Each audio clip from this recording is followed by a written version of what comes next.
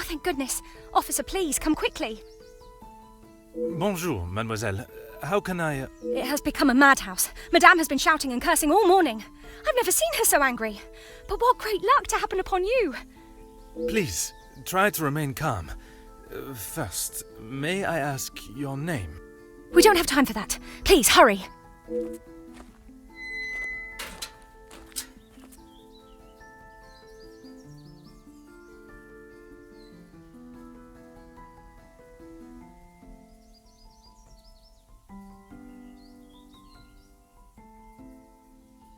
Mademoiselle, now we are here, I must insist on your name before I can continue any further. I am Officer Hercule Poirot. I am Elizabeth, but it is the maidservant that we must consider. Forgive me, officer, but are you new to the area? I stand out so obviously. I mean no offence, only I have not seen you before. This is a small town, and you learn everyone's faces very quickly. Very observant of you, mademoiselle. I was recently posted here from the city, and a good thing I am here now. Let us get to the bottom of this madness you speak of. There has been a theft at the house. Then I am exactly where I should be, n'est-ce pas? It is only one of Mademoiselle Angeline's most valuable bracelets, taken from her room. Then its safe return is of the utmost importance. Madame Van den Bosch, the lady of the house, believes Fleurette is behind it.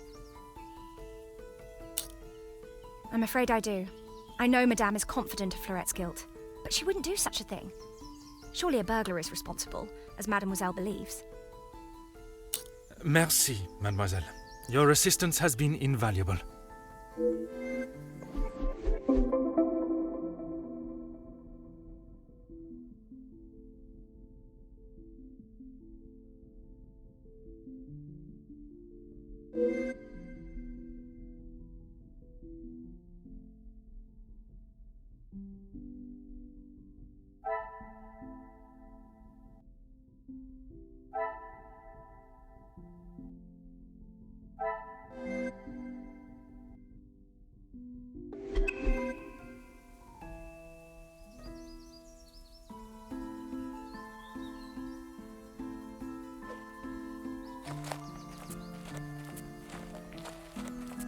Aha.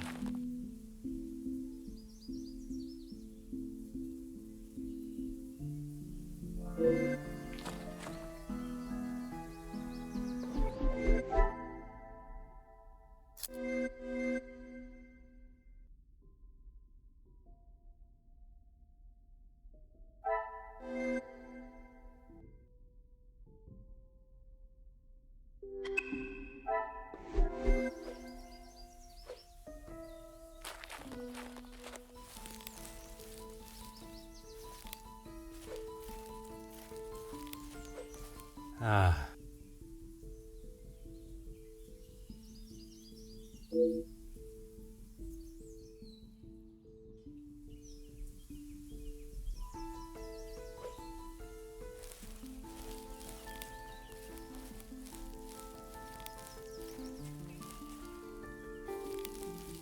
Oh.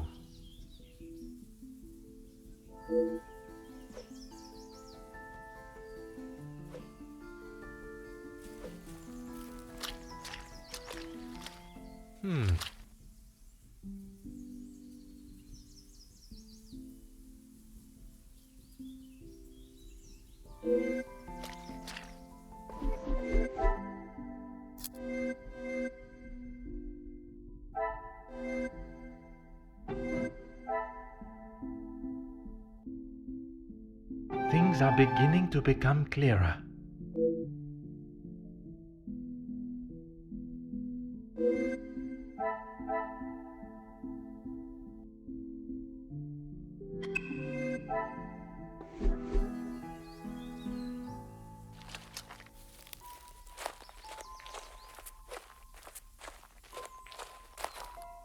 Of course, officer. How can I help? One set must be mine, leaving to find you. The other set must be Fleurette's. She was caught in the rain this morning.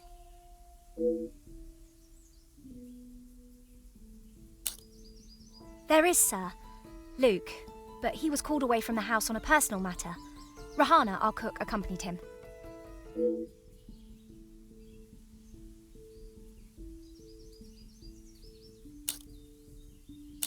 Merci, mademoiselle. Your assistance has been invaluable.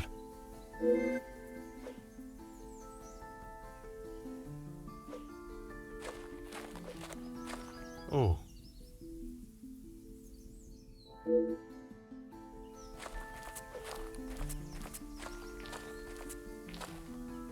Aha.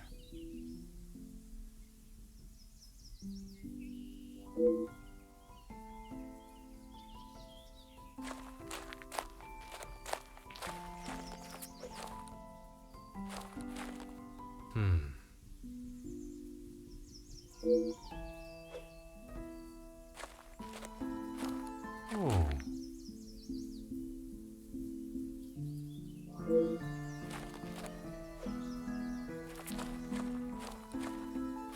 Huh.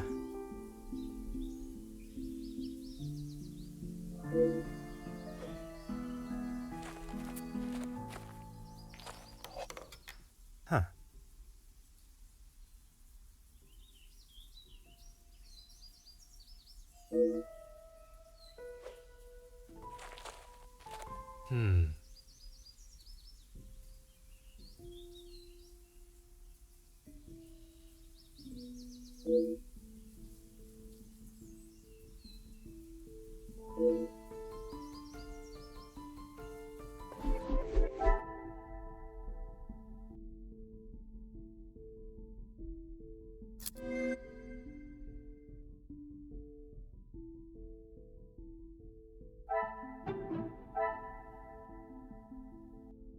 Some would say a lucky guess.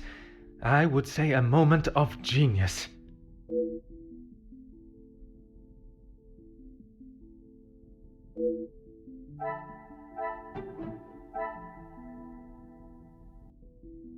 Magnifique.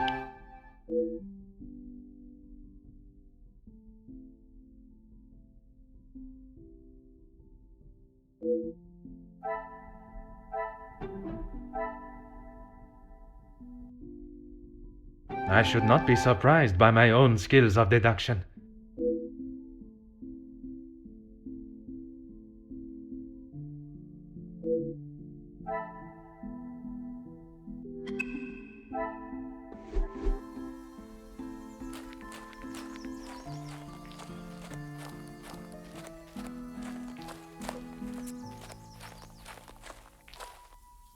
Of course, officer. How can I help? Excuse me, officer? The carving on the bench. Forgive me, I was not suggesting anything untoward. Oh, of course not. Yes, I suppose there must be. Would you know the identity of the mysterious L and E? I'm afraid not. Perhaps they were old residents. A pair of star-crossed lovers, perhaps. Madame does not allow distracting staff relationships. Love is not something that can be harnessed so easily. That is Madame's rule, and I wouldn't want to be the one that challenges her on it. Merci, mademoiselle.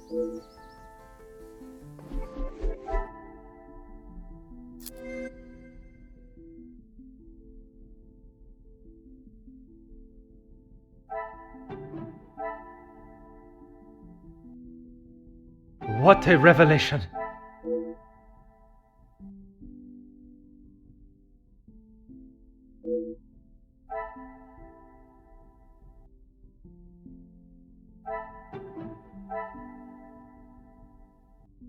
Another success. I never doubted myself.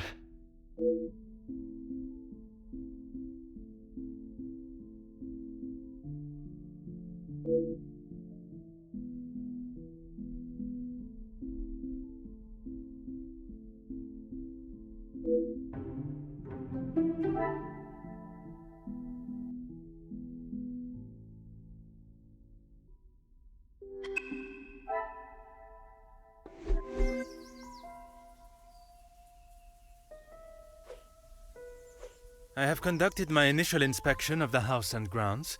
It is now necessary for me to speak with those in the house. Of course. Thank you, officer. I'm sure Madame Van den Bosch will be happy to hear the police are investigating.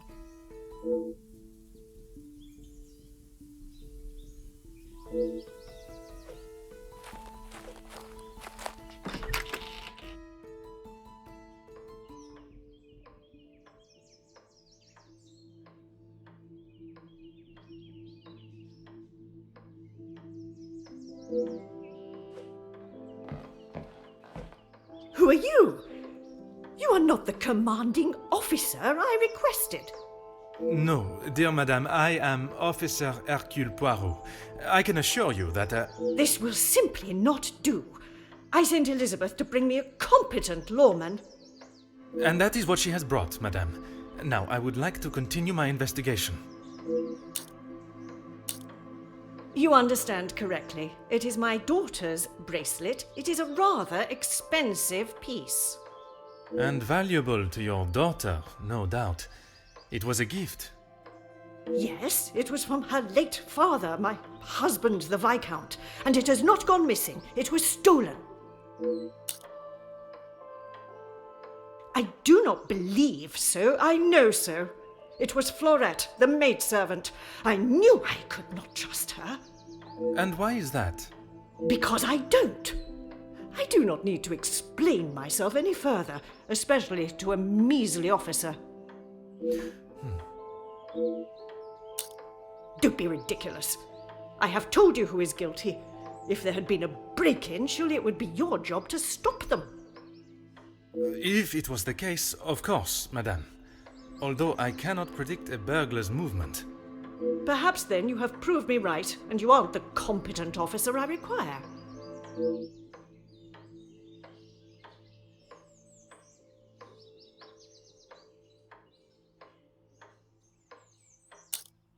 Merci, madame. You have been most helpful.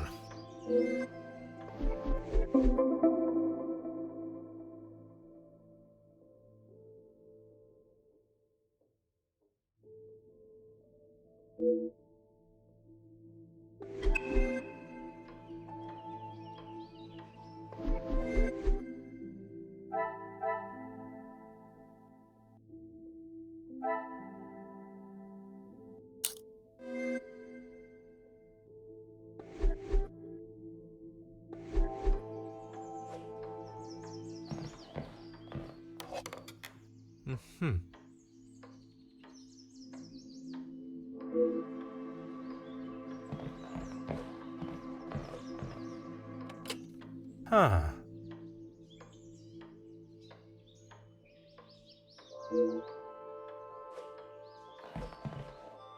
Ah.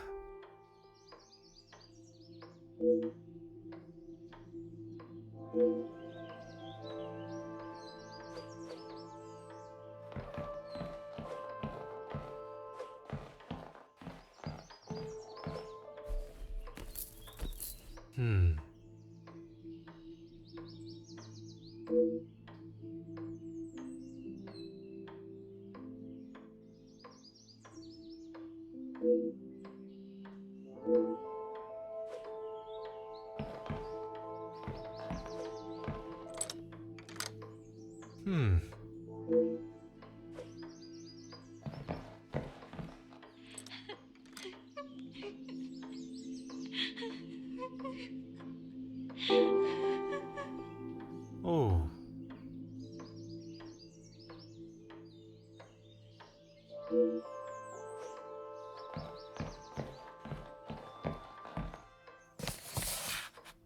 Huh.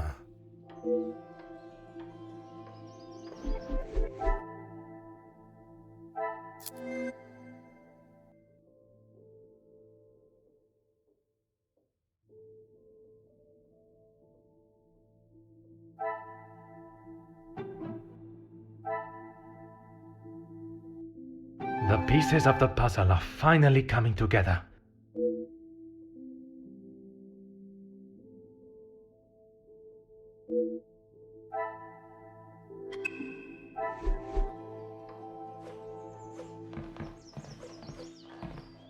Really, officer, you are wasting both your time and mine. Only if you are prepared to take Florette away. It is an offense to incarcerate someone without suitable proof of misdeeds. I must question Mademoiselle Florette to gather her version of events. If you will not do your duty and lock her up, then I must. She shall remain there, and I, the key holder, until she is led from the room in handcuffs. And what is your point? May I ask of the subject? You may not. Honestly, your prying is getting on my last nerve. Merci, madame. You have been...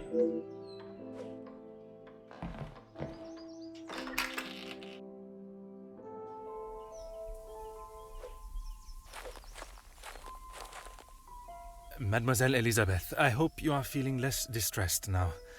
I can assure you I shall find the guilty party and the bracelet. Thank you, officer. Yes. All I want is for Florette to be heard. Bien sûr. Rest assured she will get the fair trial she deserves. I wonder if you could help me with some questions regarding the house. Of course. Whatever I can do to help. When I left, Madame was with Florette in there. Surely she would not have locked her in. It must have been an accident. Madame Van den Bosch should not be deciding her fate. Would you grant me access to speak with her? I would, sir, but I don't have the key. There is a spare somewhere, though. Oh, how awful, the thought of her locked in there. Do you have any thoughts as to where I may find it? I'm sorry.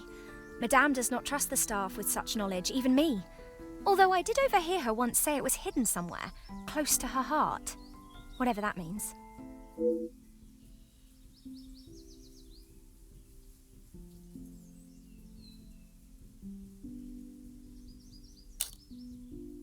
Merci, mademoiselle.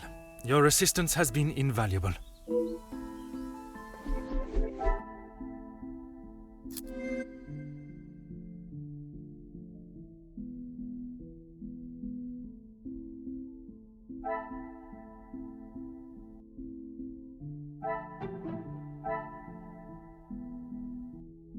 Another success.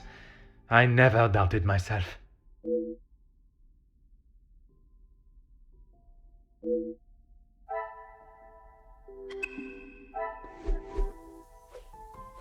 Certainly, officer. Madame is the one with the refined taste. Angeline and I are much more partial to a simple love story. Aren't we all? Romeo and Juliet, the most famous of love stories. I do enjoy it so. The passion, the romance. It gives me goosebumps just thinking about it. Madame has a copy upstairs in the main hall. Merci.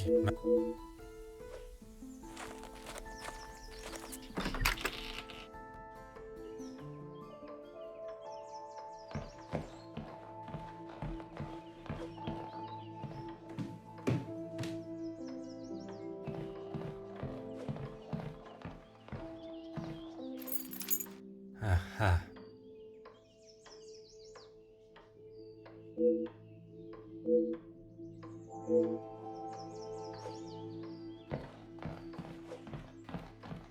Aha.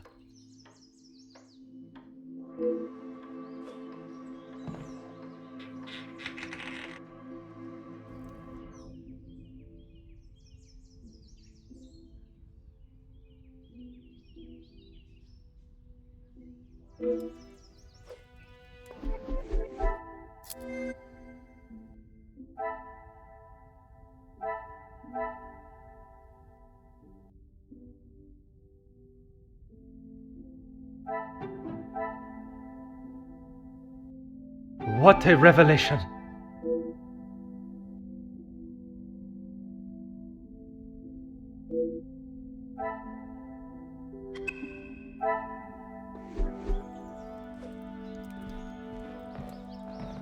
What do you think you're doing in here? Who let you in? Mademoiselle Angeline, I presume. Allow me to introduce myself. I am Officer Hercule Poirot. An officer of the law? But what are you doing here? Don't you need to be chasing down the burglar? Your bracelet has gone missing. It is only correct. I speak with all members of the house and investigate the scene of the crime. Ah, if we must. Merci. I will attempt to take up as little of your time as possible. Some rat stole my bracelet this morning. Even though it's clear someone has broken in, Maman refused to listen and blamed Florette. You sound very convinced it was taken by someone from outside of the house. My window was open when I returned. How else can you explain that? It is of great value. Money was no object to Father. It was a gift from your father.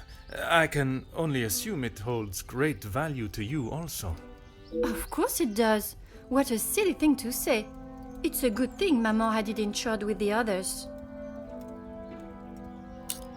It must have been while I was down at breakfast with Elizabeth. She was with me all morning. Mademoiselle Elizabeth was with you until you discovered the bracelet was missing? She was. She woke me up later than usual. I washed and dressed, and we went down to the lounge for breakfast. You have been of great help to my investigation, mademoiselle. I will do everything I can to find the culprit and return your bracelet.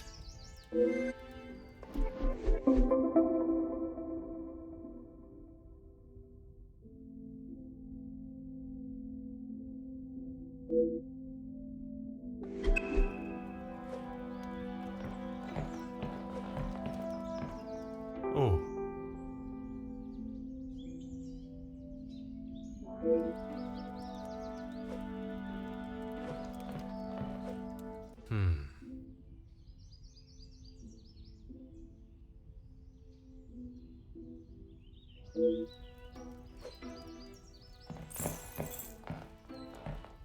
Ah.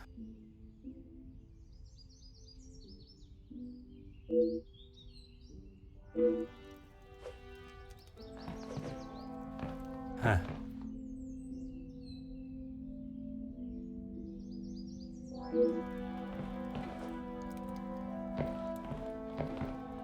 Huh.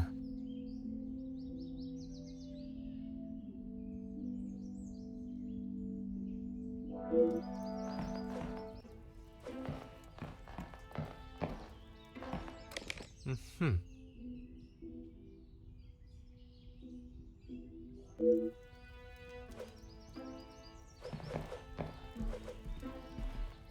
Oh.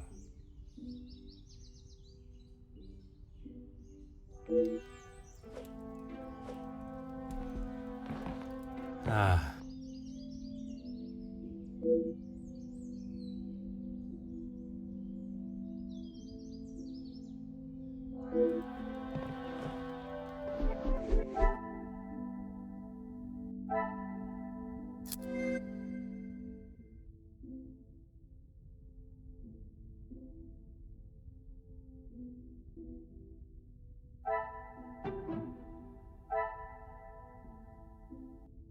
Some would say a lucky guess.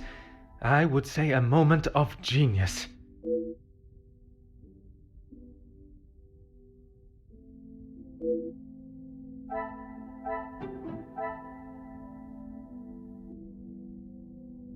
Magnifique.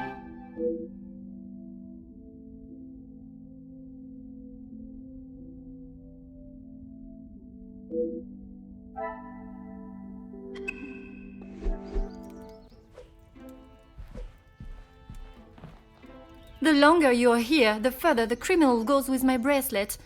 But by all means, fire away. Is one bracelet not enough?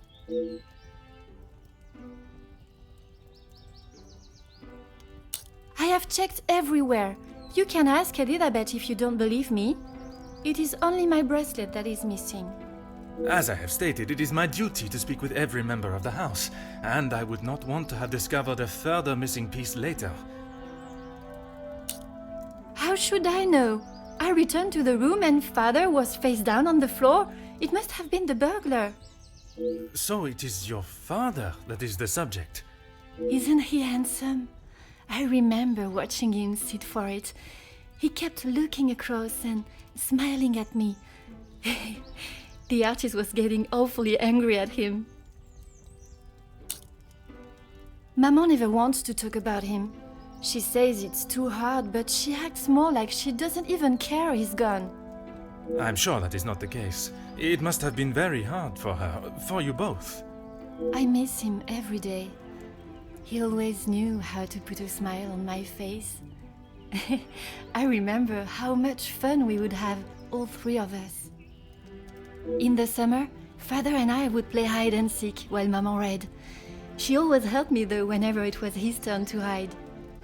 I would stand in the gazebo, cover my eyes and count, and when I turned, he was nowhere to be seen. Maman would lower her book and flash a look towards his hiding spot. After I found him, he clapped and cheered as though I had won a gold medal. When I was hiding, it didn't matter where I was. He could never find me. I always thought I was an expert hider, but when I think back now, I know he was letting me win. He always said my smile was prize enough for him. He always knew just what to say. I'm sure he would want you to be smiling today, even under such circumstances.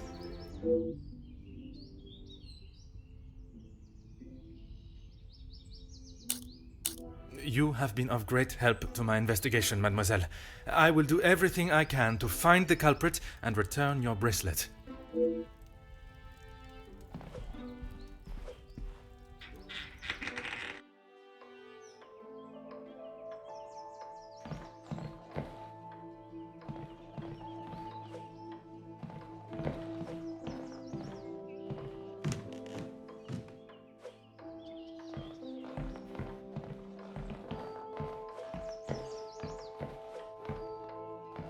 Finally, it is unlocked. What exactly do you think you are doing? If I am to serve justice, I must be able to reach and talk with young Florette. The girl is guilty and shall pay the price for her crime. I shall see to that. If you wish to listen to her feeble attempts to explain herself, so be it.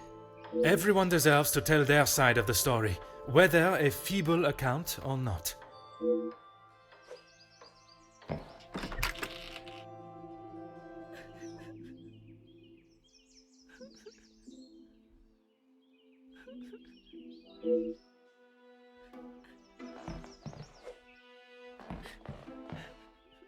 Mademoiselle Florette, I presume. Please, officer. I did nothing wrong. You can't take me away. Please relax, my dear. If you have done nothing wrong, you have nothing to worry about. But it is my duty to investigate all avenues. Ah bon? Relax. So you don't think I took the bracelet? As of this moment, I cannot say. But answering my questions honestly will certainly help your case either way.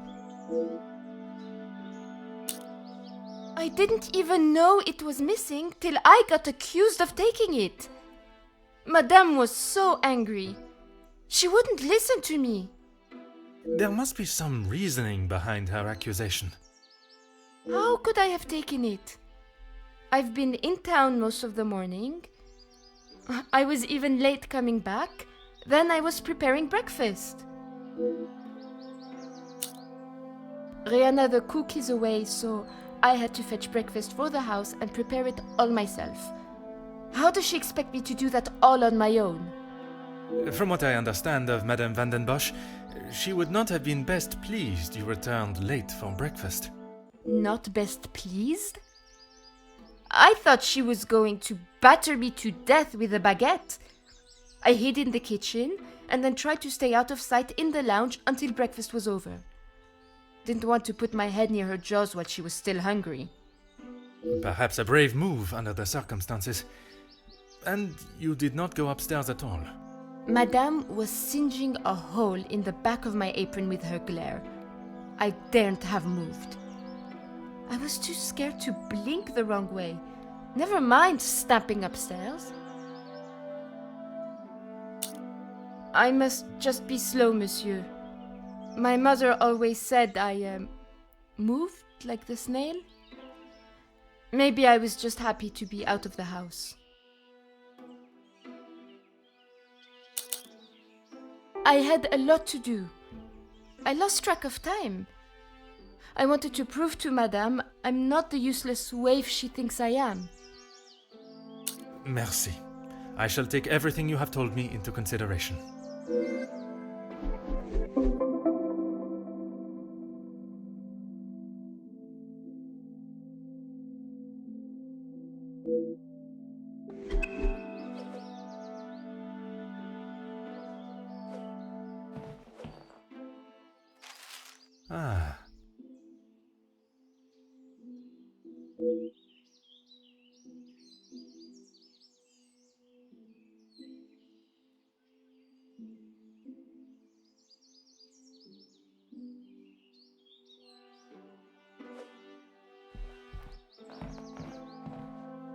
Huh.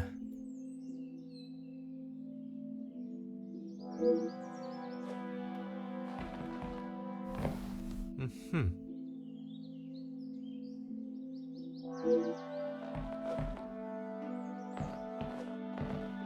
Oh.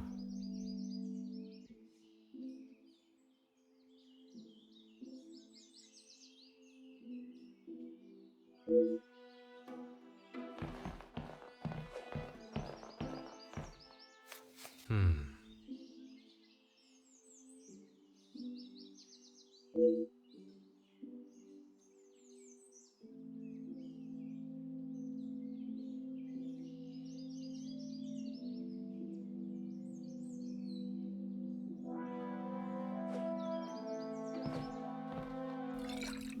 Oh.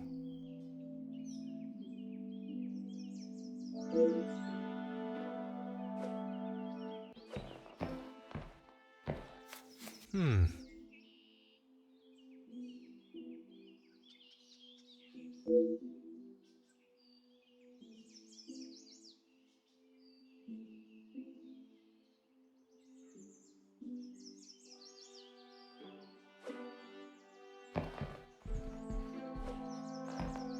Huh.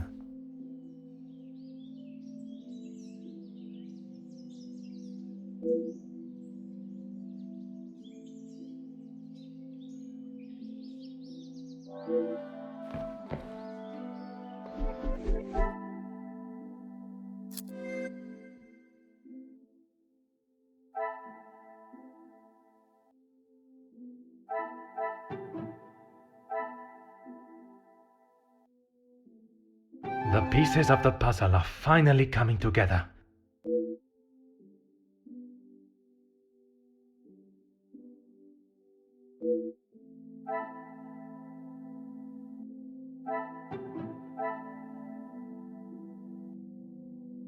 Things are beginning to become clearer.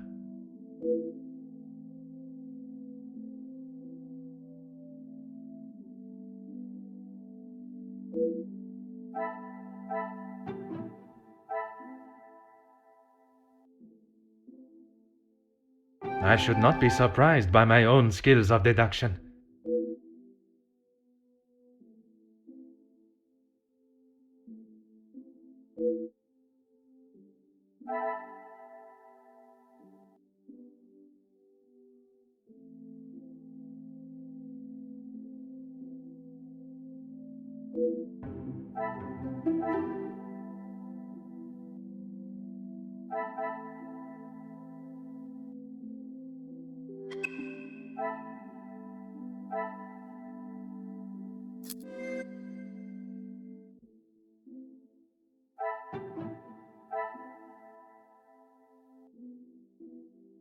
I should not be surprised by my own skills of deduction.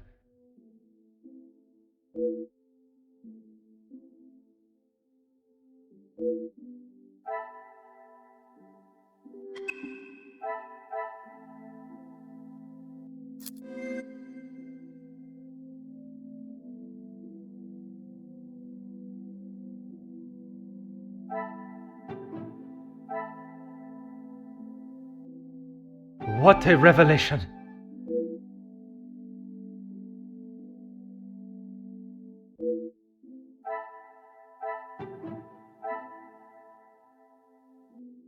The pieces of the puzzle are finally coming together.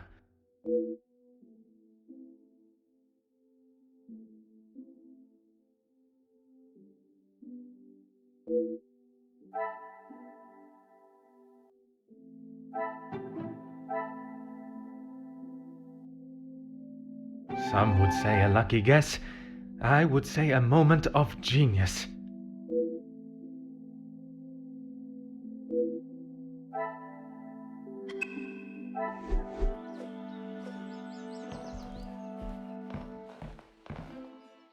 Anything to show you I didn't do it. And Madame, I need this job, monsieur. Yes, another thing on my to-do list. I'm afraid it's not in the same condition as when I picked it up. At whose request? It was a favor for Lizzie. I didn't mind having to get it. Merci. I...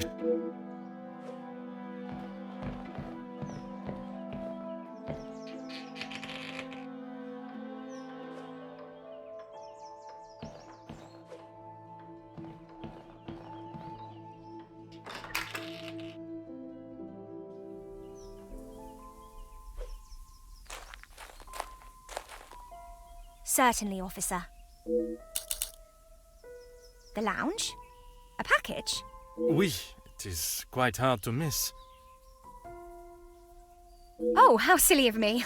I must have had my head in the clouds this morning. I'm sorry, I can't help you further. Besides the terrible rain? No. I woke, began my duties with Mademoiselle. I had already laid out a clean dress. I helped her into it, and prepared her for the day before getting started on tidying her room as neat as a pin. And the bracelet was still there when you left the room for breakfast. I am sure of it. I had it down before Mademoiselle Angeline. Now I think of it, I don't recall seeing her memento tin.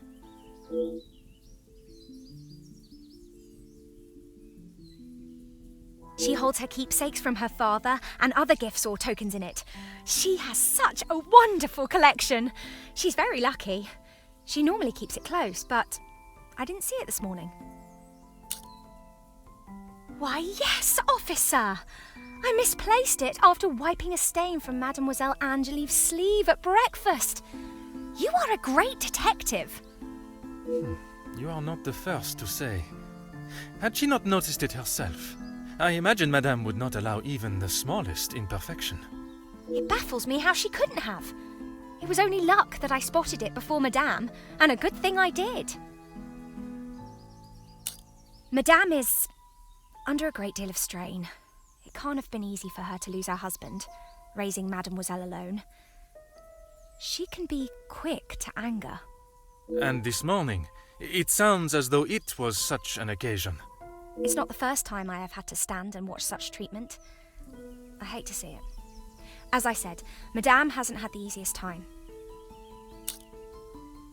Madame's scolding of Fleurette this morning was the worst I have seen her temper.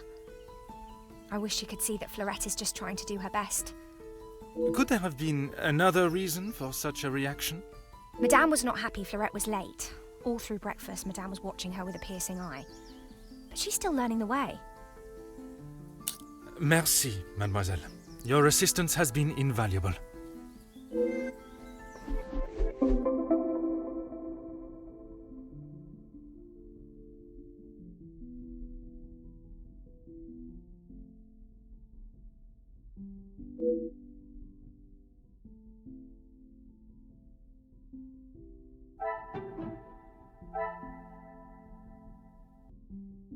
Another success.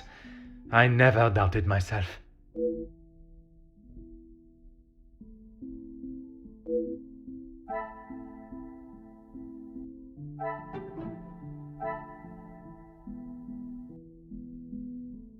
Things are beginning to become clearer.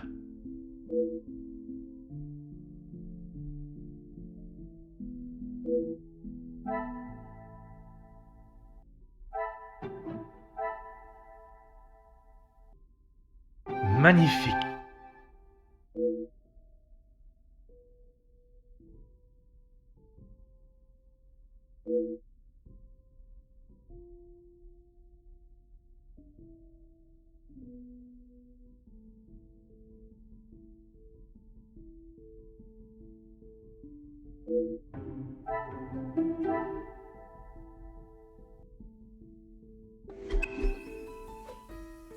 Certainly, officer. How could I not be? I may not enjoy his other works, but how can one not be blown away by a story of two so deeply in love that they will risk everything just to be together? Especially being able to draw similarities between Verona's star-crossed lovers to yourself and your dearest. But I hadn't told. Mademoiselle, I am an officer of the law. It is my duty to uncover the truth. Please, you cannot say anything to Madame. She is against staff relationships of any kind. In her eyes, a relationship between staff is nothing more than a distraction. But he means so much more to you. Oh, officer, I have found my soulmate. At first, it was nothing more than pleasantries around the grounds. But that quickly changed. I know it's not proper for a young lady to pursue a gentleman. But once I knew his feelings reciprocated my own, why shouldn't I have followed my heart? Love transcends professional and societal rules. The mere thought of him was enough to make me blush. But I knew that Madame would never give her blessing. If we wanted to continue, we would have to do so in secret. The summer evenings here are just so beautiful. I often find myself walking around the grounds after my daily duties are complete. And it was one such evening that Luke was waiting for me at the gazebo. He looked ever so handsome. And the poem he had prepared. He had barely started reading and I was already a blubbering mess. Standing there beneath the warm glow of the falling sun, he asked for my hand, and I gave him my heart with no hesitation. Oh, I'm sorry, officer. I've been chattering on for so long. You have much more pressing matters than to listen to me rambling aimlessly. One should never apologize for such a charming and bewitching story of love. But you are correct. While the culprit still eludes us, my work is not yet complete.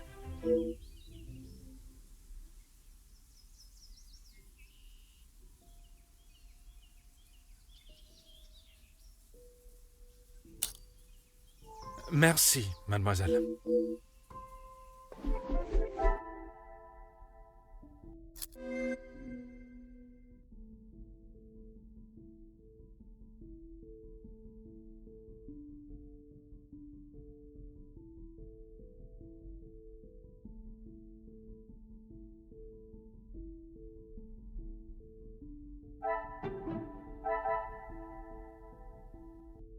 I should not be surprised by my own skills of deduction.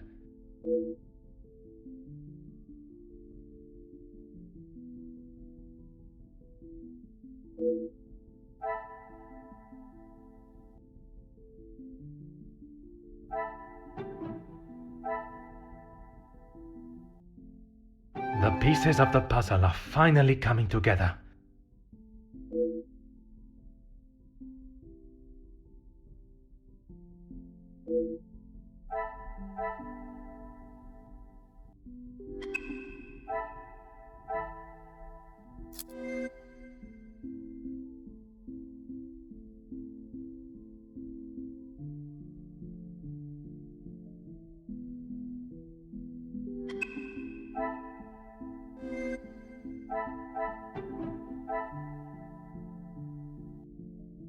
Another success. I never doubted myself.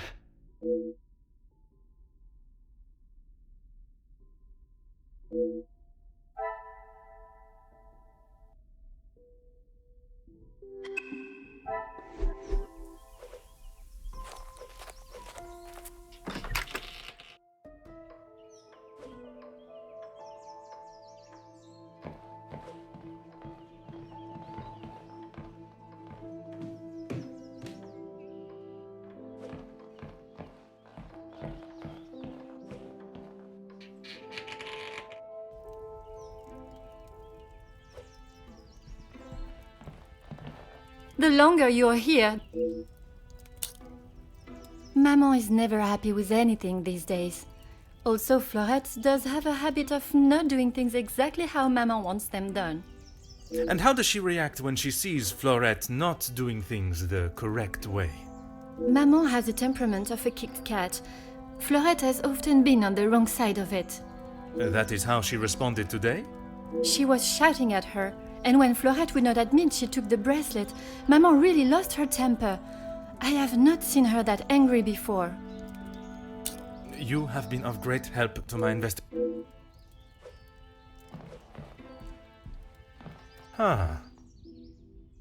What are you doing there? I wouldn't get too close. Soot is forever spitting onto the floor. Merci for the warning, mademoiselle.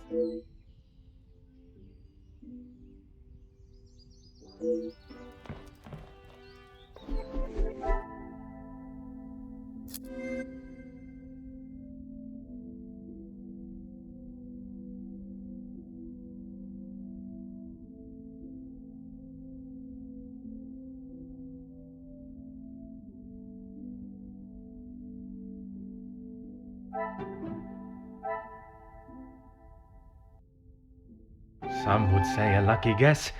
I would say a moment of genius.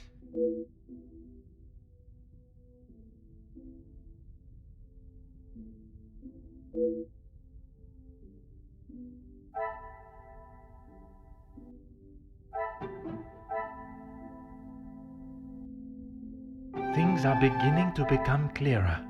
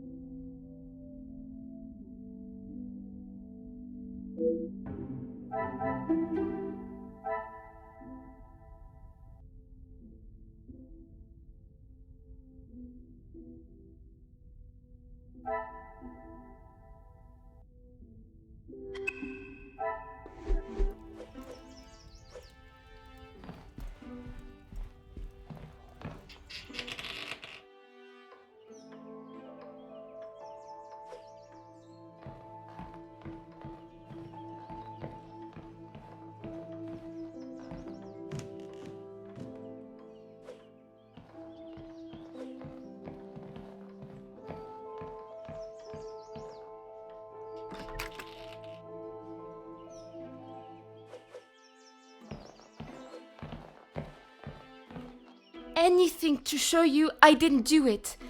And Madame, I need this job, monsieur. She never used to be such a witch. When the Viscount was alive, she was much nicer. He was the head of the house, he gave the orders, and he treated us right. I would have gone long ago, monsieur, but my family can't afford for me to be picky about my employment. I was not aware you were supporting your family, and at such a young age. Papa lost his job at the factory just before he left for good, so Mama had to work even more. I was old enough, so I went to work. When I joined the Vandenbosch house, the Viscount was very kind. I didn't think he would care, but he wanted to help. He gave me some extra in my first pay pack, enough to keep the landlord from kicking Mama out at least.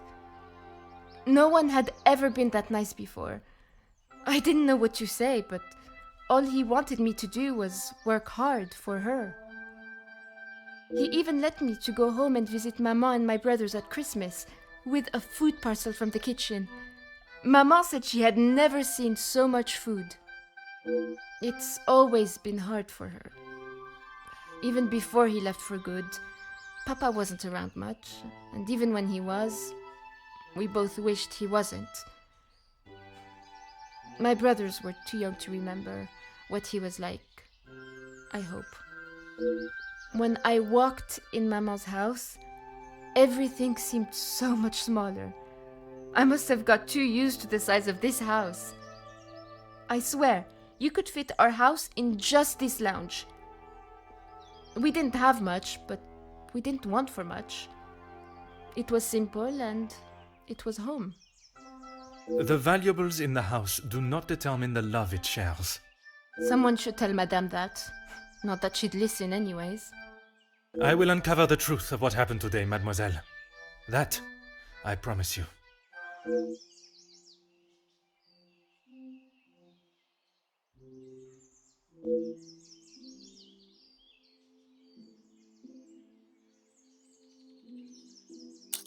Merci.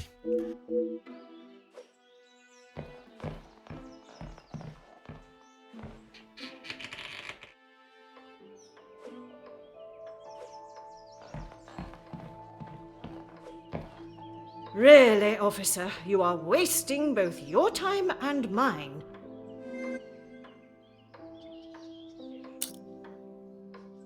If you have something to ask, officer, I suggest you stop wasting my time further and just get on with it.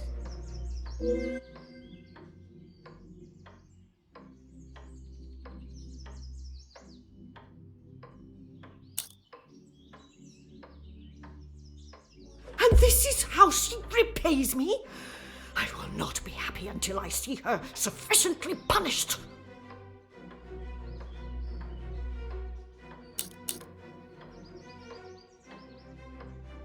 am glad you have finally come to your senses and have seen her guilt.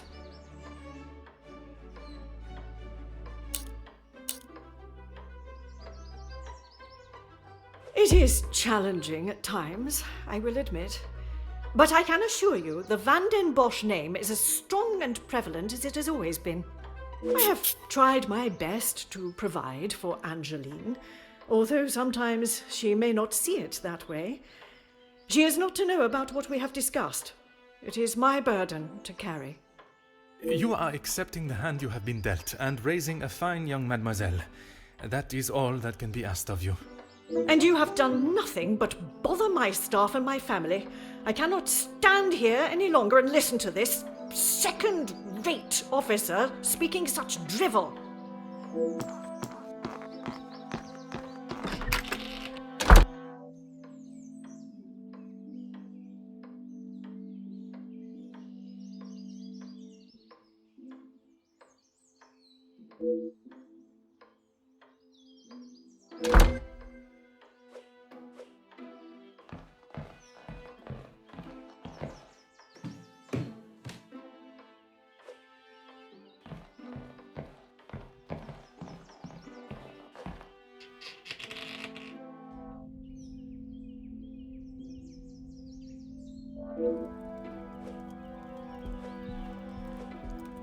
Aha.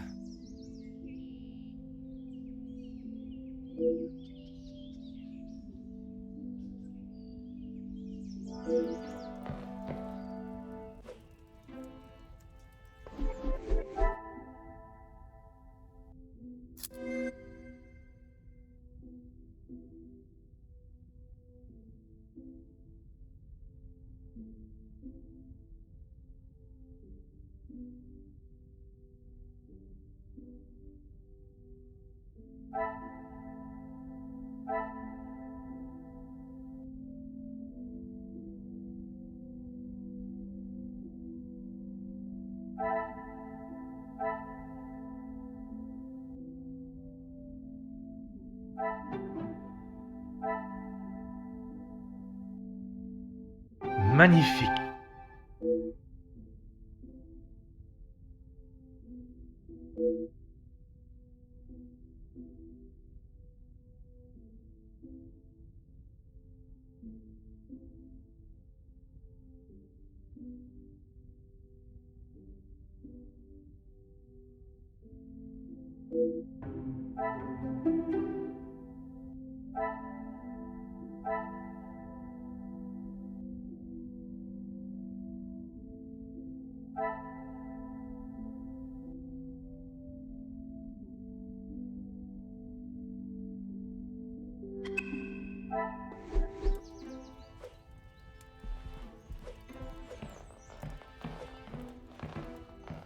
The longer you are here, the further the criminal goes with my bracelet. But by all means, fire away. You have been of...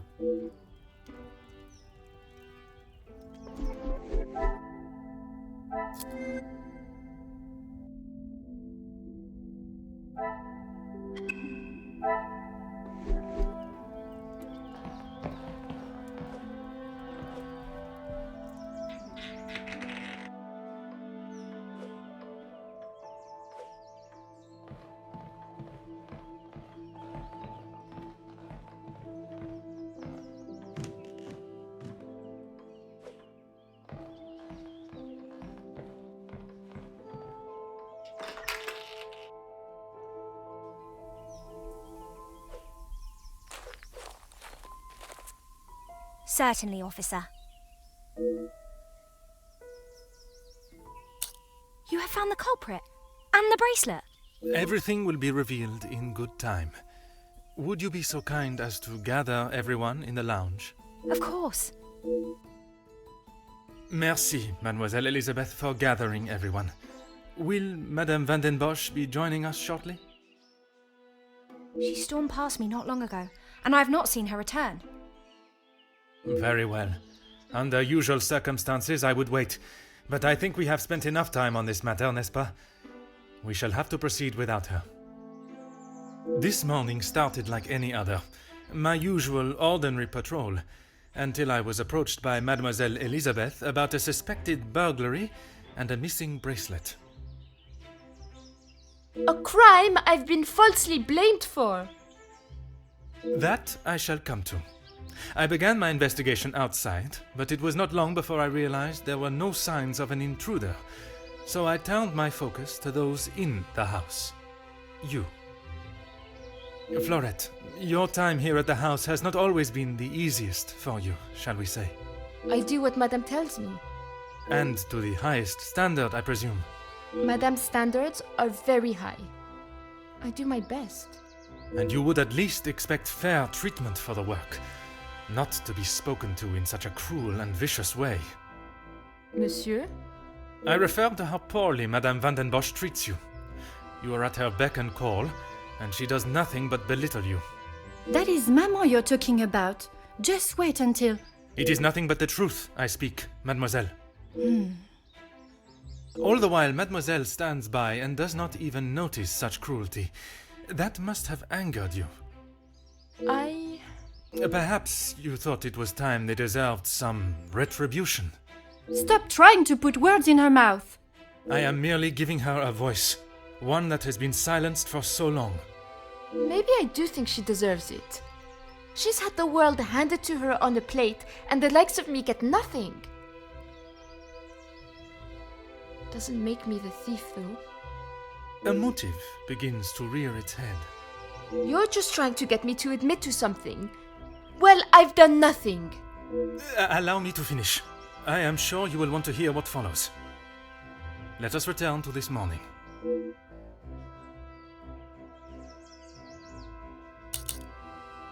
I was only trying to help Lizzie. You must have known how Madame would have reacted to your late return, especially with her prior treatment of you. She's angry at whatever I do. But nonetheless, you were willing to help a colleague, a friend, knowing what the repercussions could be. And that show of loyalty to your friend has been the thing that proved your innocence. Monsieur? Because of such willingness to help, you were delayed in town, meaning you had no viable way of taking the bracelet from Mademoiselle Angeline's room. There was simply no opportunity. I told you! Maybe now Madame will believe me. It is evidence not even she can ignore. Which then leads us to Mademoiselle Elizabeth. Mademoiselle Elizabeth, you have been with the Van den Bosch family for quite some time now, correct? That is correct.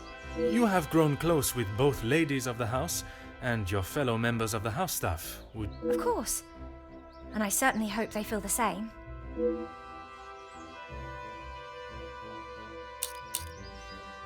Officer, please. Elizabeth, what is he talking about? I am referring to the lengths Mademoiselle Elizabeth has gone to remain in your maman's employment.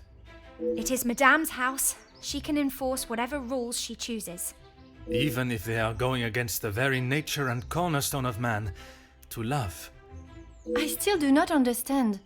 Perhaps that is best for everyone. It is neither my place nor my want to make this situation any more awkward than it needs to be. Oh, thank you. Besides, it was not that story that cleared Mademoiselle Elizabeth's name. Rather, Florette's. Florette's? But she was not here for most of the morning. But when she was, more precisely while preparing the table in the lounge, she noted that, against regularity, you arrived alone for breakfast, without Mademoiselle Angeline by your side. I'm not sure I understand what you mean. It means that I found myself with two suspects with potential motives. But with a lack of opportunity, I was left with only one. Mademoiselle Angeline. You can't believe I would hide my own bracelet.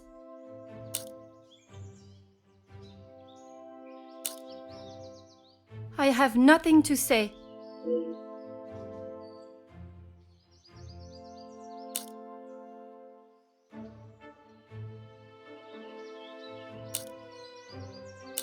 How dare you speak to me like that? You have no idea what you're talking about.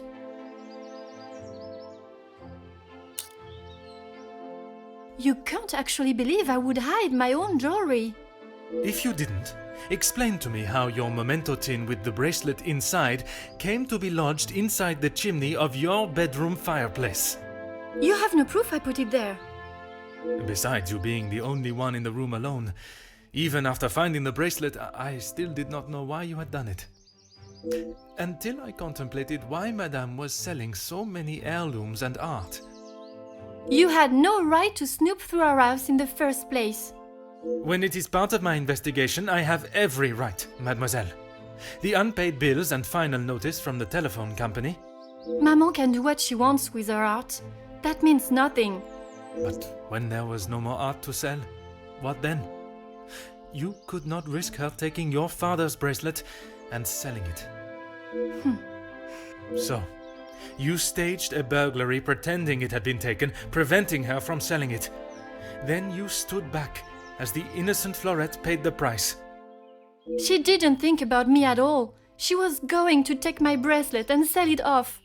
It would have just ended up on some old wrinkly wrist. I didn't think Maman would blame her. I didn't think she would do anything. But she did. And somehow that evidently didn't cross your mind. When Madame returns, you shall have it all to explain. Maman can't know what I have done. She will be furious. But Mademoiselle Florette will be proved innocent. And that is what is important. No crime has been committed, so I see no reason why this should continue any longer. It is time you considered the consequences of your actions. And now, you must face them head on. Maman, you're home. Of course I am. And I've brought someone that will bring some order to this chaos.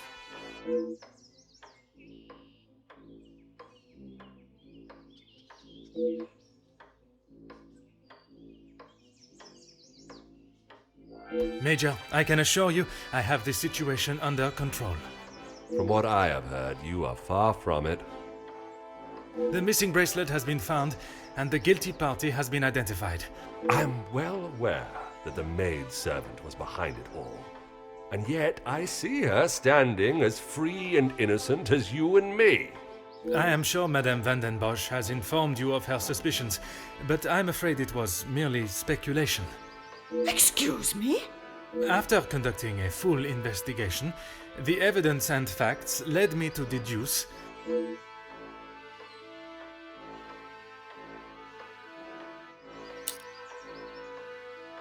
I certainly hope you are not accusing my daughter of... I'm sorry, Maman. He's right. Florette is innocent. I just wanted to show you. Shh, girl. I will not have you guilted into taking the blame for that sticky-fingered girl.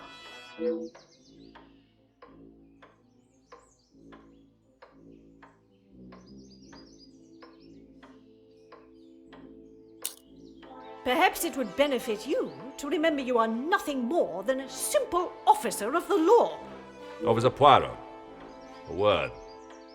Madame Van den Bosch was forced to make her way to inform me, alone, I might add, of the goings-on at the house today. Major, with all due respect, she was impeding the investigation. This may be how some officers act in the city, but here we show respect to our citizens. You are an officer of the law and should act as such. Insubordination like this will not be tolerated. As the ranking officer, I have conducted my investigation and... Ranking officer? Ha! You are an auxiliary officer. You have little authority over anyone, let alone a major. You would be wise to remember who is close friends with your commanding officer. After what I have heard of your past in the city, I'm sure he would look upon today's events as another failure at the hands of Officer Poirot.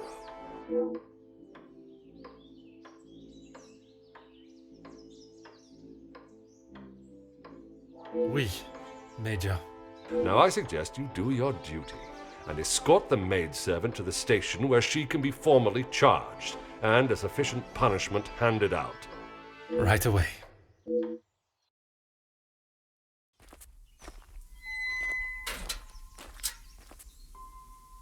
I'm sorry, mademoiselle. This is not the outcome I expected. Maman was right. We'll always pay the price for the upper class's actions. We will do everything we can to clear your name. What can you do now? Madame said I'm guilty of a crime and I'll be punished. That's that. A crime that was never committed. Once the truth is explained, this wrong shall be set right. Angeline did not intend for you to be arrested. Surely you know her better than that. I should have known better than to expect anything else. Justice and fairness don't reach the likes of me.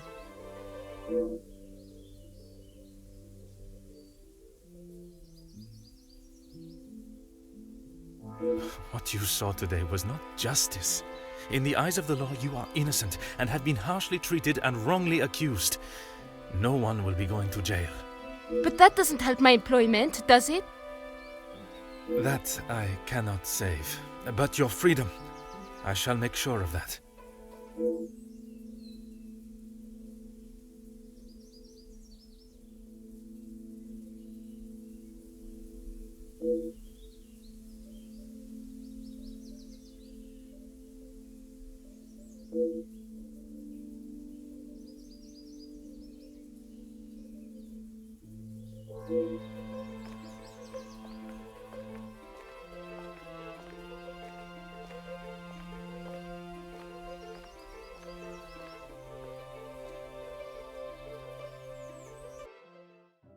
Detective Poirot, I trust this finds you well.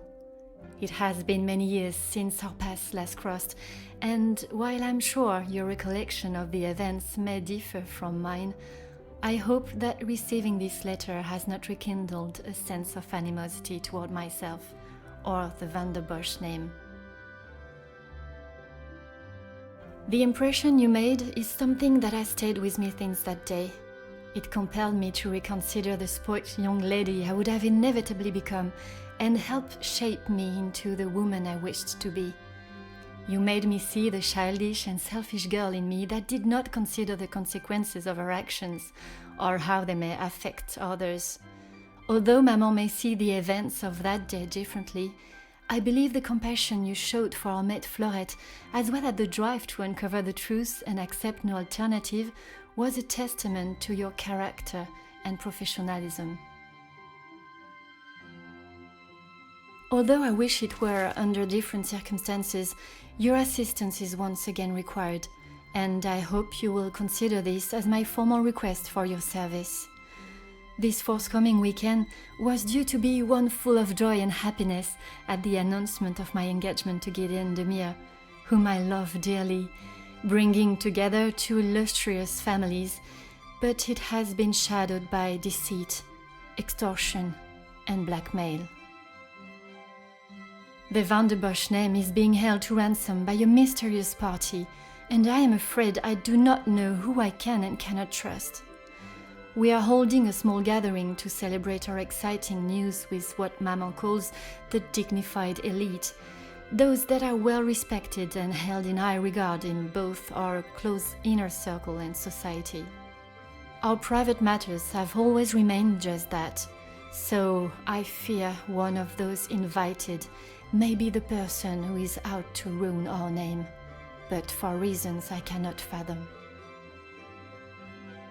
I have enclosed a first-class rail ticket for you to join us for the announcement, and having contacted your superiors and the correct authorities to request your assistance, which they were more than happy to grant me, I shall expect your arrival with great anticipation. There shall be a carriage waiting for you at the station to bring you directly to Mnemosyne House. I thank you in advance in our time of crisis. Yours respectfully, Angeline Van der Bosch.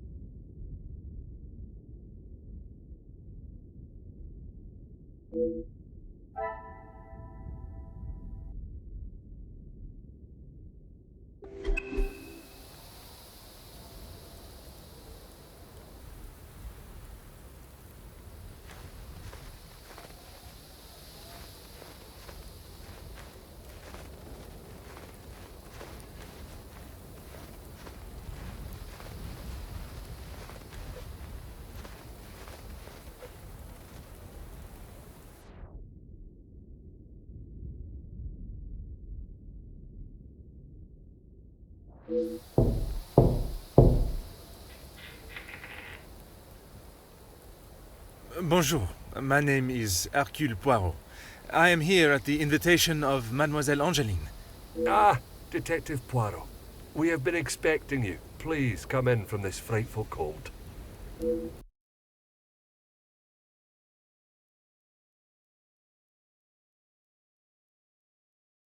Merci. I don't think I would have lasted much longer out here before turning into an icicle. Welcome. I am Archibald Sterling, the head butler. Please accept my apologies. I have a rather pressing matter, but I will see that you are attended to immediately. Do not trouble yourself on my behalf. I am sure I am more than capable of finding my room. I shall straighten myself up and be ready to join the party. There is no rush, Detective. Dinner will not be served for some time, so please, make yourself comfortable. Once you have settled in, I am sure that Miss Angeline will be happy to see you. She has been eager for your arrival. She's not been herself recently. You will be staying on the first floor. I believe your room is one of the two on the west side of the house. Merci. I am sure we shall speak again soon.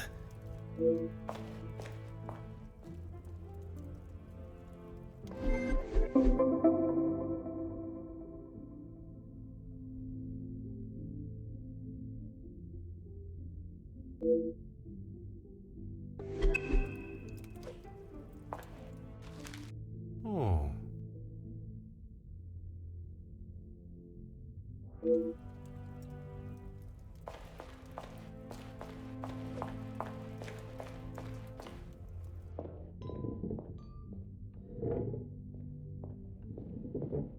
Oh.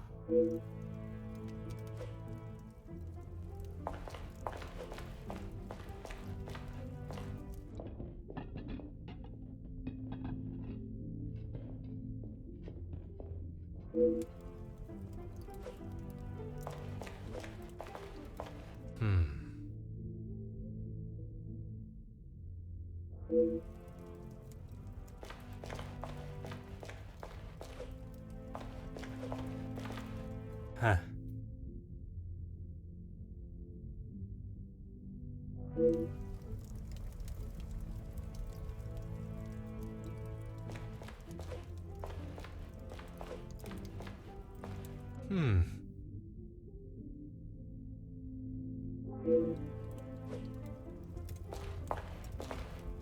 Oh.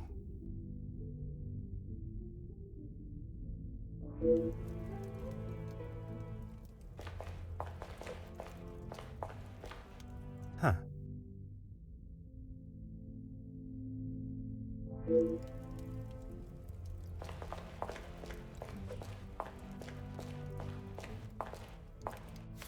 Aha.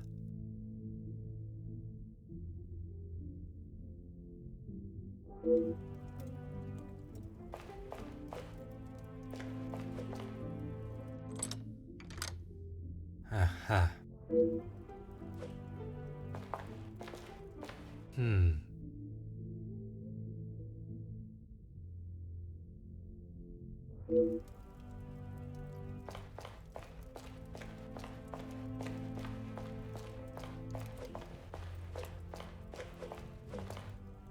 Bonjour. Allow me to introduce myself. I am Detective Hercule Poirot. Detective, I hope you're not here for me. Not that I am aware of. Should I be? Ha! Ha ha! Not often you meet a detective with a sense of humor. I'm Zakaria Demir, but you can call me Zach.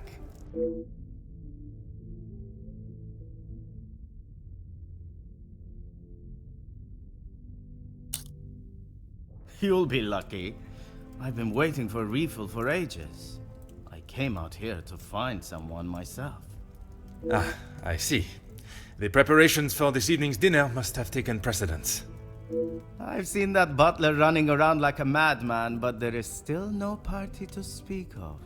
It's pretty clear they need to hire a few more hands. If I had seen them, maybe I would have. It is meant to be their celebration, but they're always off, dealing with something or other. Something or other?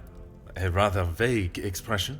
Let's just say they like to keep their cards close to their chest. For such a well-known family, I'm surprised they can keep anything hidden. Would you care to elaborate on what Mademoiselle may be hiding? I'd rather not. You're the detective, isn't that your job? Très bien, Monsieur Demir.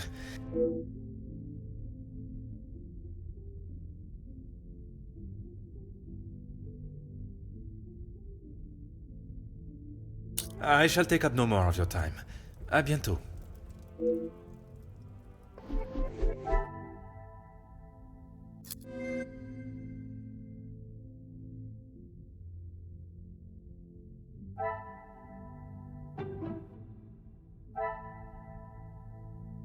I cannot see the logic in.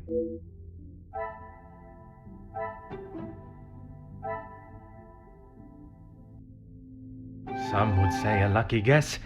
I would say a moment of genius.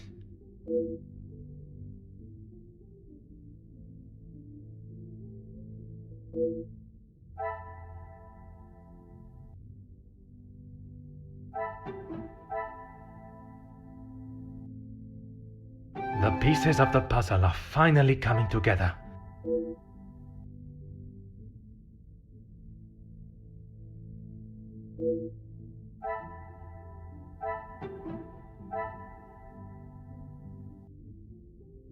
Another success. I never doubted myself.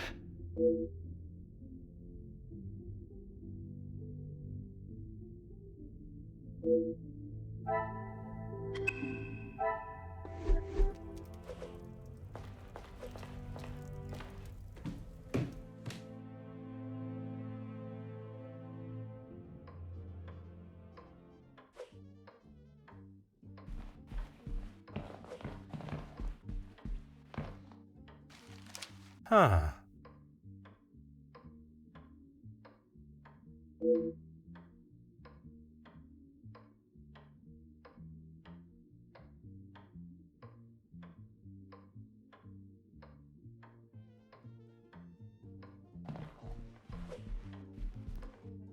Ah.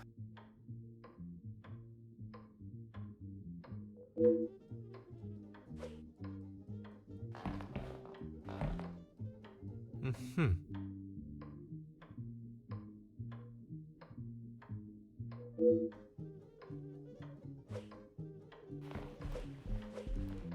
Ah.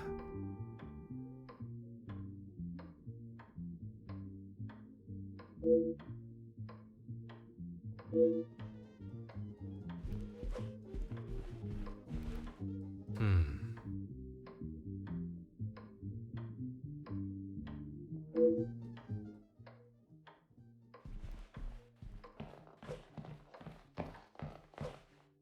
Aha.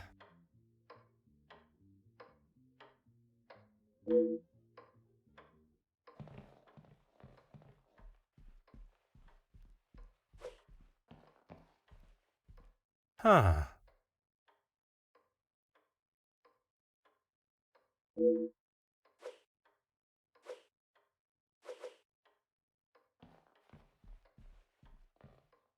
Huh.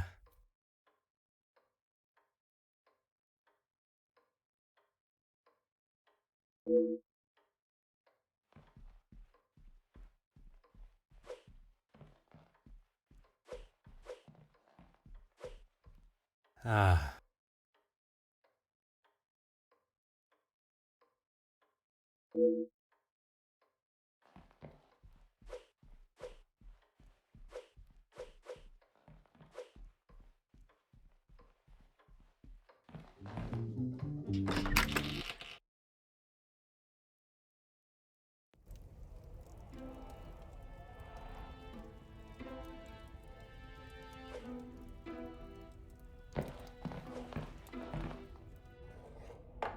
Oh.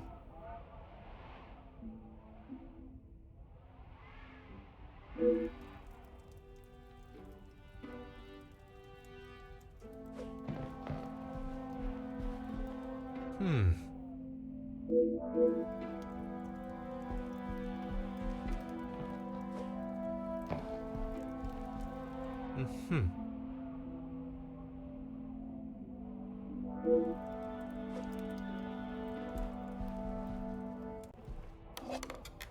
Aha.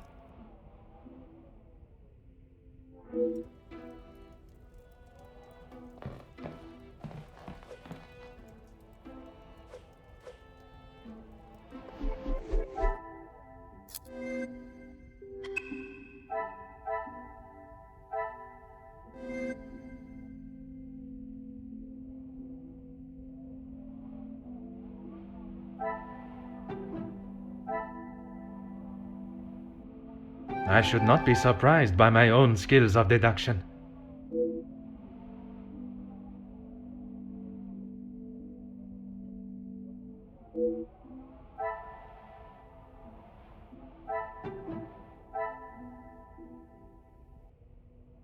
Things are beginning to become clearer.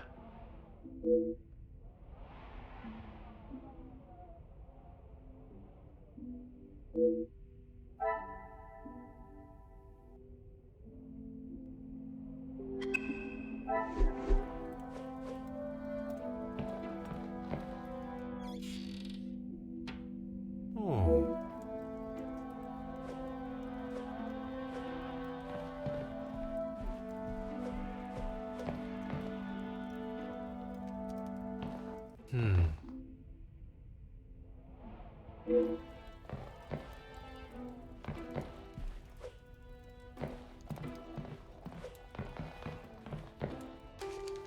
Huh.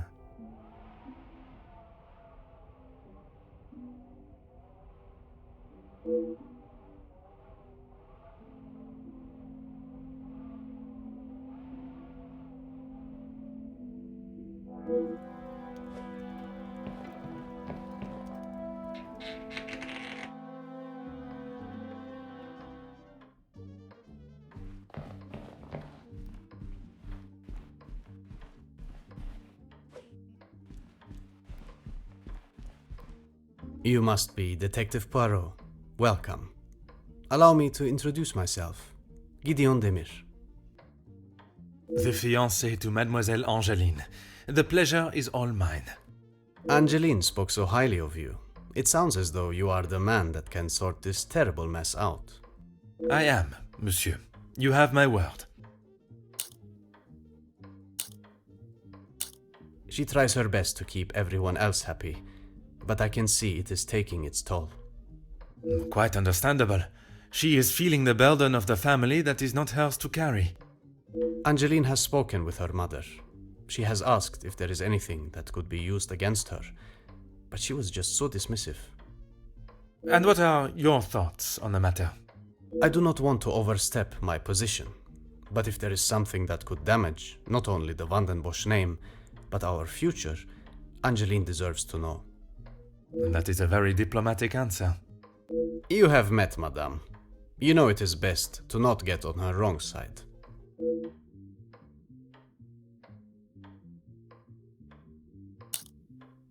Mostly friends of the family, a couple of business associates of mine. Quite a mix from all walks of life. With regards to the blackmailing, can they be trusted, or should they be considered suspects? Angeline is struggling to trust anyone right now, but Madame Van den Bosch, as it is her house, thought it was best for us to have them all present. And they will all be staying in the house? Yes, it is a rather full house. All 6 guests will be staying on this floor. The family resides on the 2nd floor. As does Felix. I will be sure to speak with them all. However, I will keep my identity and purpose for being here hidden, at least until I have made my initial introductions. I'm afraid that ship may have already sailed. Once the Comtesse gets wind of something, a detective coming to the house, for example, you can bet everyone will know. You are very observant, detective. You would be wise to keep that perceptive nature while you're here. I'm sure you are correct, but I'd like to return to your feelings towards the Major. He has been a good friend to Madame Van den Bosch over the years, but that does not make him a good man, or suitable to involve himself in family affairs.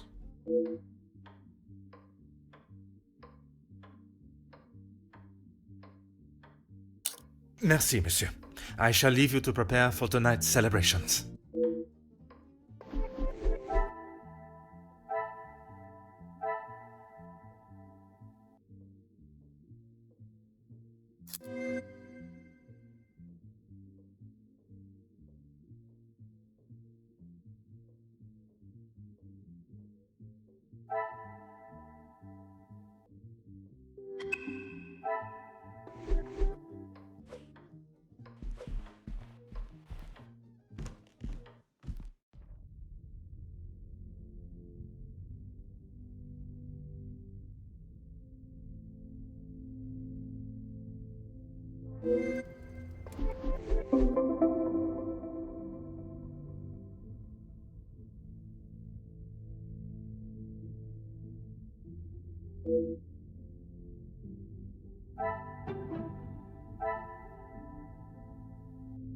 Magnifique.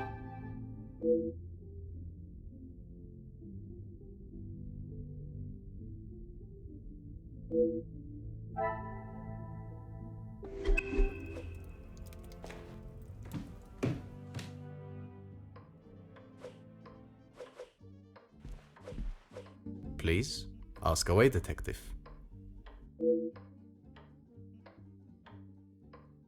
As far as I'm aware, everything is in order. From what I understand, the late Viscount had made some questionable investments. But that is all in the past. And regarding the payment of the blackmail? Angeline does not have to worry about money anymore. I was born into some wealth, and I have earned my own fortune. Merci, monsieur. I shall leave you to prepare for tonight's celebrations.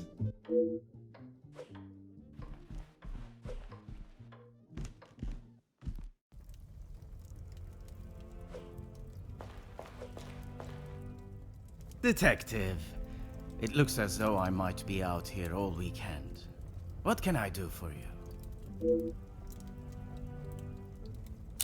I'm a guest. I shouldn't have to go around chasing them.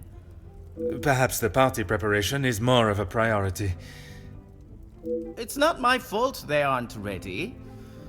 Why don't I wait here while you check in the butler's pantry in the east corridor? I think I saw a maid go in there earlier. I shall take up no more of your time. À bientôt.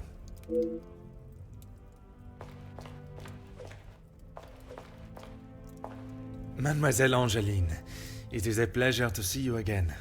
Detective, how wonderful you are here. Your travel was not too arduous, I hope? Watching from my carriage window, I saw the beautiful countryside and rolling hills. It was anything but taxing. I'm truly thankful you could make it here at such late notice. No thanks are required, mademoiselle. When one is requested personally, there is nothing more important. Gideon and I only wanted a small dinner to celebrate our engagement, but Maman was adamant on throwing this party. It may have been her idea, but it's the staff that have made it happen. Their efforts do not go unnoticed, from me at least. They have been with us for so long. I do my best to make sure they are happy and content.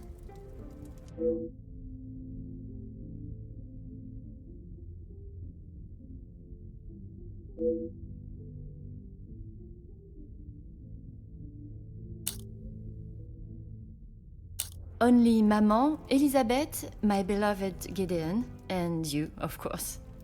And what is your fiancé's opinion of the letters? He thinks me foolish for paying the first one if there is no secret to reveal. But But you believe there may be a secret lurking, one that Maman is herself keeping hidden. she tells me nothing.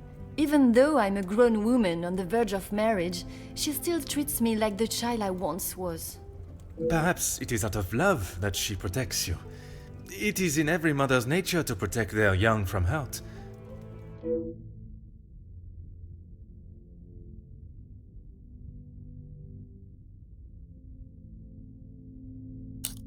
Not a single person. I don't know anyone that would stoop so low. The guests that will be joining us tonight, they are ones you can trust? I hope so, Detective. Before the letters arrived, I would not have thought twice about it. They are all close friends of yours, I assume. Friends and colleagues. Gideon has spoken positively about them. It would be a rather underhanded tactic to do such a thing to someone you are doing business with.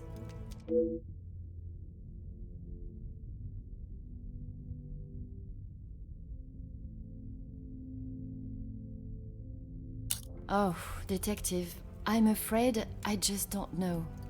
She was quite adamant at the police station that she would not be returning to the house, but I assumed she would at least collect her belongings. Maman demanded that Elizabeth pack up everything she had and dispose of it. But I couldn't let that happen. Elizabeth and I took her belongings, what little there was of them, to a friend of hers in the town that Elizabeth knew of. But not even she had heard from her. I wanted to contact her, but I had no address or telephone number.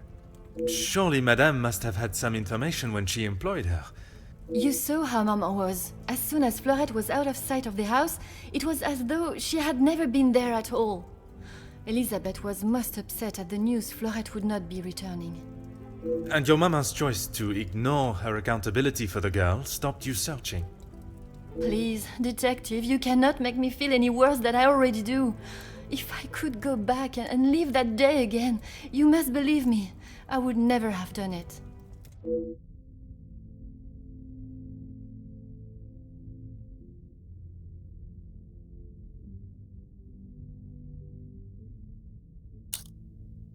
Yes, Maman has quite a collection, although they are not all to my taste.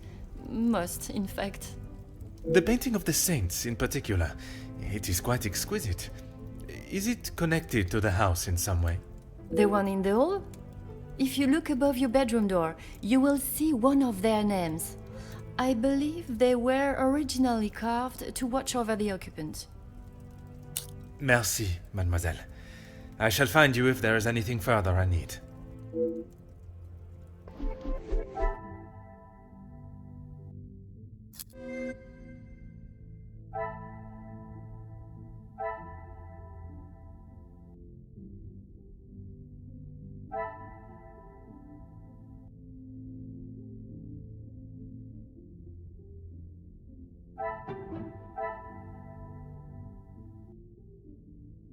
What a revelation!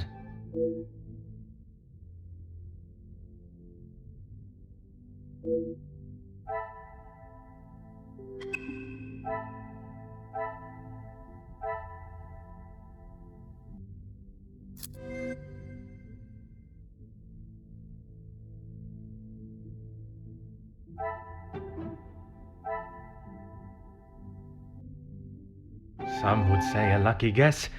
I would say a moment of genius.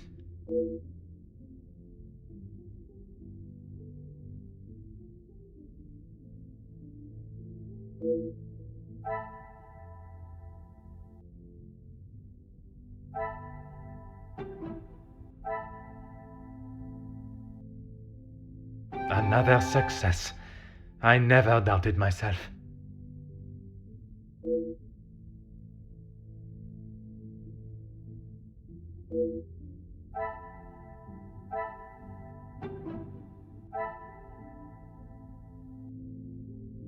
What a revelation!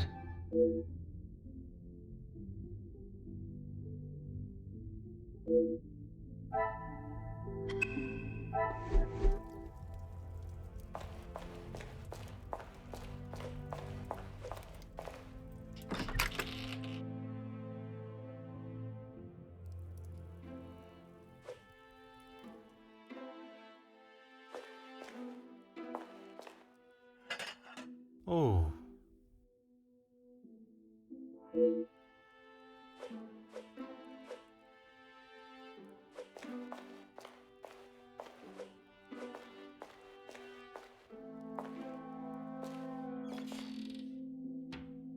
Oh.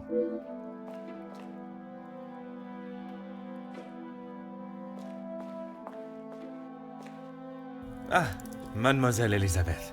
What a pleasure to see you again. Detective Poirot, I'm so glad you could make it. Unfortunately, it is not purely for pleasure that I am here. Mademoiselle Angeline requires my attention professionally. Yes, Angeline has told me. I'm glad she called upon you, Detective. I've been rather worried about her. I will do everything I can to find the blackmailer and bring them to justice. I have every faith in you. I hope I am not interrupting you. We're all very busy, as I'm sure you can imagine. After I'm done, I can come to your room and help you with any further questions. No one escorted you? I am so sorry. Everyone is just so frantic at the moment. Madame has requested all staff prepare for this evening. And you have been tasked with jobs in the pantry. Surely your talents could be used elsewhere. I do as Madame asks. Well, as Archie asks. Monsieur Sterling. Yes, I met him when I arrived. A charming gentleman. He did give me some rather vague instructions to find my room, though. I can only apologise on his behalf. He would be mortified. I'm afraid I cannot be of much more help, but I believe you are located next to Mr. De Silva. By all means, the house is yours to explore.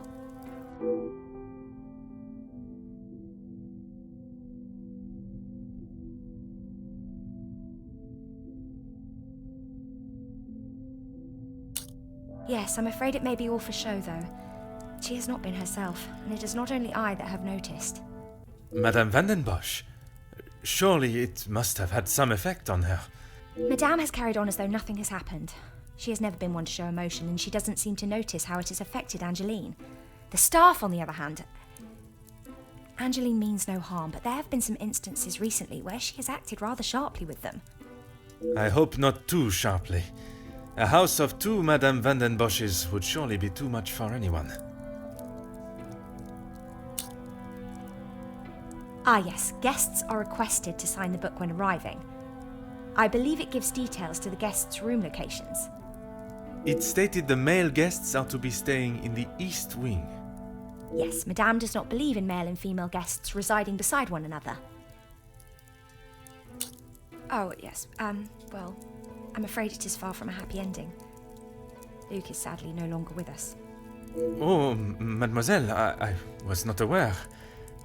It's fine, Detective, honestly. I'm sorry, but I really must finish this. Bien sûr, mademoiselle.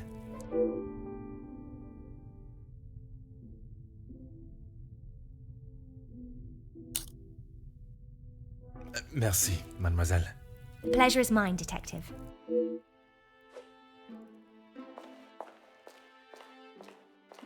Before you leave, Detective, I have something for you beside the furnace here from Angeline. She wanted me to give it to you on your arrival. Merci, mademoiselle.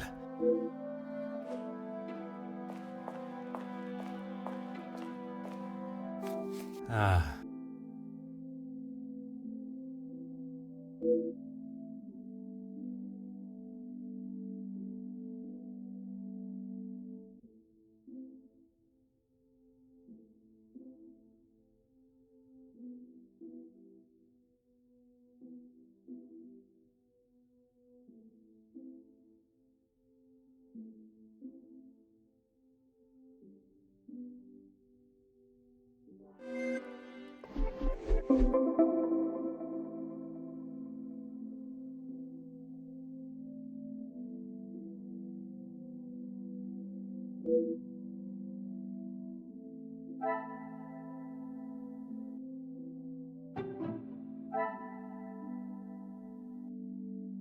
I should not be surprised by my own skills of deduction.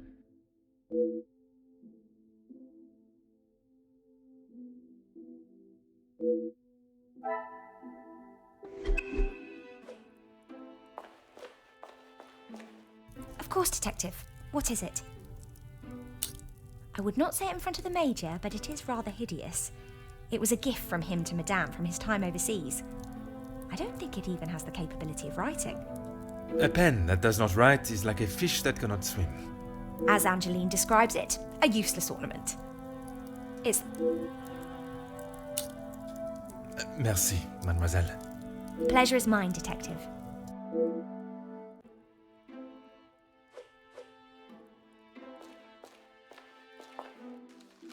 Mm-hmm.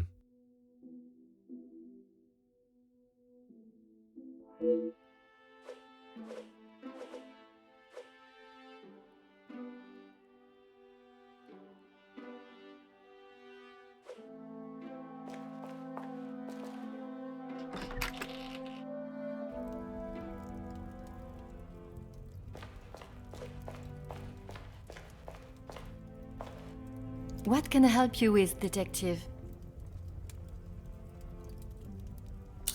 I was right to pay it, yes? You have read them. What do you think? You were wise to consult me, but bowing to their threat may have only shown that you are willing to pay for their silence. Is the secret they speak of worth so much? I wish I could, but I have no idea. The letter was addressed to me, but I have nothing to hide. Maman took one look at it and disregarded the whole thing as someone's idea of a joke. She looked at it. She is not aware of the second letter. She doesn't know I paid the first. I thought I could make it all go away. Did you ask Madame if there was a family secret they could be privy to? She said I was to ignore the letters and stop wasting my time with such foolishness. If there was something, she wouldn't tell me anyway.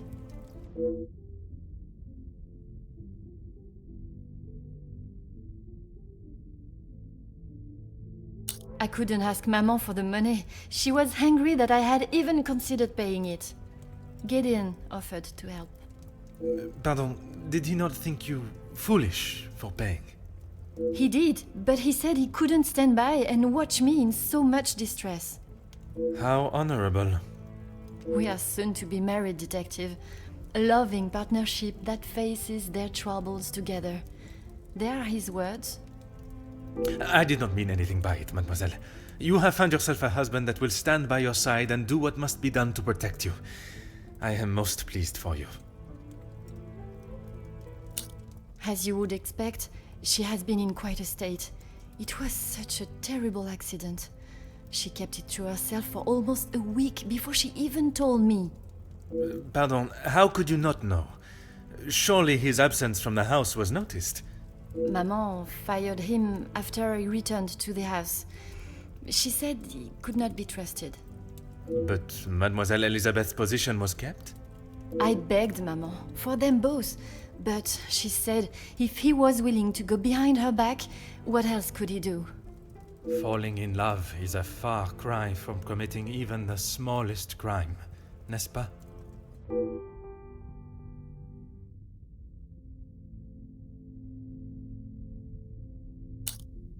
She has been a kind shoulder to lean on through all this mess, but it is her I worry about. She has been through so much. I was not aware of what had happened, and by mentioning, I fear I may have only made it worse by dredging up the past. Do not punish yourself, detective. You are not to know. I don't think your honest mistake will make much difference to how she has been feeling recently.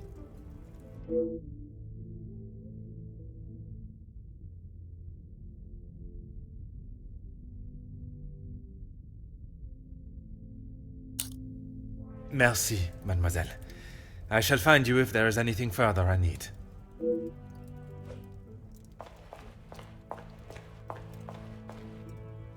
Detective, it looks as...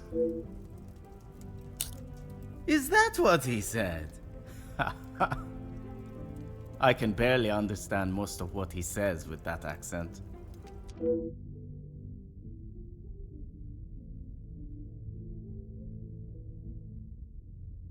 I find his accent rather pleasant, reassuring. I guess. Not too helpful when it comes to finding your room, though. You'll probably be the lucky one that has that hideous plant outside the door. I shall take up no more of your time. À bientôt.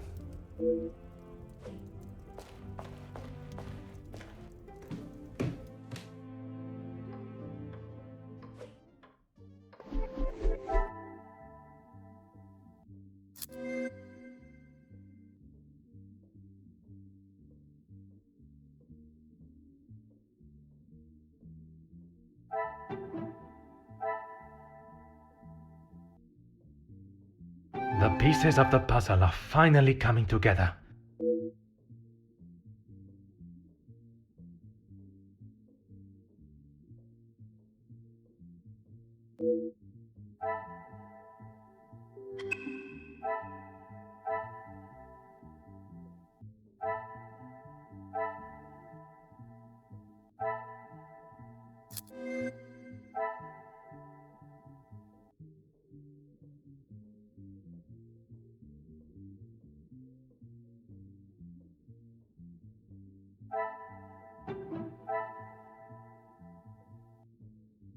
Things are beginning to become clearer.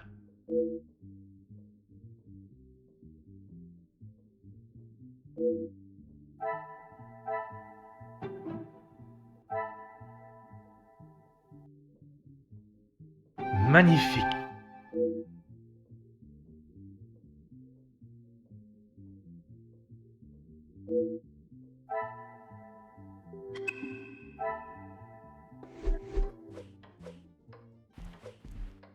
Please, ask away, detective. Angeline has spoken of it. You made quite the impression on her, detective. I feel responsible for what came from that day.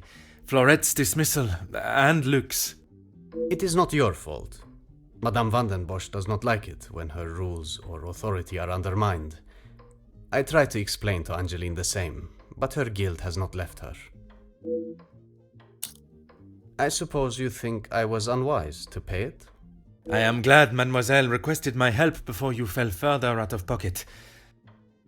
Madame van den Bosch had no intentions of paying it, whether she believes there is a secret that could ruin the family or not. It was an honorable move for you to make the payment. It was certainly no small fee. Angeline is to be my wife, and then we shall be family.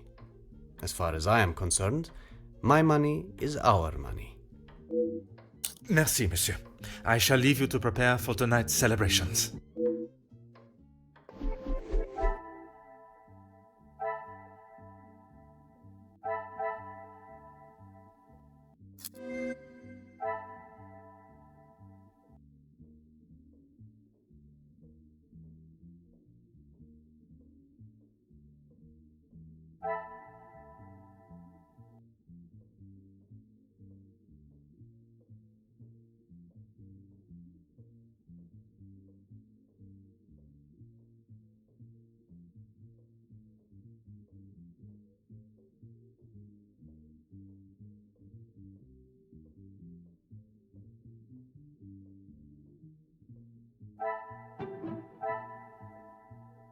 What a revelation!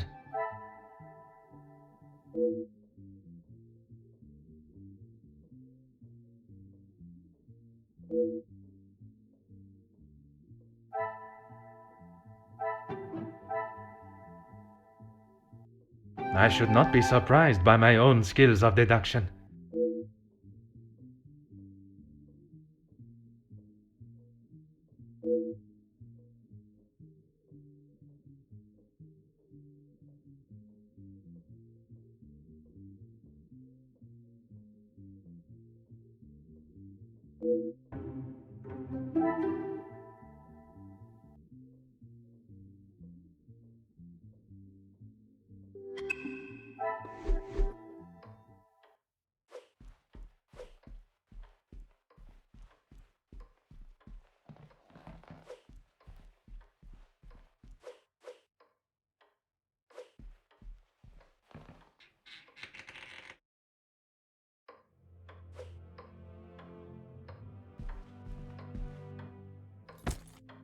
Ah.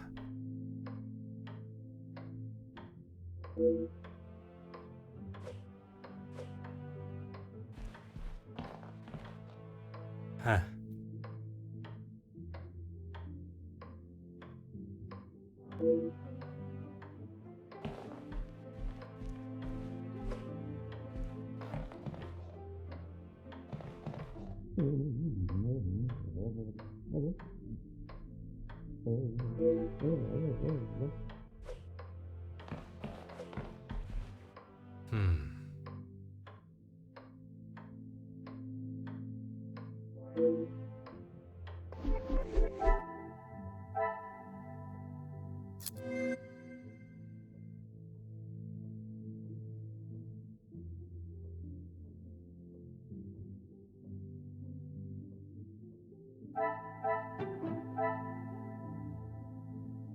Magnifique.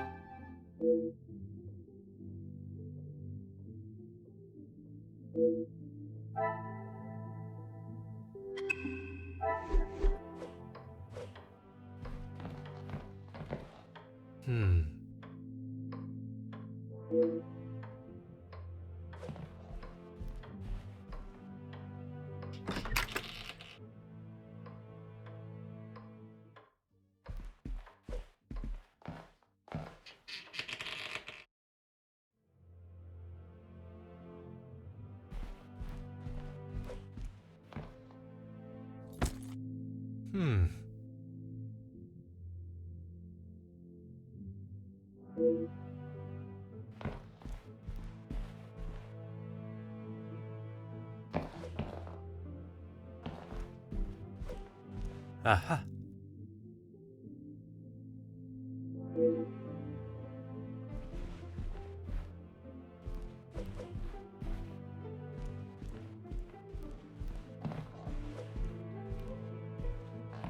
Oh.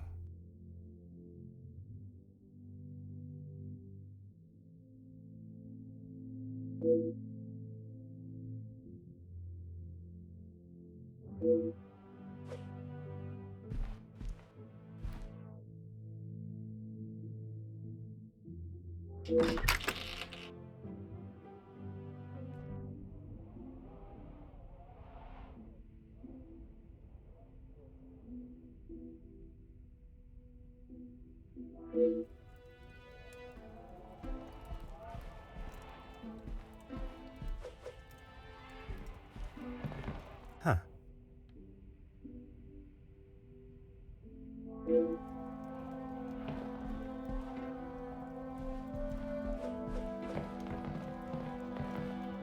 Aha.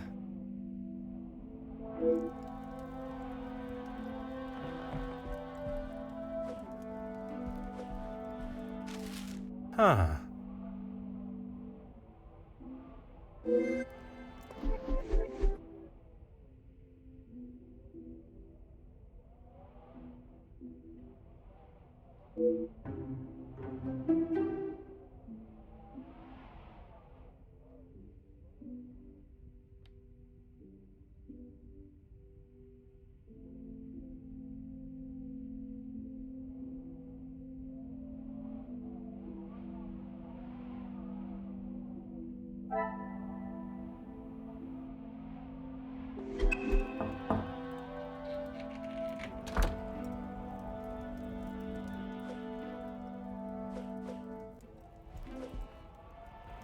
Elizabeth, thank you for coming. I shall not take up too much more of your precious time. Not at all, Detective. I had best not be away for too long. Madame would not be pleased when there is so much work to do. Well, mademoiselle, if anyone was to ask, I required your urgent attention with a delicate matter. That should be enough to give you a moment's peace.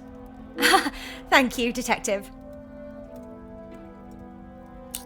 I have heard whispers, but this town is full of busybodies. It's hard to know what is the truth and what is hot air from socialites trying to outdo one another. I would not have thought you want to join in with such chatter. I'm not, but it can be hard to ignore. I try to quash any talk of it in the house. But it's easier said than done. When the staff are together, it seems to be a competition to see who can dream up the most scandalous rumour. You are a loyal maid and friend. Mademoiselle Angeline is fortunate to have you. It baffles me why they would target her in the first place. She has such a kind and pure soul. That may not be what you remember of Mademoiselle, but she has grown into a kind-hearted young lady. I was wary of that when I arrived, but I myself can see a change in her, a maturity. And if it is as kind and pure as you have stated, she should not be troubled by the letter. Letters, Detective. I have brought you the other.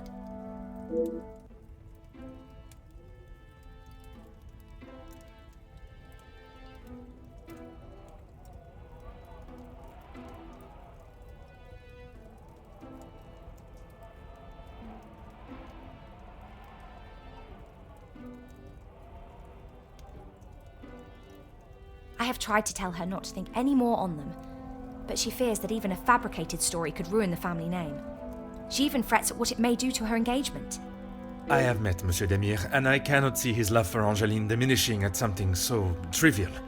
Merci for bringing this letter to me.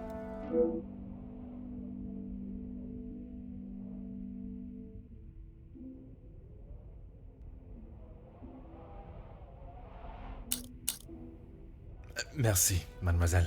The pleasure is mine, Detective.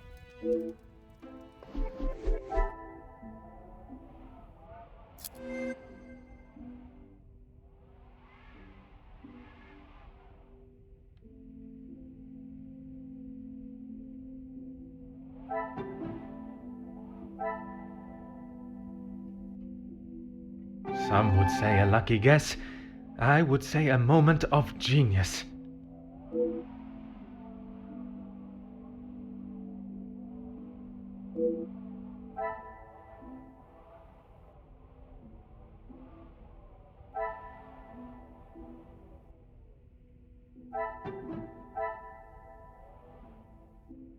Another success. I never doubted myself.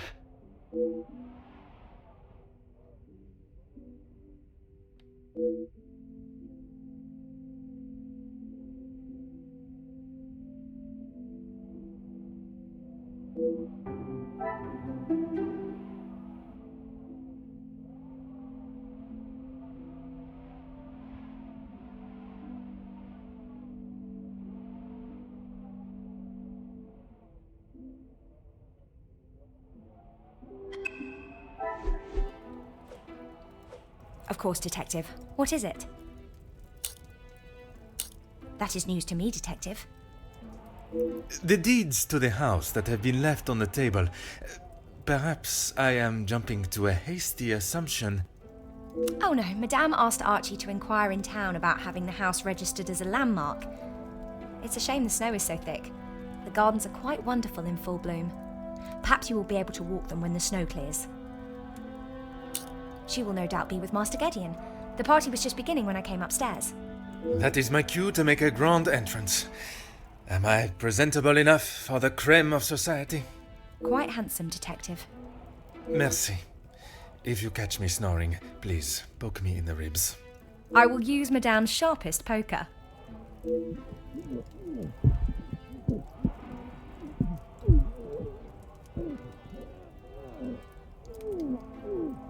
It sounds as though someone else may have already been poked.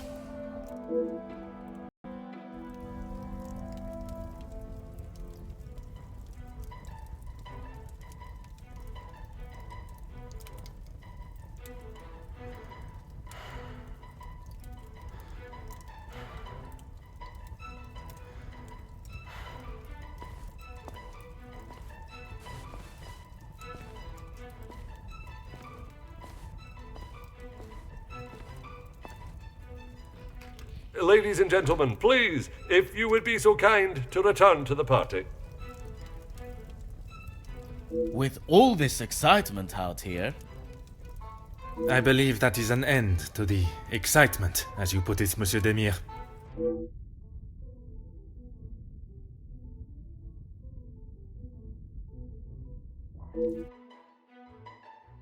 Oh, thank God. One last match. Bonjour, Monsieur Hagen. I wondered when you would be arriving. At least now you can do your job. Pardon, Monsieur. I have just been assaulted! I want him arrested! I'm afraid it is not as simple as that. I merely witnessed you standing up from the ground. This is ridiculous. You know very well what he did. Perhaps you could elaborate on what instigated the altercation. I should have known you wouldn't make things easy.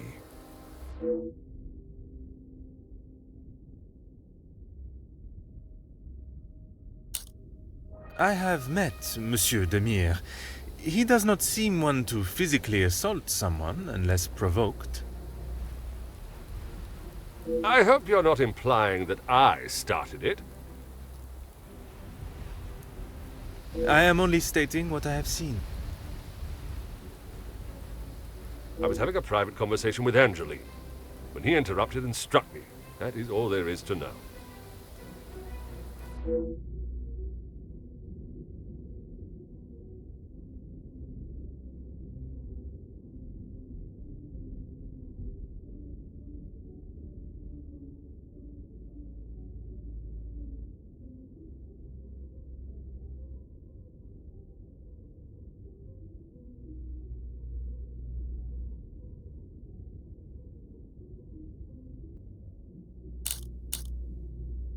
I would not act any other way. Well, unless I am provoked. You have grown rather close with the Van den Bosch family, it seems. What has my relationship with the family got to do with anything? Why are you even here, officer? Detective. And I was invited by Mademoiselle Angeline personally. Seems to be mistake after mistake with that girl.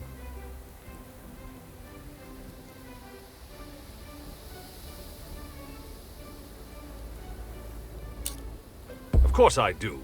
What a stupid question. He is scum. Him and his whole family. If I had my way, he wouldn't have even stepped foot in this house.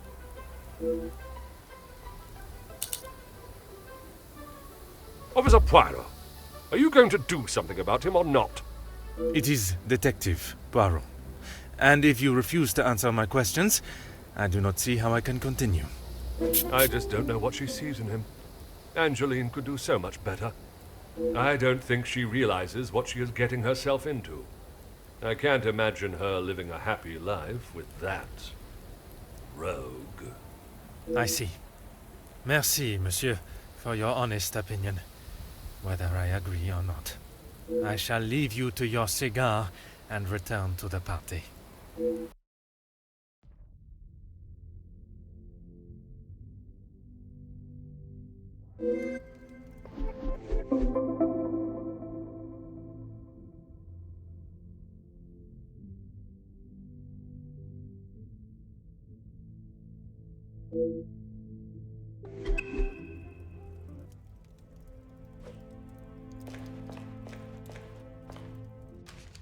Oh.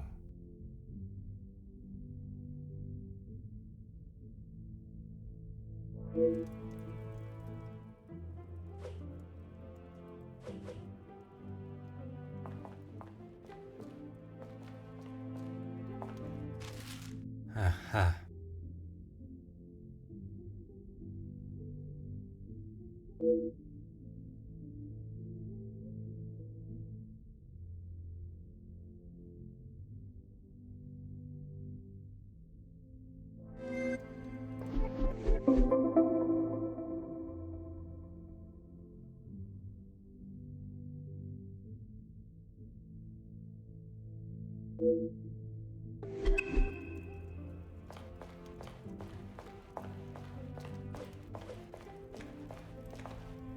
Monsieur Sterling, I trust the preparations are progressing since our last meeting.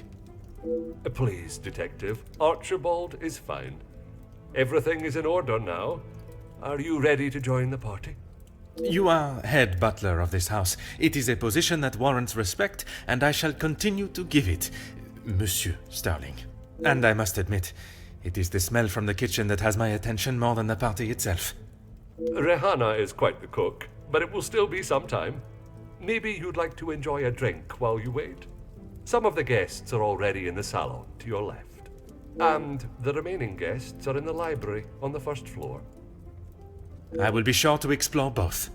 Merci. Dinner will be served in the dining room, but the rest of the evening is yours to enjoy. You have all certainly been working hard, it seems. Very hard. The lady of the house wanted everything a certain way, and that's how it was to be done. It is my responsibility to look after the house and staff, not to resolve petty disputes. I cannot imagine he will be in any mood to attend the party. He often has a cigar to calm down, and if that doesn't relax him, that temperature outside surely will. Merci. You have been most helpful.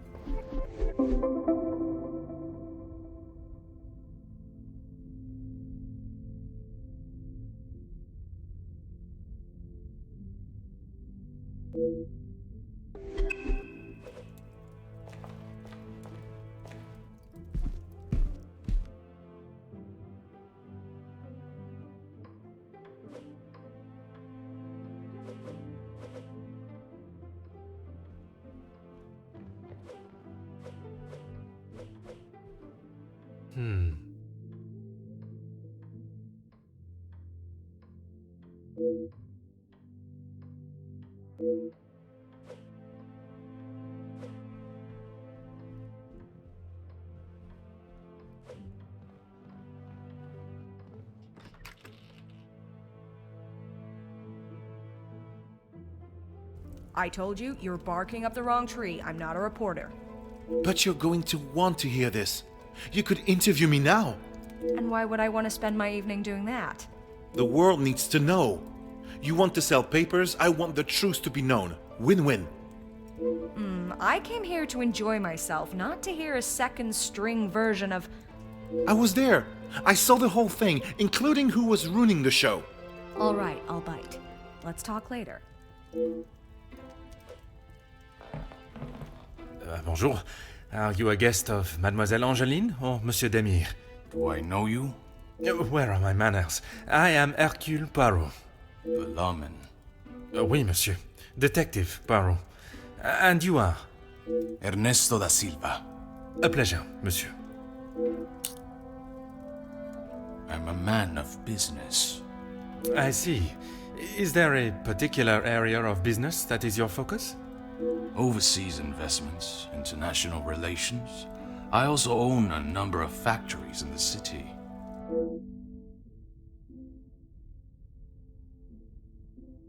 Très bien. Monsieur has many talents. We work together as partners, yes. You must know the Van den Bosch family well, then. I help Madame Van den Bosch, if and when she needs me.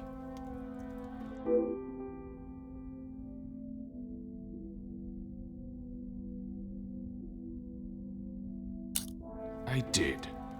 But frankly, I have no time for childish school fights.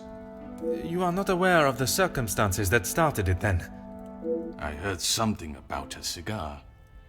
Only Felix would be petty enough to get riled up by something so menial. A cigar?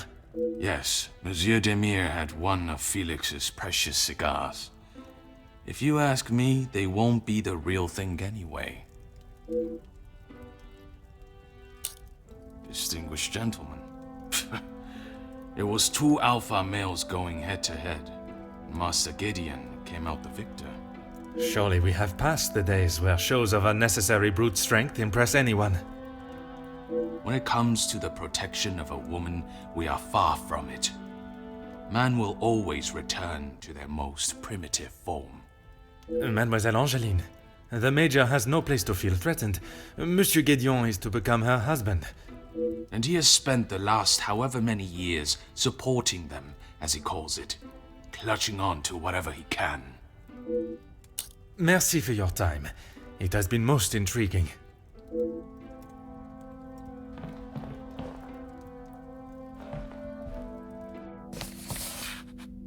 Aha.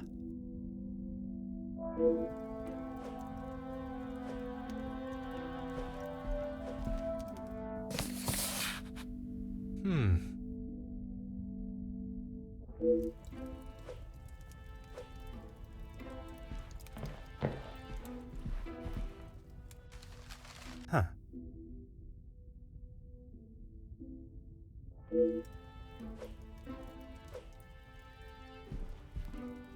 Oh.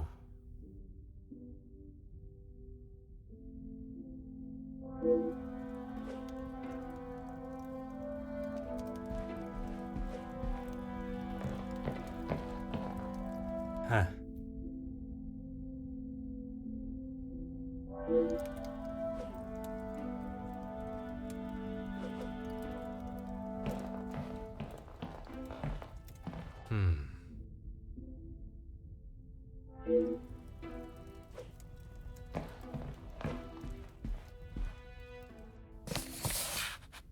Huh.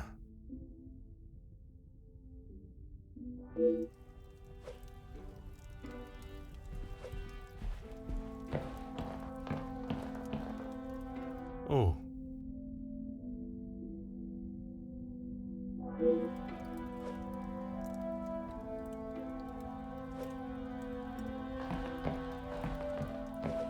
Mm-hmm.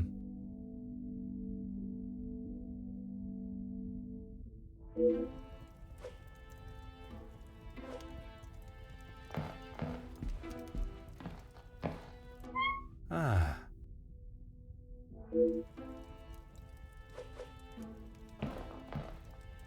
Ah.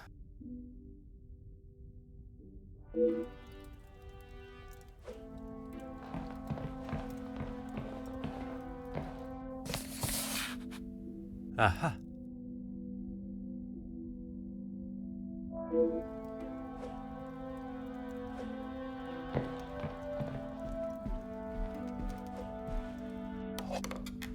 Oh.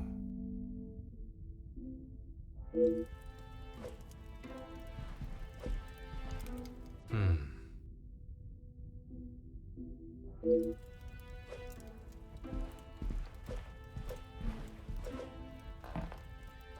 Oh.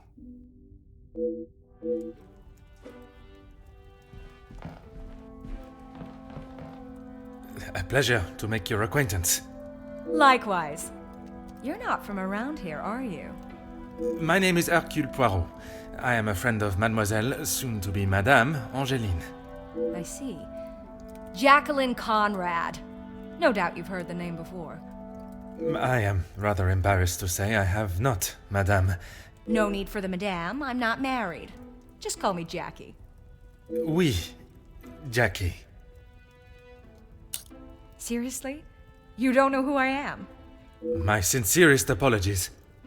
And I thought you Europeans were meant to be cultured.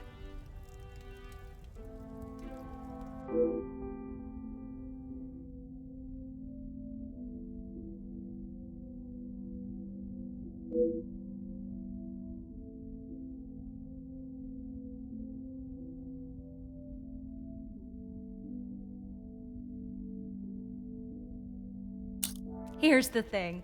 I'm one of those people you want to know, and not be on the wrong side of. Perhaps it would be wise for me to remain on your good side. It's the best place to be. You wouldn't believe what a couple of positive stories can do for a family name, or a career. And that is what you have done for the Van den Bosch family? A little help goes a long way, and from what I have seen, the ladies deserve some positive support. I heard, and it doesn't surprise me, there will always be someone trying to get something out of someone else. People are only out to help themselves. That is a rather pessimistic way of thinking. But it's the truth. And in my experience, more often than not, it's someone the victim knows, and knows pretty well. You make me question those I consider friends. And maybe you should. If you have something you don't want the world knowing, just keep it to yourself.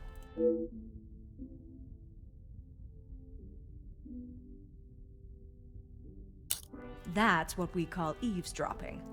Pardon. I didn't mean to pry. And with respect, I don't think it's really any of your business.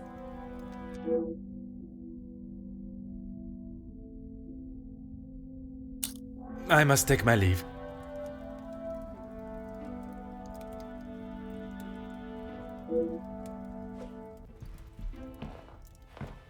Allow me to introduce myself. Hercule Poirot. Hugo Beckers.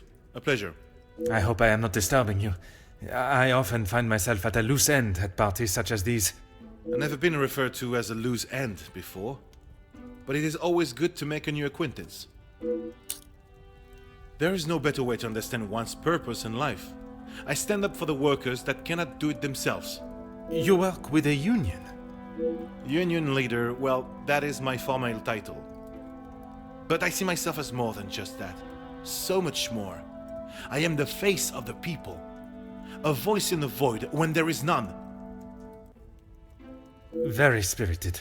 You have quite the way with words. In my line of work, it is essential. Some fight with their fists, but I believe words are the ultimate weapon. I have been working with Gideon for quite some time. We are doing great things together. Great things. I was not aware he was part of the Union. Well, he's not exactly. But he is an ally in the battle we face. Without his support, our uphill struggle would surely be a climb. Hopefully my talks with Da Silva will help him see the light. I don't know what you think you heard, but it was a private matter and I appreciate if you kept it to yourself. I can assure you, Monsieur Beckers, your conversation is exactly that. Yours. Then maybe we should just leave it there.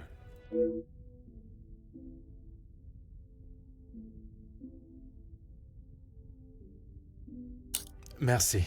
If I find myself at a loss again, I shall certainly return.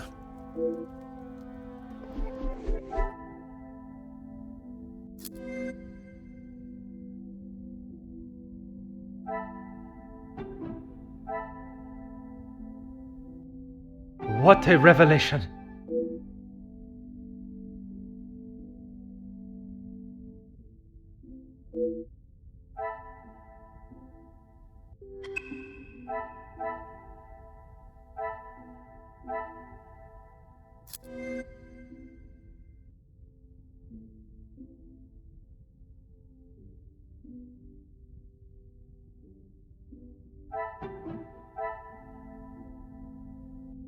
Things are beginning to become clearer.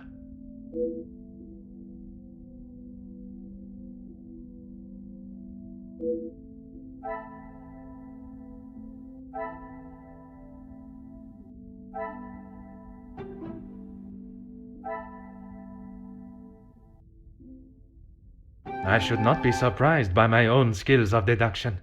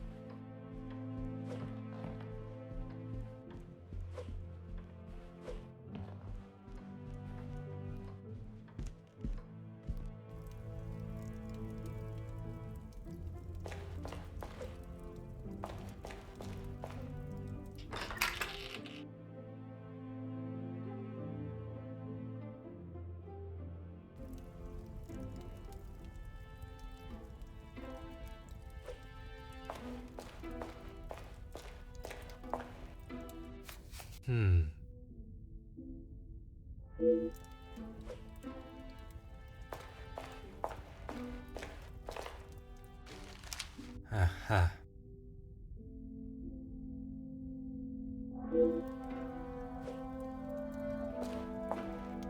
Allow me to introduce myself. Hercule Poirot. Detective Hercule Poirot? I heard we were being joined by one of the King's finest officers. Oui, madame. I see my name precedes me. Comtesse Margot de Vos. Charmed, I'm sure. It is I who is charmed. Handsome, well-mannered, and a man of the law. I did not expect such a fine caliber of gentleman at this party. Comtesse, your compliments are enough to make a young detective blush. I fill my time mostly with charity work. The number of those less fortunate only continues to grow. How very admirable. One must remain humble. I have been a close friend to the Van den Bosch family for, well, heaven knows how long. You must have known the late Viscount then. Indeed, we had been friends since our school days. His passing was very hard on both Cassandra and young Angeline. I became a sort of protector of them both after his death. A guardian angel, if you will.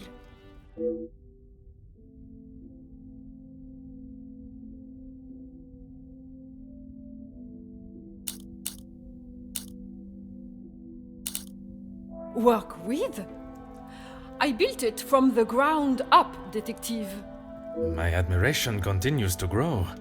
While my husband, the Honorable Count de Vos, is always busy with his duties, I found myself at rather a loose end. I could not bear wasting my days with no purpose. And one day, while shopping in the city, I noticed the abundance of young women living and begging on the streets. Dirty and hungry, without a franc to their name. It is horrifying to think of how so many must live their lives while others live a life of such selfish opulence. I hope that was not a backhanded comment on the life I live, detective. Far from it, Comtesse. You are using your wealth to better the lives of the less fortunate. It is commendable work you do. It is, isn't it?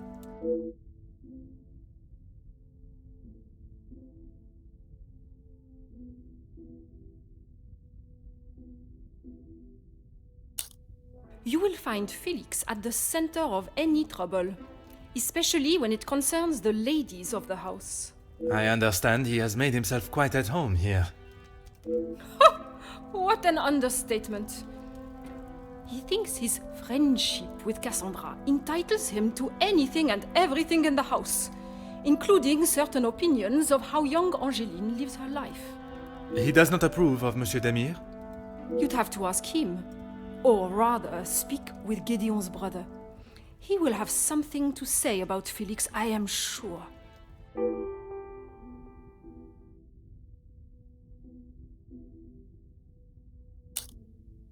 A strapping young man. Angeline has found herself a good one. They certainly make a handsome couple.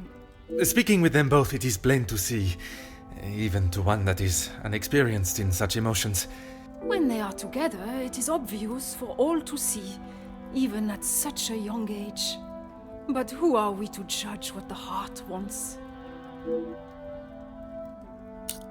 He would say that. I mean, financially, yes. But what else does that man have to offer? I cannot imagine Madame Vandenbosch would be one to request financial help. After Edwin, the Viscount, died, the family was left in a rather unfavorable position.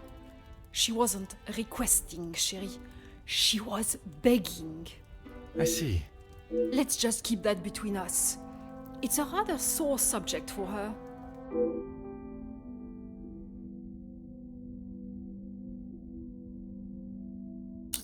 It has been a pleasure conversing. I look forward to our next tête-à-tête.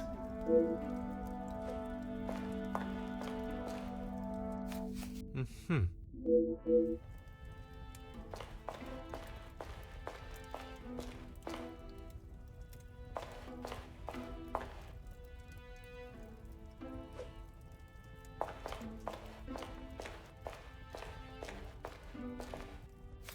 Oh.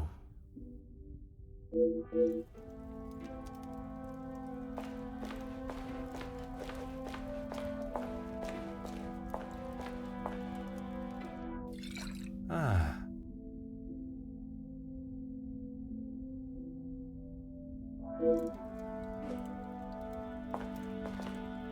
Monsieur Demir, we meet again. What did I tell you? Call me Zach. You found your room all right then? I did, and a charming room it is. I don't know if I would call mine charming, but if I drink enough, it won't matter.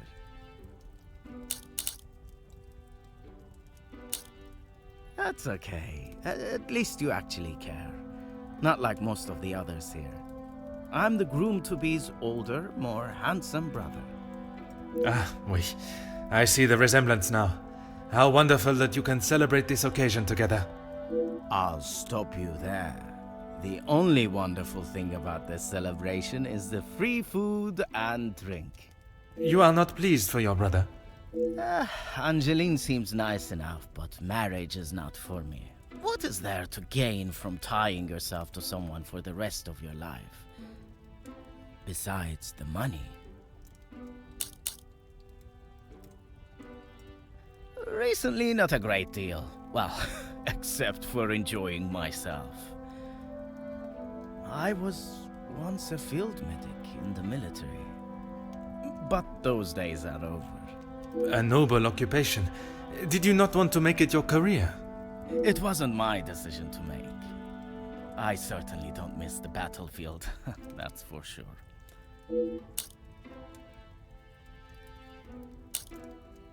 I'm sure he's fine. You don't need to worry about him. Always the knight in shining armor, riding in to save the day. Saving the day from who, exactly? Well, if Gideon is the knight in the fairy tale, Felix is the dragon. Felix the Major. Ha! Always there, thinking he is better. Just because he was a major. We all know how he got there. In his mind, that puts him at the top of the chain.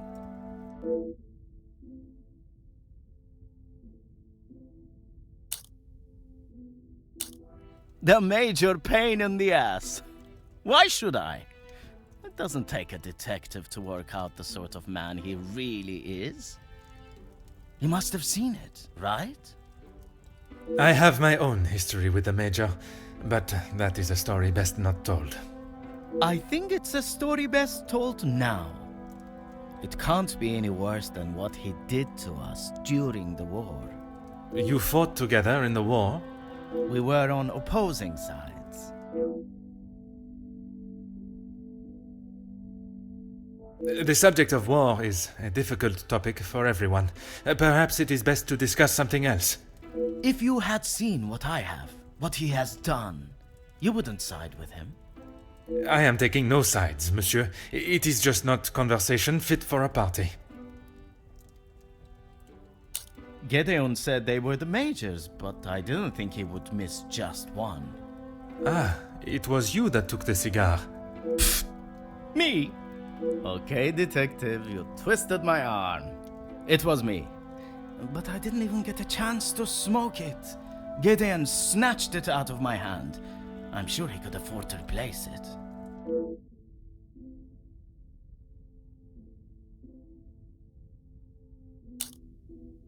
Perhaps it is best I take my leave.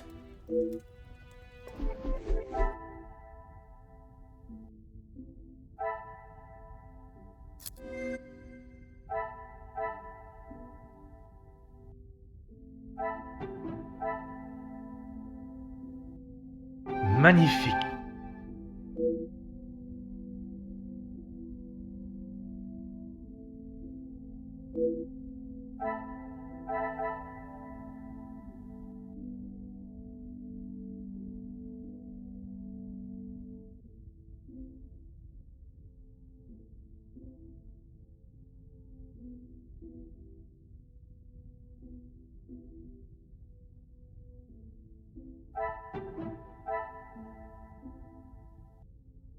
Another success. I never doubted myself.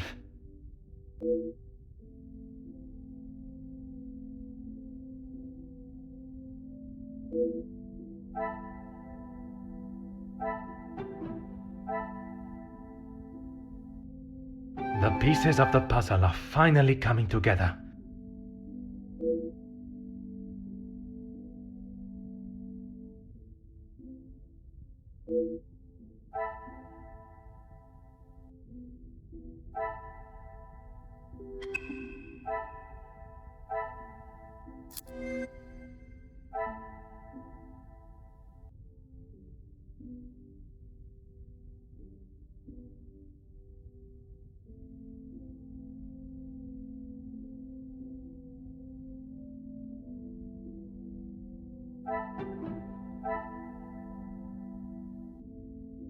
Some would say a lucky guess.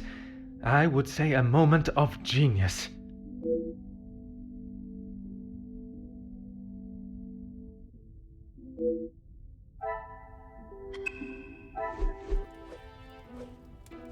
Fire away, detective. I have a drink, but thanks anyway. I just would not like to see things get out of hand. Don't you worry about me. I've got it covered.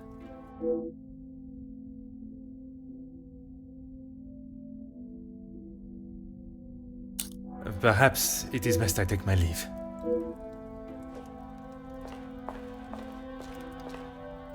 Madame van den Bosch, congratulations are in order on your daughter's engagement. Thank you. And you are? Detective Poirot. I'm sorry, the name eludes me.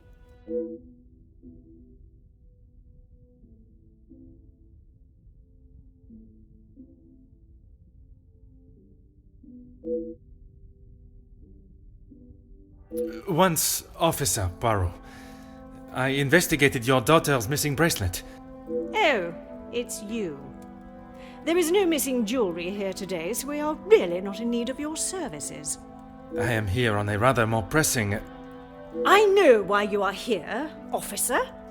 Detective, whatever you are now. Please, just get on with it. Detective, and I promise not to keep you too long.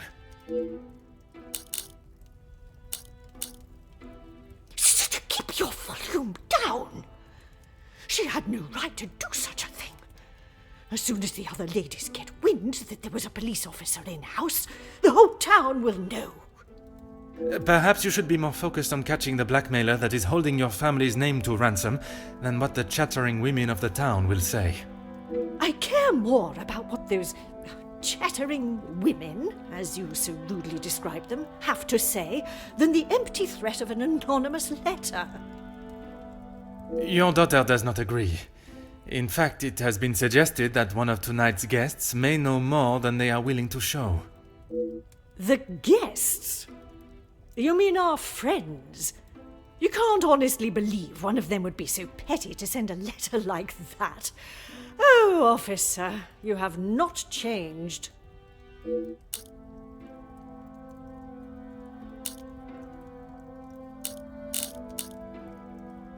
Gideon is a fine, educated young man from a well-respected family. All important when considering a new son-in-law. A good home and education speaks volumes about a man. Even in the short time they have been engaged, his noble character is obvious. If you were an educated man, you would know that. I can assure you, madame, my education is not one to be sneered at. And yet you remain a mere detective. Perhaps it is your choices, then, that are to be questioned. Angeline is her own woman now. She can fight her own battles. She does not need her husband to be stepping in. And what battles would they be? Nothing that concerns you, detective.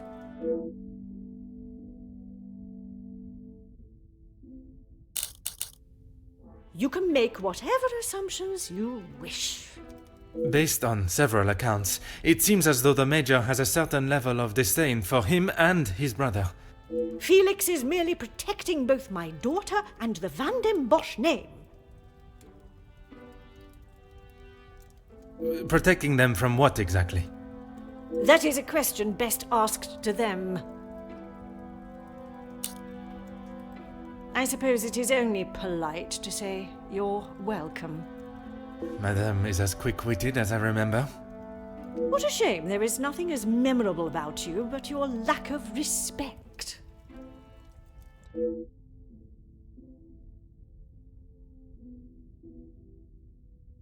What do you mean, protecting? She hasn't gone and paid that silly ransom, has she? It was Monsieur Demire that accepted the cost.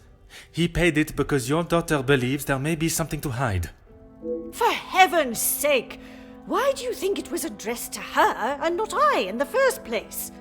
Because they knew I would throw it in the rubbish where it belongs. Madame, if there is something you are keeping, it would be wise to tell me now. It may help in identifying the culprit. And it would be wise for you to stay out of my family's business.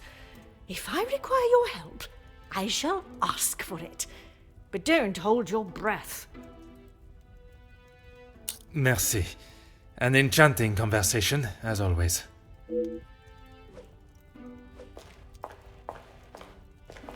I am all yours, detective. You are quite inquisitive, aren't you? I believe it is called small talk. There is small talk, and there is prying.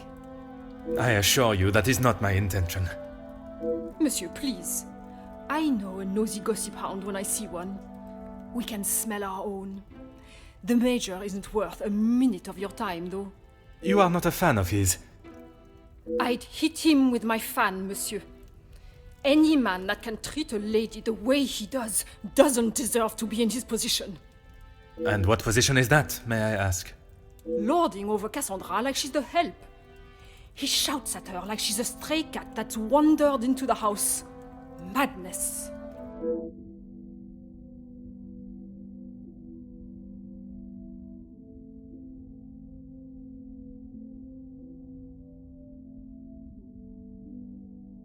It has been a pleasure conversing.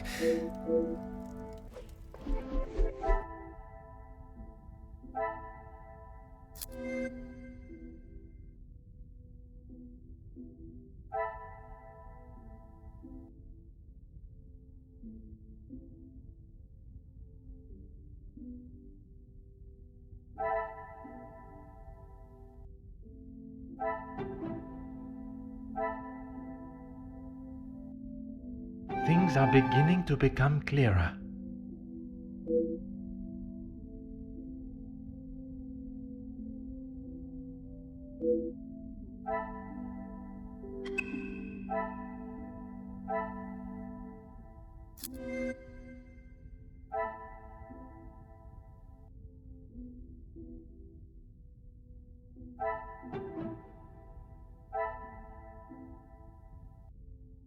I should not be surprised by my own skills of deduction.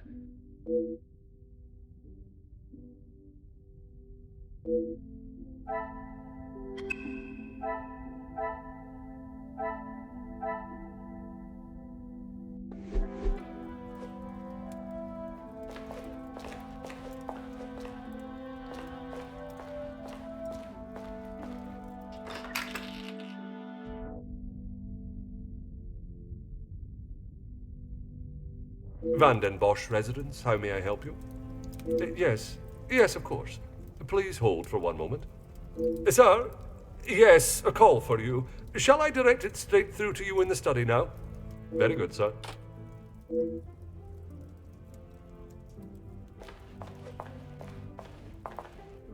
What can I do for you? Yes, he has been here for some time now. Lady Van den Bosch has been very good to let him stay so long. Would you say he has become part of the family? He's always been very vocal about how he stands the ladies in high regards, and so he should. Merci. You have been most helpful.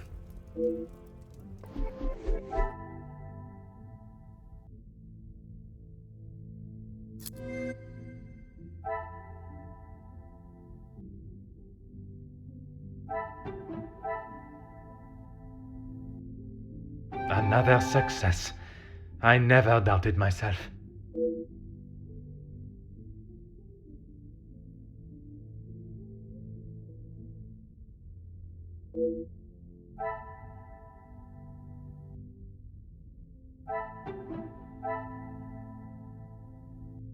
Magnifique.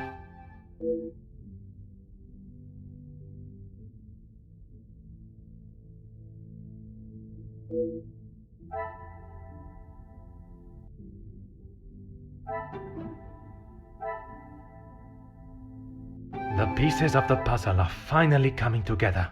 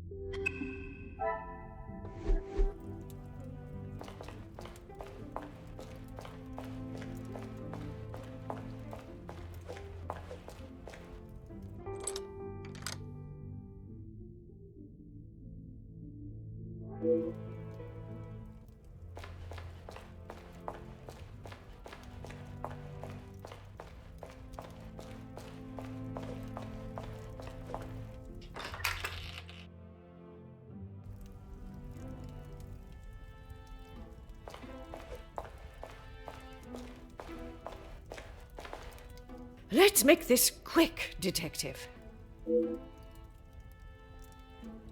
Locked? That is absurd! They should be constantly coming back and forth from there if they are hiding from their work again. What is it you want in my staff area, anyway? I only mention it as I was hoping to speak to some staff members. But if they are busy...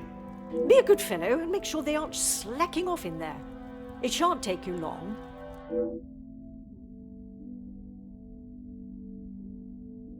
Merci.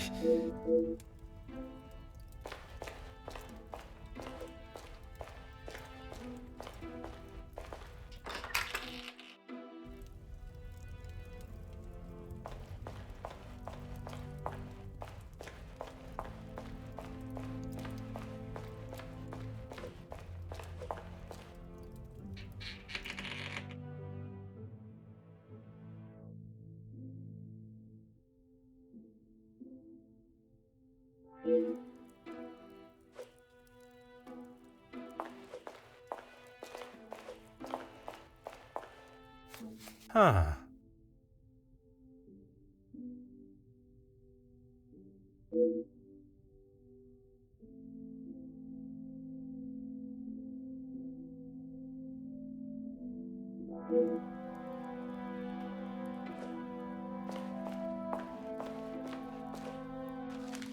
Huh.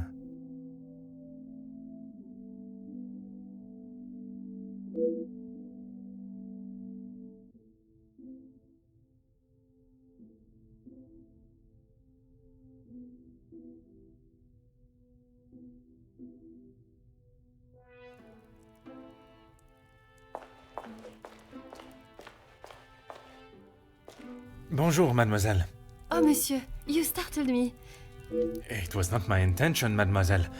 I was hoping to talk with a member of the staff. You are the detective? I am Detective Hercule Poirot. I only intend to take up a moment of your time. Madame Van der Bosch will be very hungry if she knows I'm standing talking. Allow me to worry about madame. Inga Frank, detective. From the Norse god of peace and fertility. A most beautiful name. Merci. It was my grand-mère. Oui, detective. Madame was very clear on what was to be prepared for today. Well, everything looks exquisite. But if I may be blunt, would you not benefit from some more hands? Monsieur Archie knows how busy we are, especially in the kitchen. I hate when I have to run service. Merci, mademoiselle. I shall leave you to your work.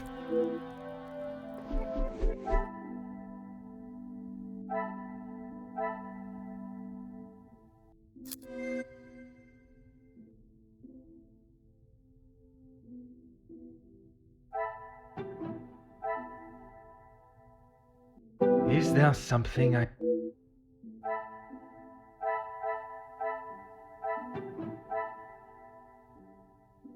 Some would say a lucky guess. I would say a moment of genius.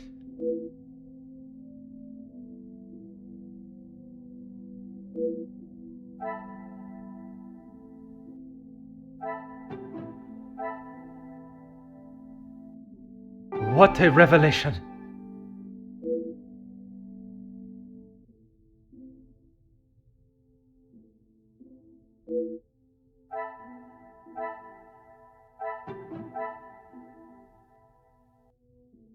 Another success.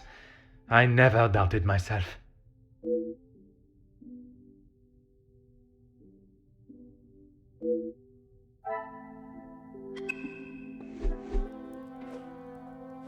Oui, detective. I am at your service. That is not for me to talk about, detective. If Monsieur Archie found out I had said anything out of turn... I am not asking you to betray your fellow staff or the family. What is said between us remains that way, mademoiselle. It's only whispers, but the last servant was caught in areas of the house they shouldn't be. Apparently, they saw something they shouldn't have. Please, detective, if Monsieur Archibald found out I was talking like this with a guest... My lips are sealed, mademoiselle. Merci, mademoiselle.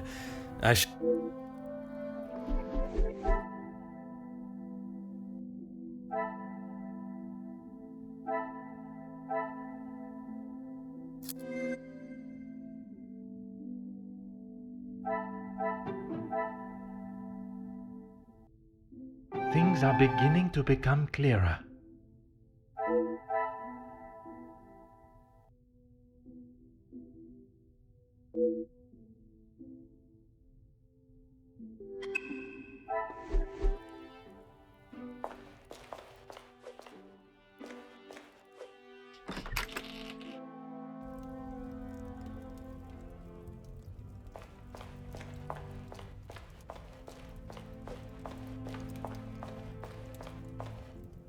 What can I do for you?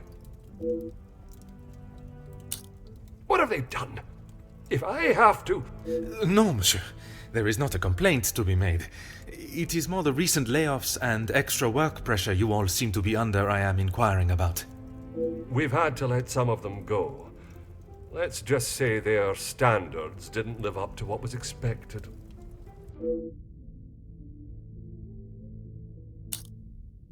Merci. You have been most helpful.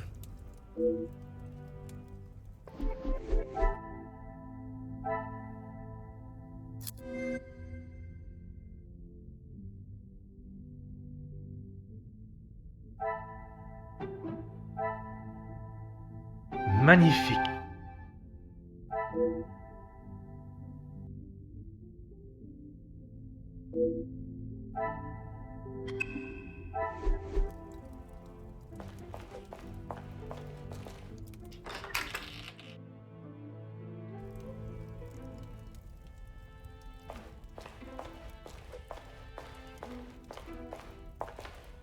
Let's make this quick, Detective.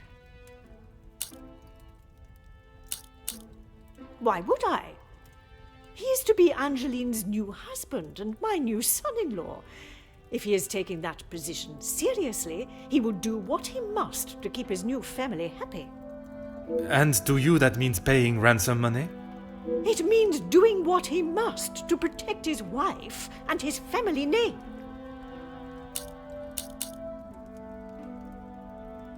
I see you have still not learned any sense of tact or subtlety. I see no reason to beat around the bush, madame. Until you are pricked by a thorn.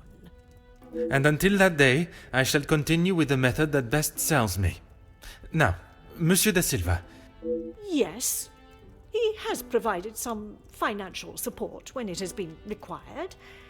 I assume that was the answer you were looking for.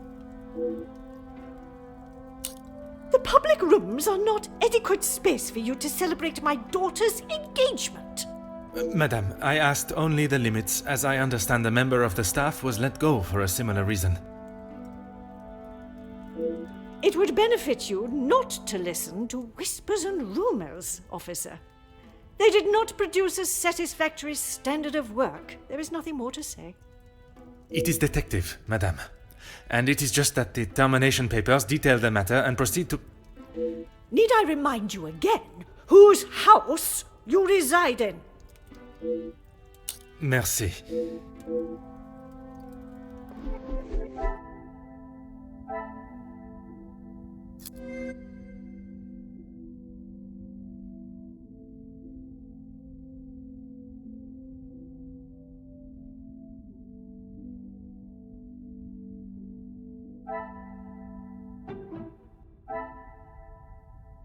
What a revelation!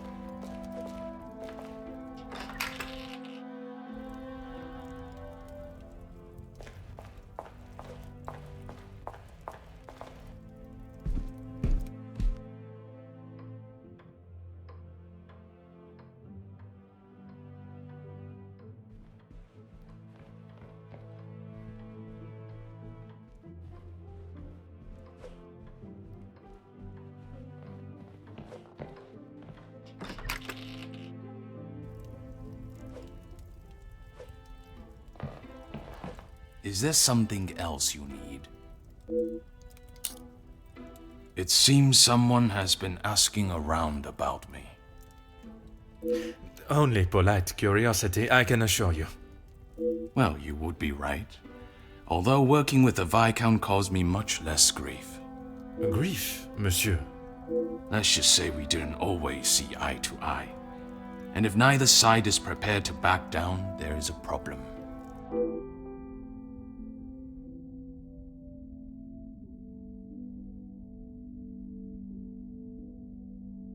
Merci for your time. It has been...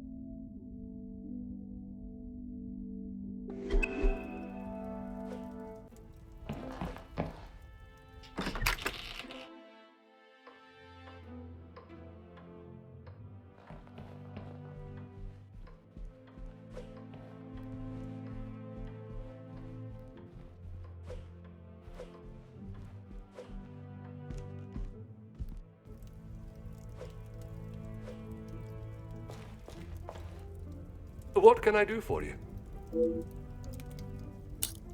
Ah, perfect timing. I was about to ask that everyone move through to the dining room. Très bien.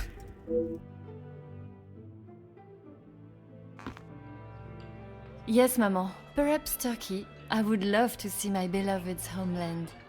I'm sure we will decide on somewhere. Perhaps where we are both yet to have visited. It was my crowning achievement. I am not so sure you workers would agree. Are you sure? I've definitely seen your face somewhere before. I do not believe there is another that resembles these features, or brains, at least. I've always liked the idea of sailing the West Indies. In that heat? With your complexion? Okay, but you lived in the capital at one time. Oui, mademoiselle. I spent much of my working life there. Maybe sleeping off half a bottle of whiskey. Let us not be so blasé with our opinions, brother. If you ask me, I don't believe anyone did.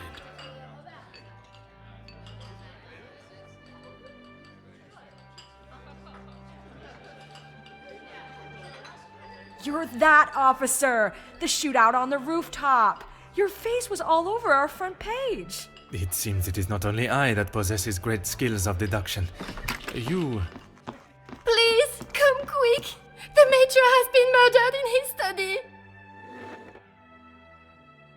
Messieurs et Mesdames, I am Detective Hercule Poirot of the Belgian Police Force.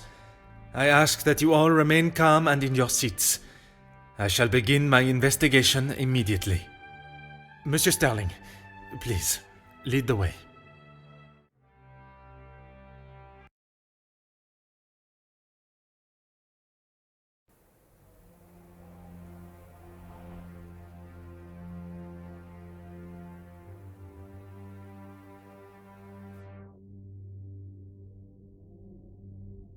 This is Mr. Hagen's study, Detective.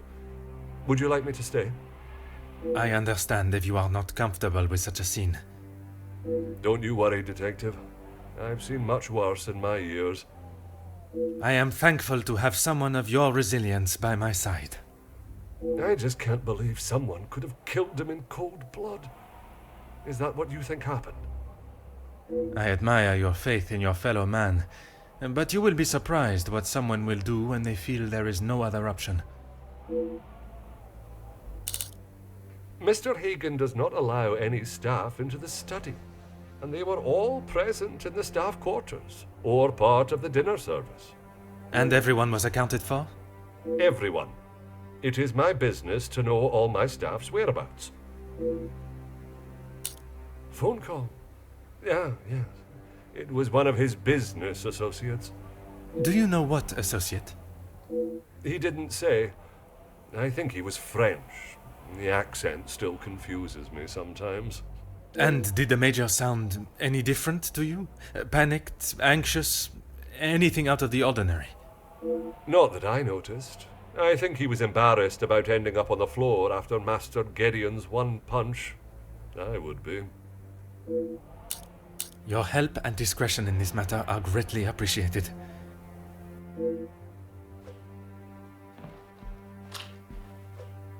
Huh.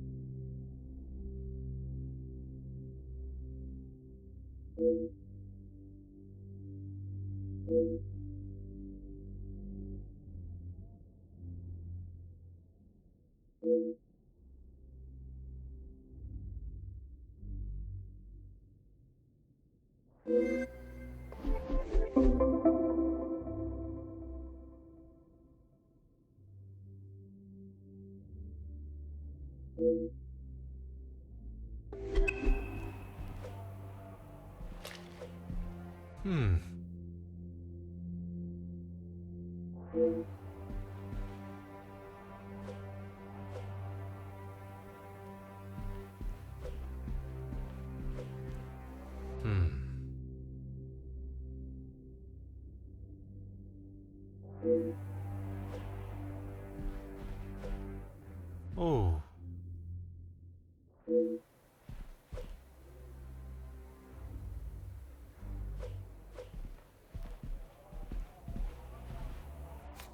Aha.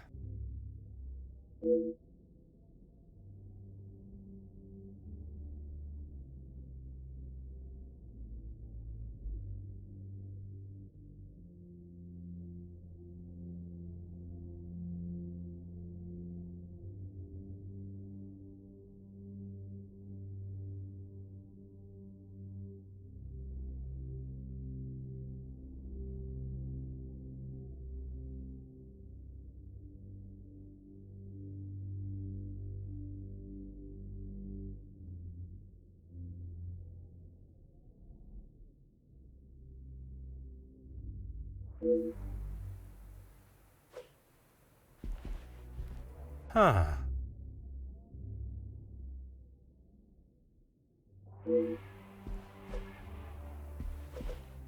Oh.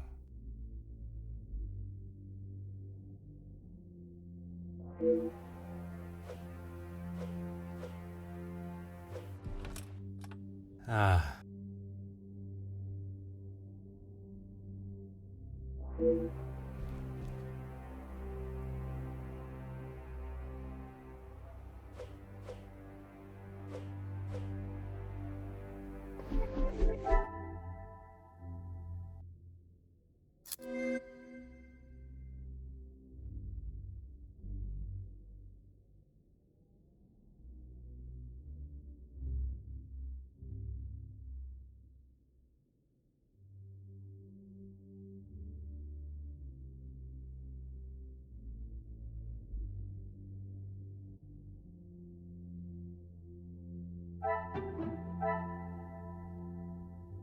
The pieces of the puzzle are finally coming together.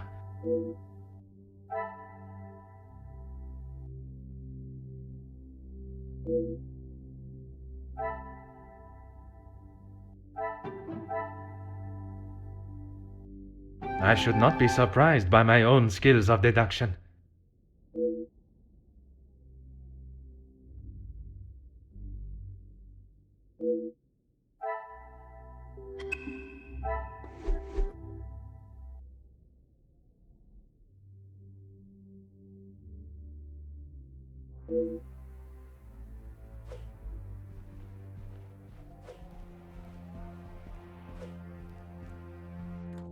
Huh.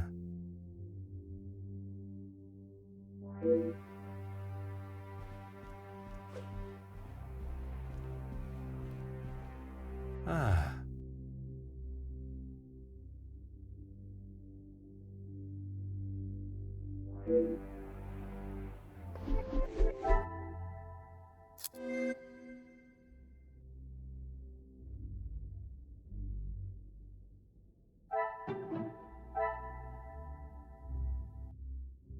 Some would say a lucky guess. I would say a moment of genius.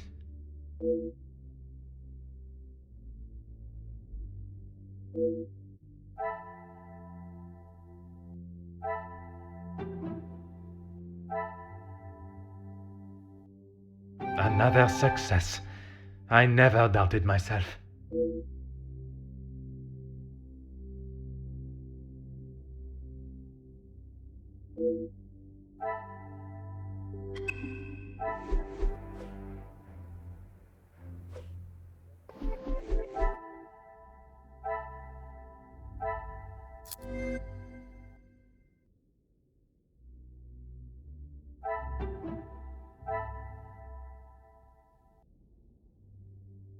What a revelation!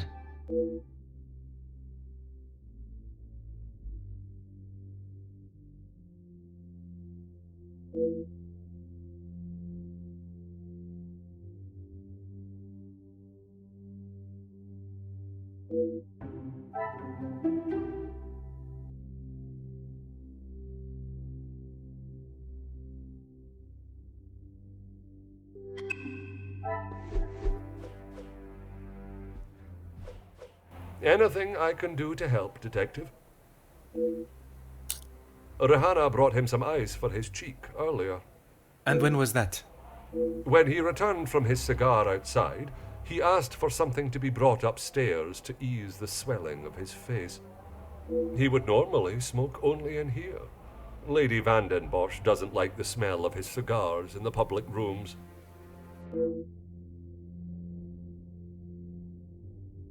Your help and discretion in this matter are greatly appreciated.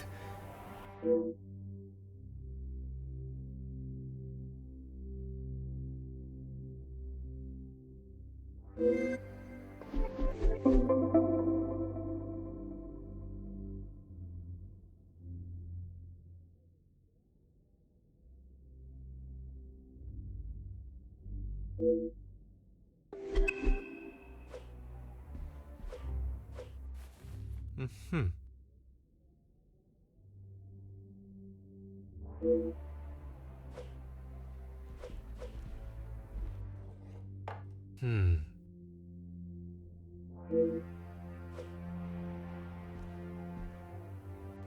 Aha.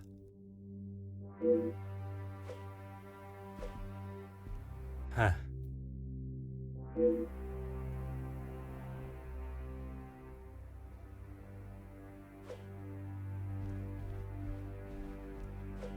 Oh.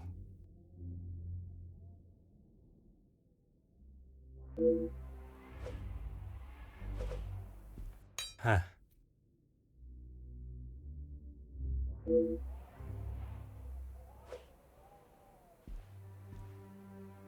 Mm-hmm.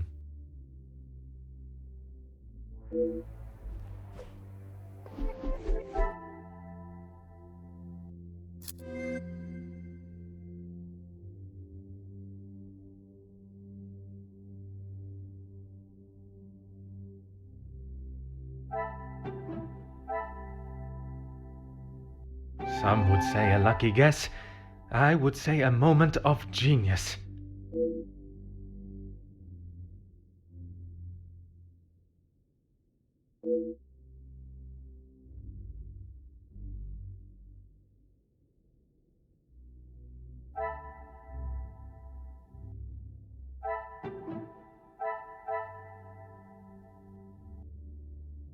I should not be surprised by my own skills of deduction.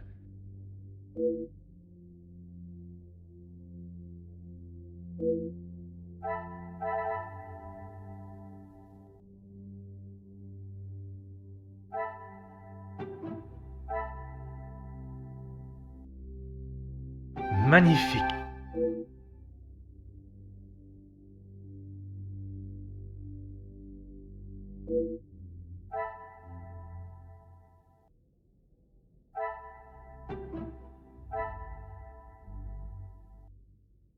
The pieces of the puzzle are finally coming together.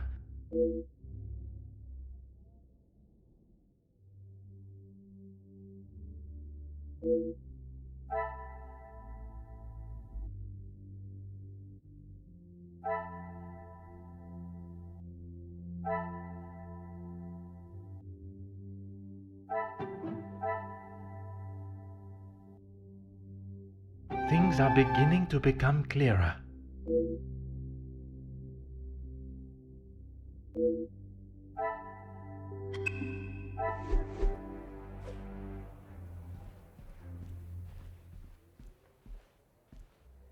Anything I can do to help, Detective? As I said, Mr. Hagen did not allow the staff in here alone, besides me. Have the staff ever given him reason to not trust them? Nothing has ever been brought to my attention, but he was very clear no one was to be in here without his permission. I suppose it is not unreasonable. I would have thought with his military past he would have kept it immaculate, with not a speck of dust or hair out of place. But the fireplace, for instance, says otherwise. I haven't seen it lit since he has been with us, even in the colder months. It's been... Your help and discretion in this matter are greatly appreciated.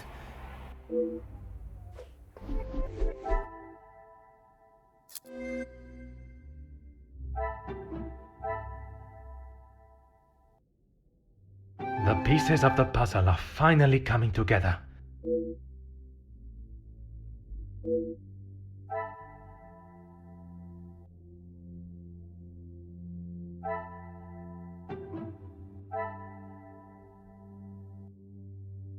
Magnifique.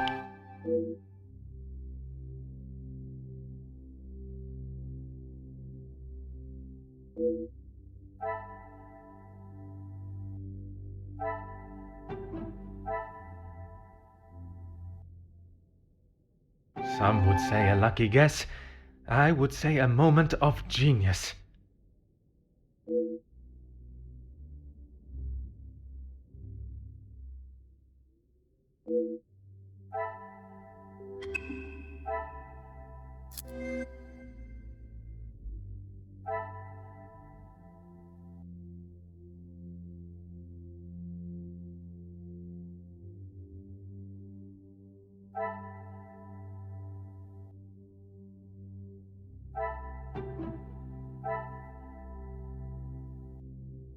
things are beginning to become clearer.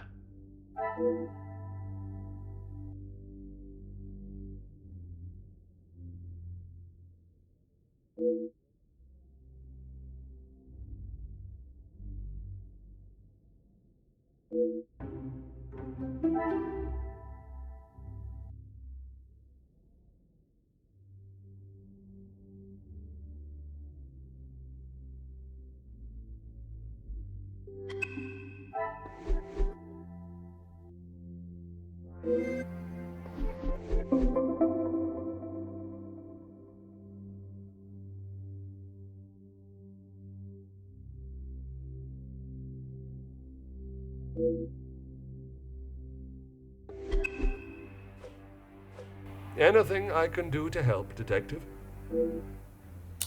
As you wish.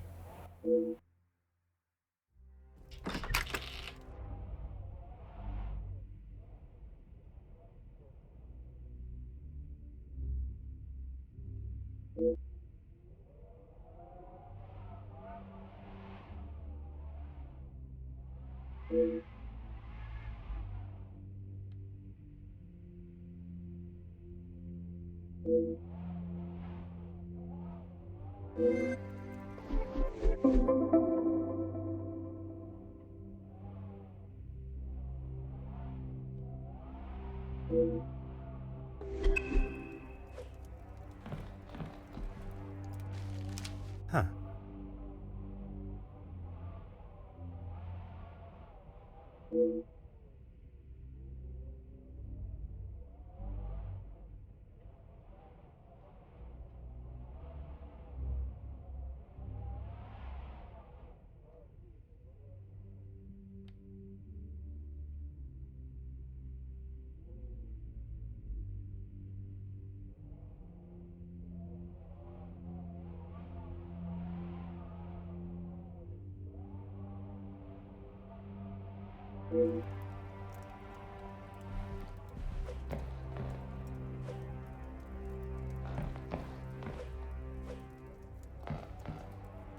Oh.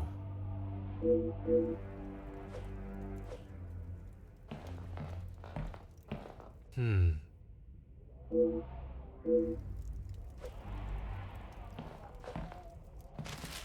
Hmm.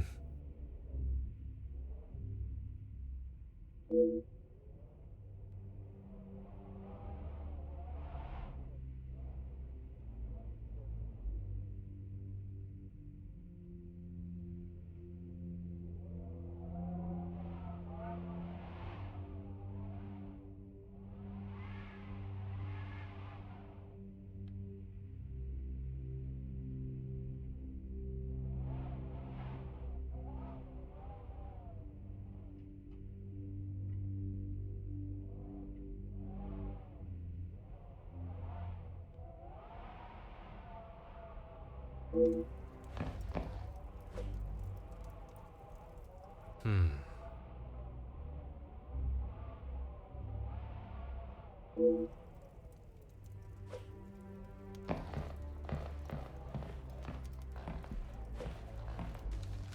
Huh.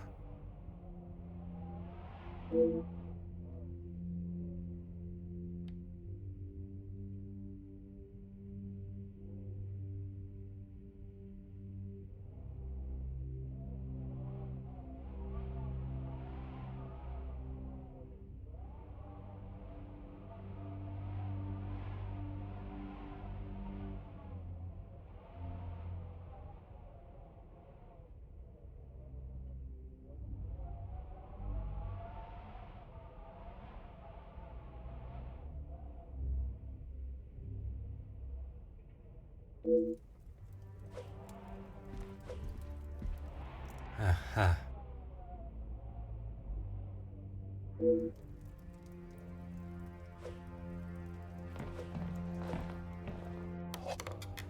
Ah.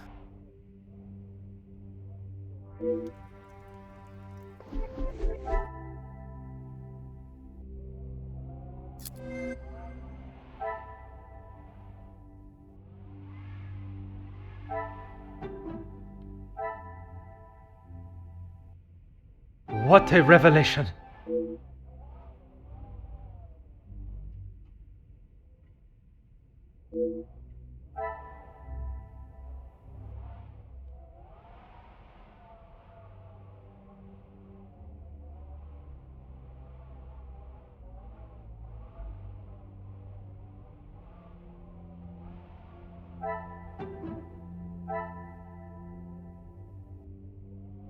Another success. I never doubted myself.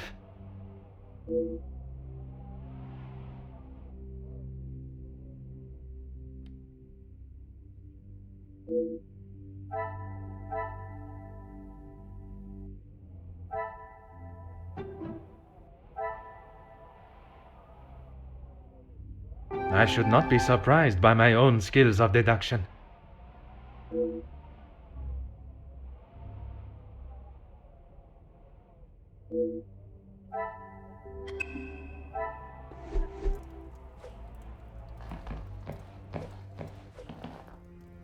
Certainly. What do you need? The male guests, I believe, he knows in a business capacity, but I'm afraid that's all I know. I will add, though, he has not always been the easiest man to get along with. You are talking from personal experience of working for him. I am head butler to the Van den Bosch family in their home. He has made himself comfortable, but to me he still remained a guest. There's not much I couldn't tell you. As soon as he found out my father was in the army, his stories never stopped. I am sure an officer of his rank must have many a tale. A tale is a fitting description. Not so much a pinch of salt, more like a bag is needed listening to them. You've lost me, Detective? I struggle to believe they were both helping her out of the kindness of their hearts. Could they have been fighting for the Madame's affection? Ah, that didn't take you long to spot.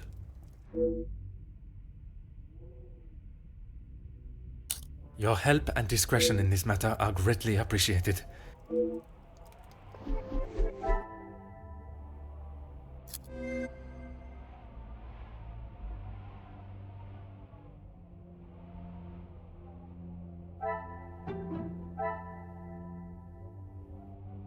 What a revelation!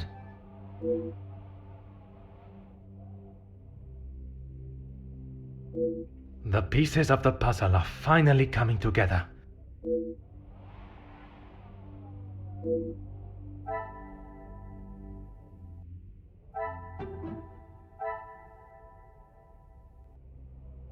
Some would say a lucky guess. I would say a moment of genius.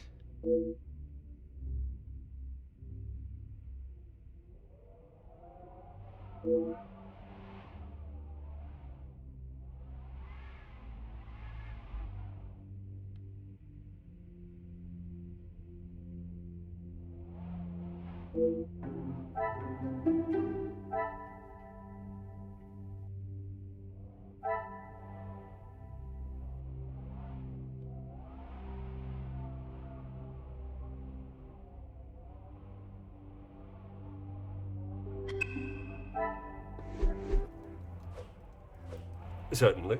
What do you need? As you wish, Detective.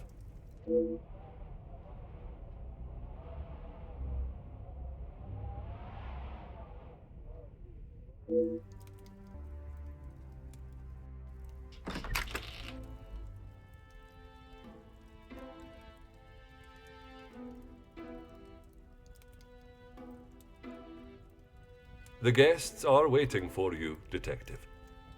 I informed them of what has happened, but divulged no details.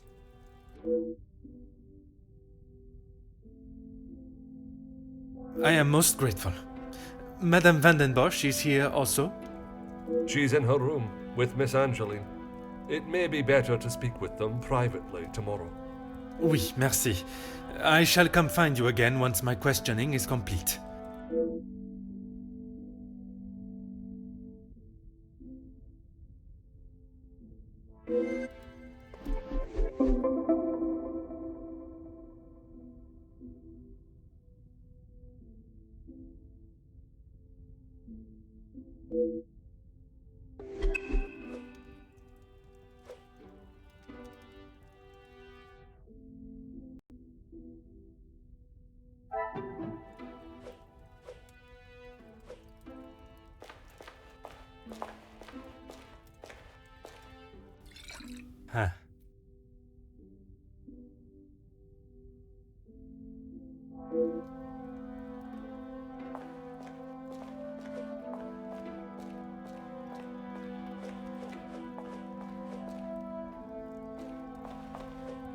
I'm afraid our conversation is of a more formal nature this time. So the Major was murdered? It appears so. You can't think that I did it, though. I will be questioning everyone over the course of the evening, and your cooperation will certainly speed up that process. I was here in the salon, minding my own business, enjoying my own company. Minding your business from whom? Comtesse, what's her name, and my brother. Apart from wanting to congratulate him for a great right hook, there was nothing I had to say to. Comtesse de Vos? And they will both confirm you were here? If she had taken a moment to notice anything besides herself, she will tell you I was here the whole time. I think that is all for now. Merci for your time.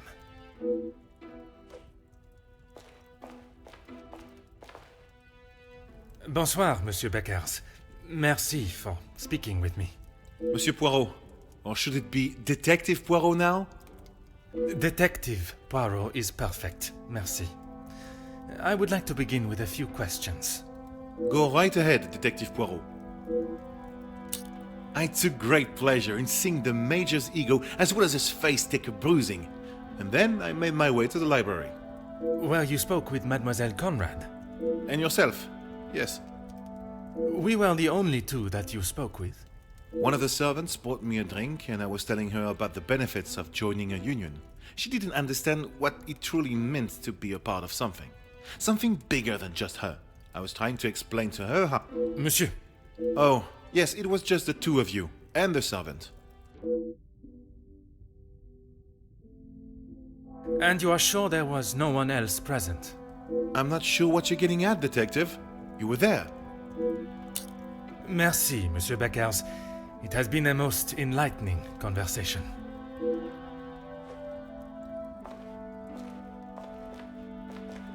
Monsieur de Silva, merci for obliging me.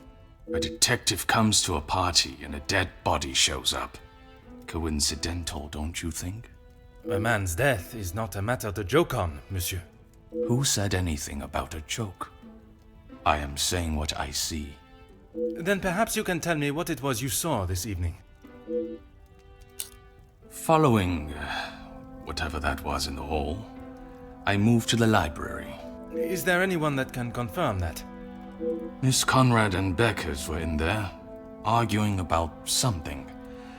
The books held my interest far more than their conversation. You did not speak with them until dinner was served? I had no reason to get involved with their little spat. It was clear they didn't want me to hear, and that suited me just fine. Merci for your cooperation.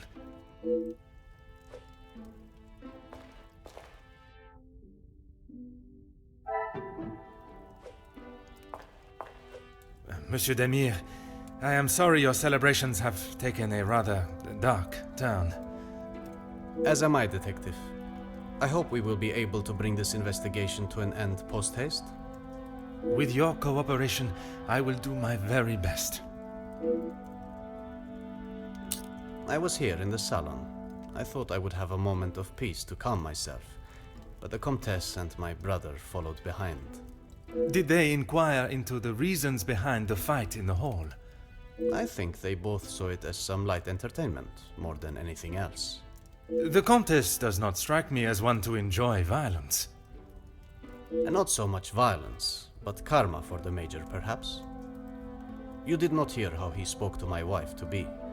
She is still rather upset about the whole thing. If you would be so kind as to stay here, I may require your help further.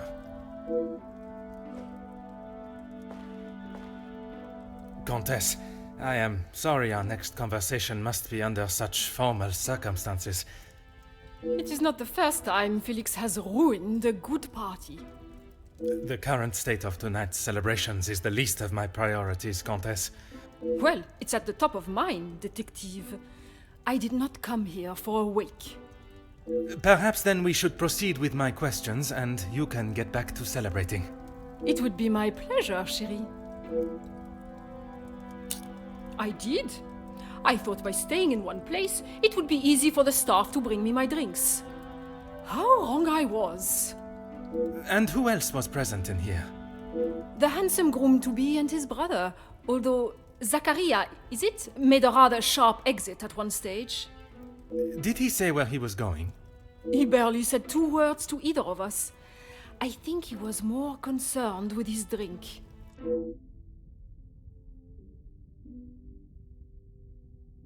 Merci, Countess. If I have any further questions, I shall be sure to come and find you. Mademoiselle Conrad, I am sure you understand the delicate nature of the situation.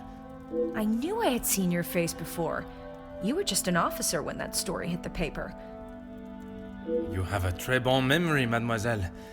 That was a long time ago. You can't escape the past, especially when you go and do something like that. That is very true, but one can learn from it and create a better future. What would you say to an Please, mademoiselle. Catching the Major's killer is my sole concern right now. Now, if you would be so kind, I have some questions for you. I arrived, unpacked my bags in my room, and made it downstairs just in time to see the Major take a right hook from Gideon. And then I went to check out the library. And you were joined by Monsieur Beckers. And Ernesto, or Monsieur de Silver, as you say. But after he ignored my attempt at pleasantries, I left him to his book in the corner. And your conversation with Monsieur Beckers that I interrupted. You are a persistent one, aren't you? Makes sense now I know who you really are. You'll just have to wait and read about it in the paper like everyone else.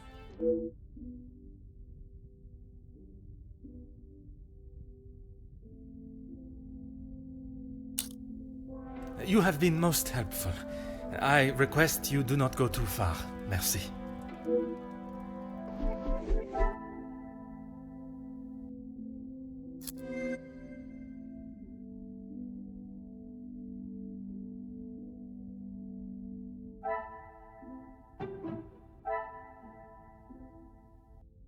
Magnifique.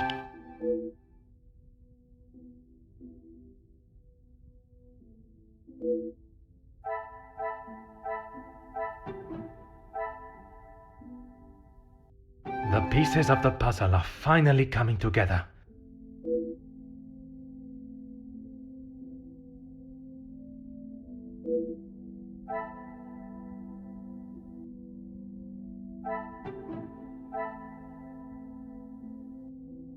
I should not be surprised by my own skills of deduction.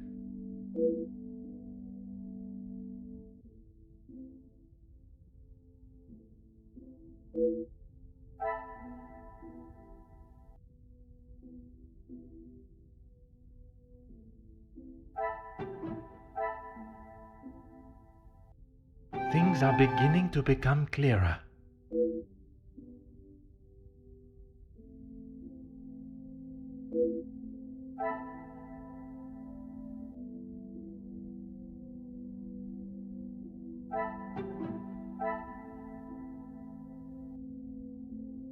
What a revelation!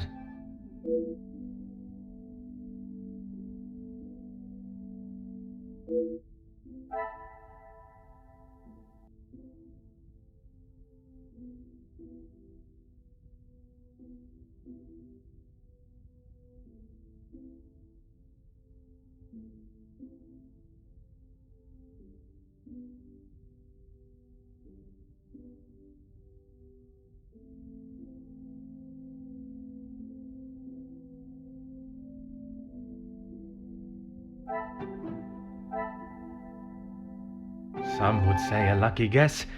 I would say a moment of genius.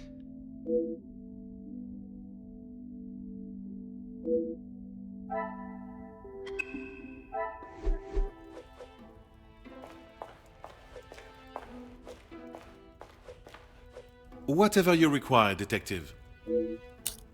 I know you are probably used to dealing with criminals, but not everyone is trying to hide something. I hope for your sake that you do not hide anything from... What is it you think I'm hiding? I struggle to believe you did not know of Monsieur da Silva's presence in the library. Is that what this is about? I saw him hiding in the corner, pretending to read. I'd be surprised if he even could. I did not speak to him, and he certainly didn't make any attempt to speak with me. Monsieur Demir invited you here to speak with him. You didn't see that as a fitting time too? I was speaking with Jacqueline, and quite frankly, I was in no mood to be dealing with that man.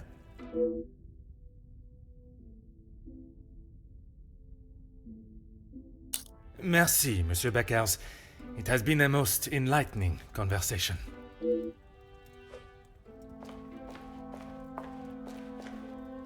I'm an open book, Poirot. I told you already. I was here in the salon. And you did not leave even once? Well, I had to use the bathroom. I didn't realize I had to update you every time nature called. You may keep your calls of nature to yourself, merci. And then you returned to the salon? If you don't believe me, ask Archibald. He saw me on his way up to the study. I think that is all for now. Merci for your time.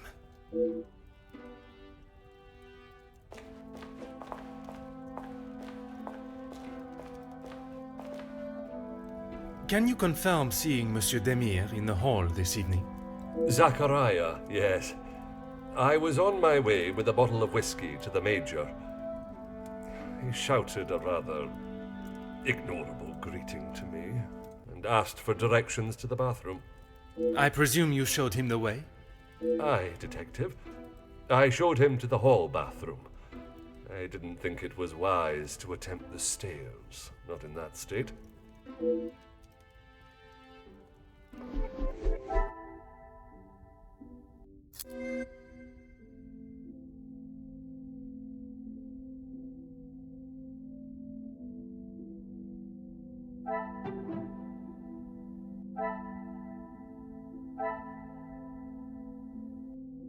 Another success. I never doubted myself.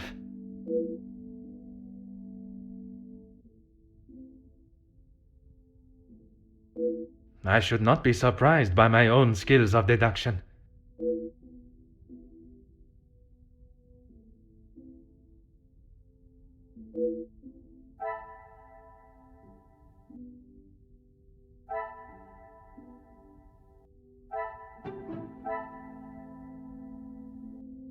What a revelation!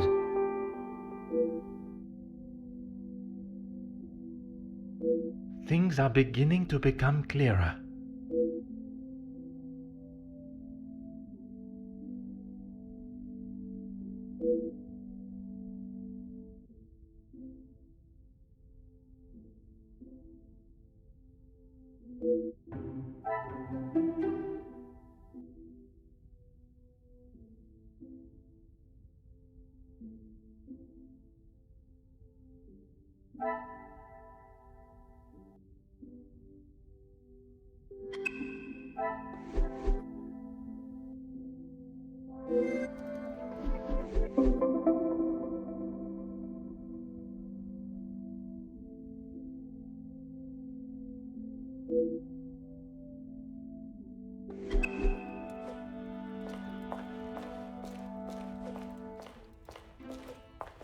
Whatever you require, Detective. I know that I don't think, or didn't think, a great deal of him. I'm just sorry I didn't get the chance to tell him what I thought. The man has recently been murdered. Someone must stand up to men like him, with their crooked dealings and lack of, well, any compassion at all. Another rousing speech, monsieur. It's the truth. If you knew what I know, maybe he wouldn't be dead, but behind bars instead. Yes, Gideon invited me. If you will recall from our previous conversation, we have been working together and he thought now would be a good time to discuss matters. To discuss business at the celebration of his engagement? We're all here, so what better time? He thought Da Silva might even let his guard down, if he was in a more jubilant mood. It would be wise to not continue to ignore us any longer. And what business was it that was so urgent? We're trying to resolve the worker strikes. It has gone on long enough. Now is the time for him to listen to our demands so we can put an end to it all. Put the violence and upset behind us.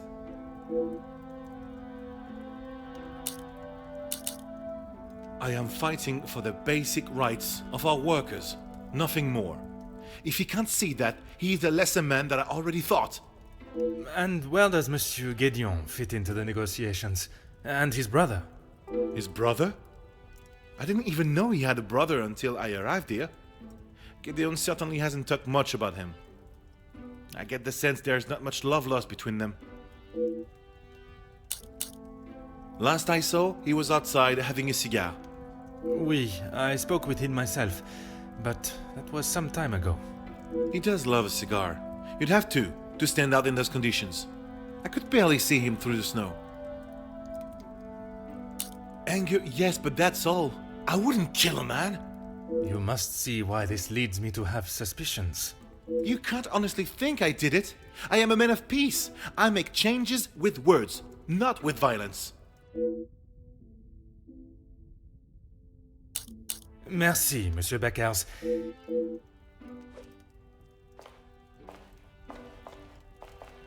More questions? I suppose so. Felix, I didn't know him that well. We spoke a handful of times. I met him through Cassandra. I thought him to be rather pompous. But you remained polite, as any gentleman would. Of course.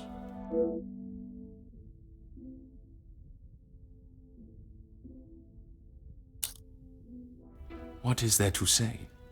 She's a remarkable woman, and I admire her. Even after Edwin's death, she held herself with such poise. It sounds as though you hold her in the highest regard. And why shouldn't I? Women these days could take a leaf out of her book on how to present themselves.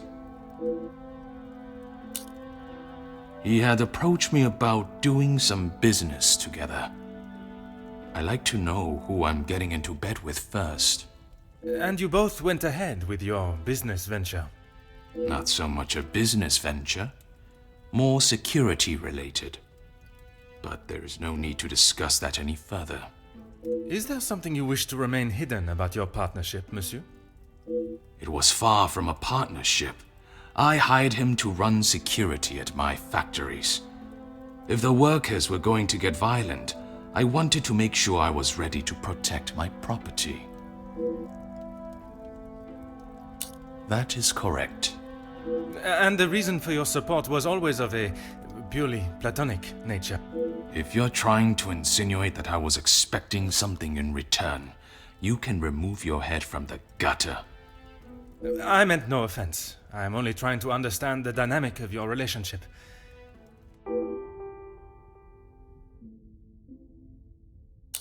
Merci for your cooperation.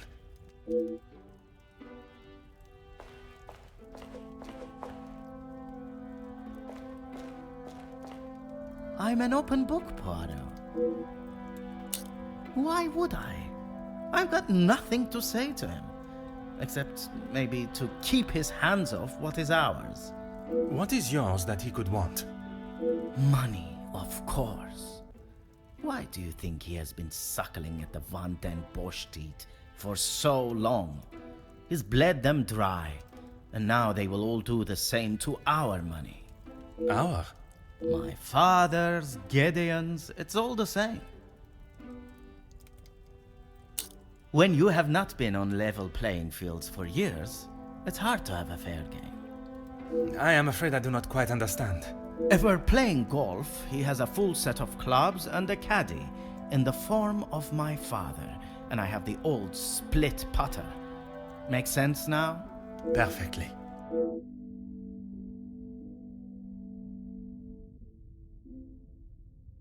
That doesn't surprise me, and yet no one actually asks. I am asking now. I should have expected that, shouldn't I?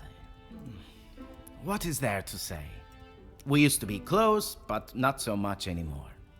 I would find it very helpful if you could at least elaborate on your relationship. He went to school, got an education, and was the apple of our father's eye.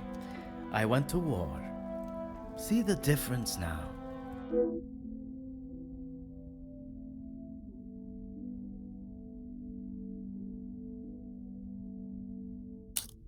I think that is all for now. Merci for your time.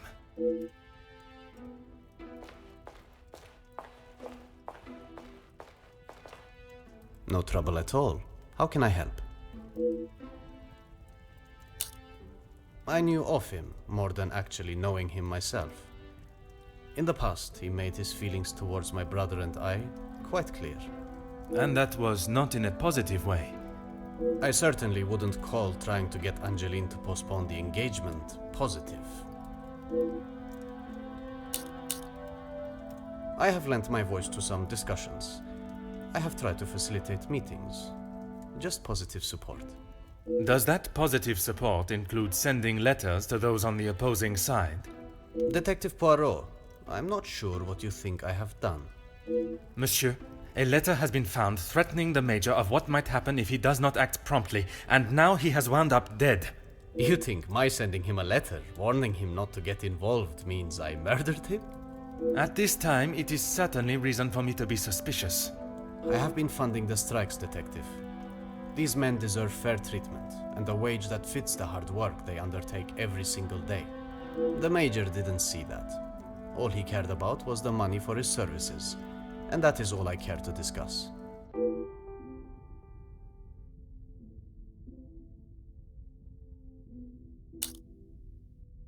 What do you mean? I do not mean to pry, only I imagine the whole room was aware of his celebrating with a bottle. You must be mistaken. Neither my brother nor I drink.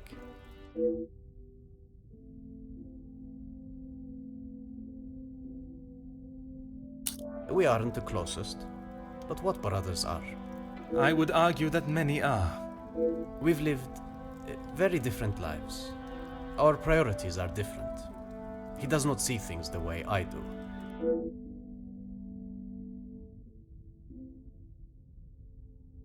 If you would be so kind as to stay here. I am all yours, Detective. Why would I actively choose to speak to that wretched man? You were quite adamant of your protection of Madame. If he was as awful as you portrayed him to be, there must have been some words spoken, or perhaps written? He was quite aware of how I felt towards him, and the lengths he has gone to remain close to the family. That is all that needs to be said. I must admit, I would not want to be on the receiving end of your tongue's wrath, Countess. Wise thinking, Detective. I imagine she will have shed a tear for him, but she should not waste any more. You don't think she would? Or you don't want her to? I have made it quite clear what I think of that man, alive or dead. I would not want her to waste anything further on him.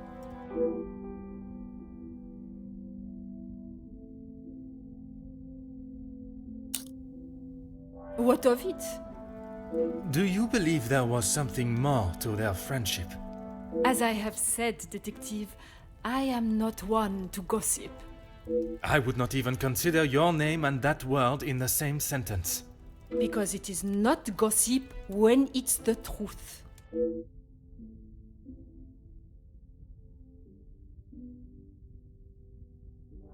Why else do you think he would stay around for so long?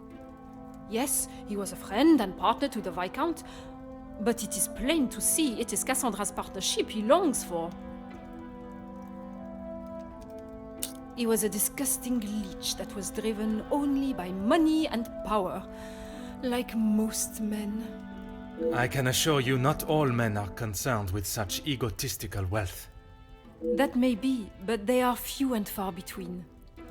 I believe you are a special case, Detective Poirot. It is not the first time I have been described in such a way.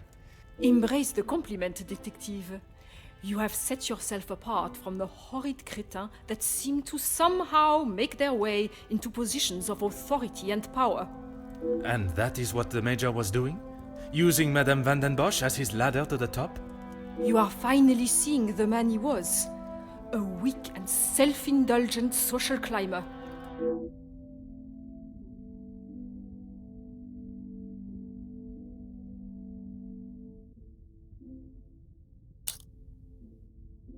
Merci, Countess.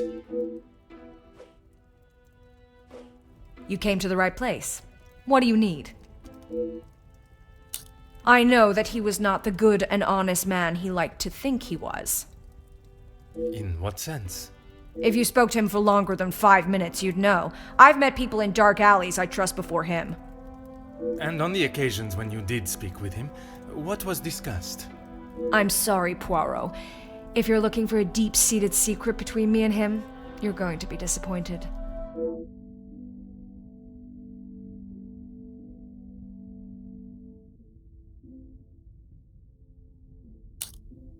That man has got some real anger issues.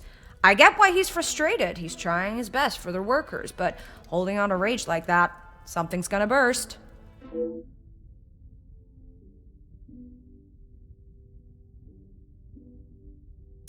If you think you can use me as some sort of gossip machine, you are sorely mistaken.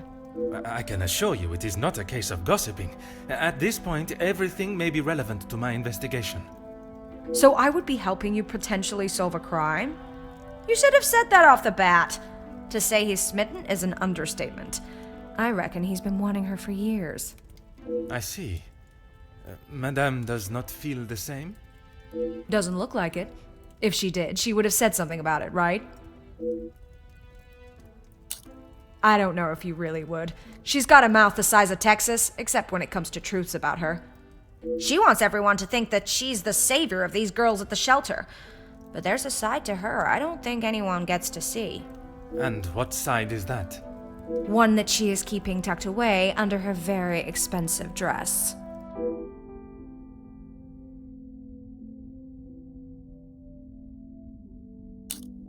You have been most helpful.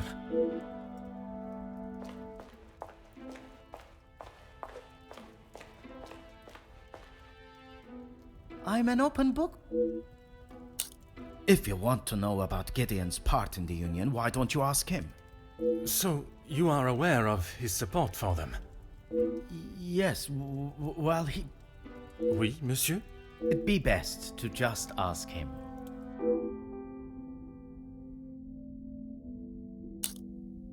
I think that is all for now.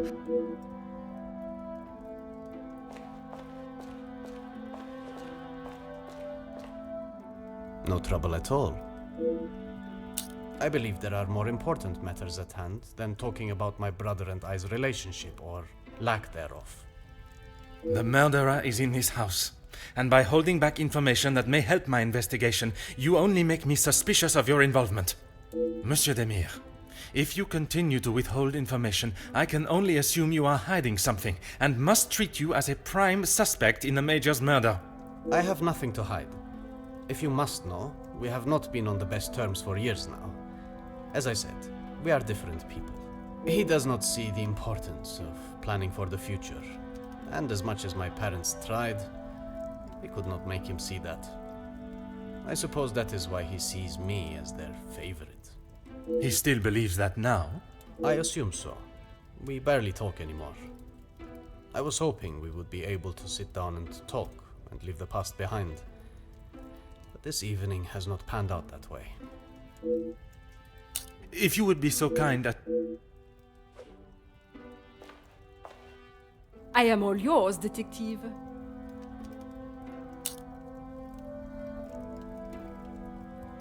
Countess, you gave me the impression the Major and the Madame were close, but there were times where he acted rather aggressively to her, n'est-ce pas? I am sorry, detective, but I did not mean to give you such an impression.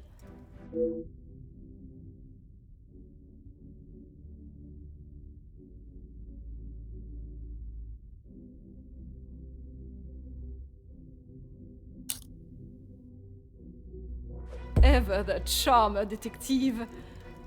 I would talk more on it, but I'm afraid Cassandra would think I am talking about her behind her back.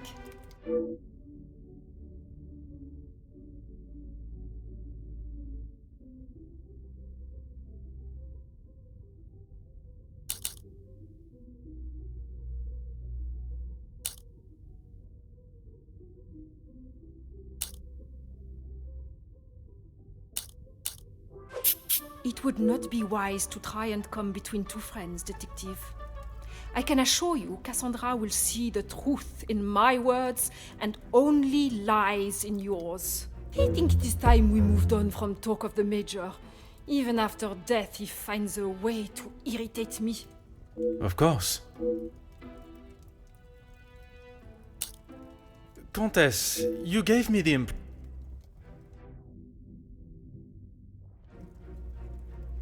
Ever the charmer. It is not often I am swayed so easily. I applaud you on your willingness and persistence. From day one, I was wary of his intentions. And it was not long before he showed his true colors. If it is a tear she sheds, it should be one of joy that he is out of her life. I understand your feelings towards the Major, but perhaps there was... He was a bully. He took his shortcomings out on her, and she sat there and accepted it. I never thought I would see the day. Perhaps now she will be able to see the man he truly was. Karma will always catch up to you. Merci, Countess.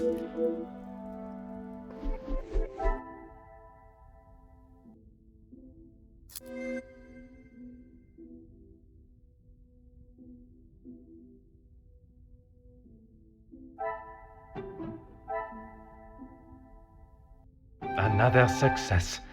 I never doubted myself.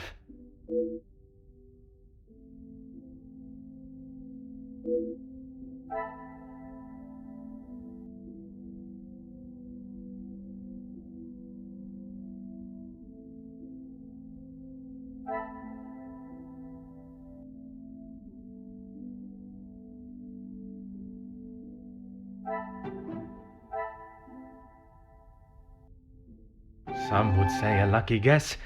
I would say a moment of genius.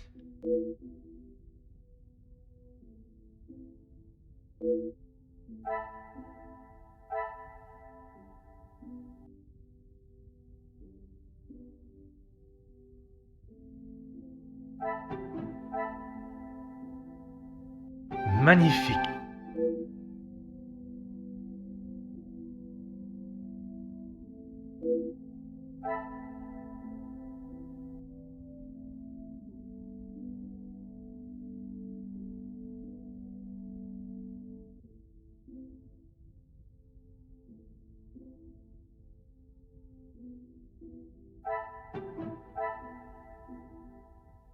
The pieces of the puzzle are finally coming together.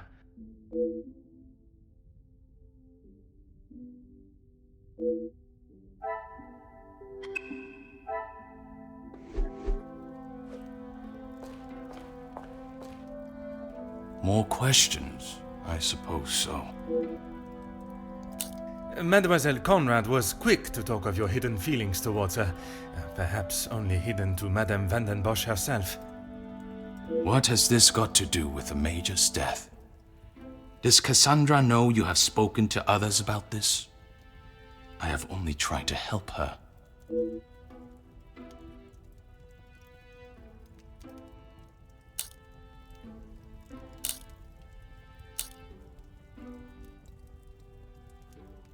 There may be some feelings there, but Madame van den Bosch does not know of them, and I trust that it will remain that way.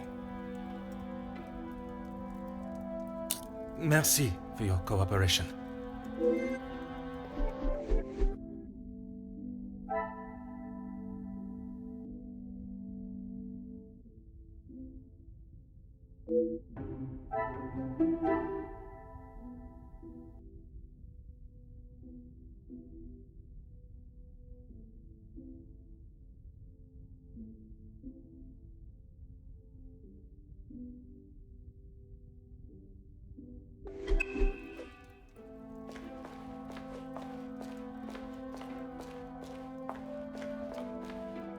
My time with the guests is complete, for tonight, at least. Do you know who killed Major Hagen?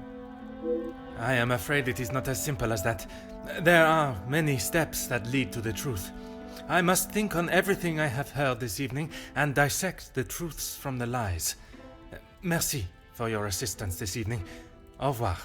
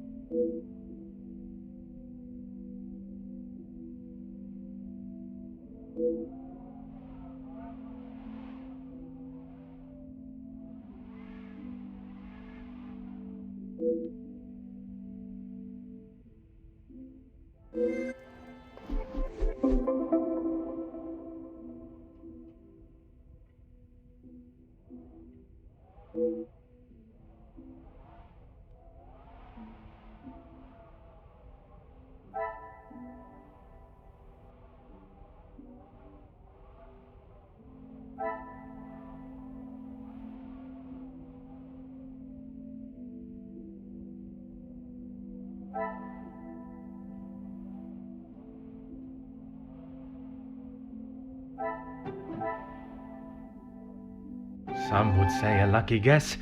I would say a moment of genius.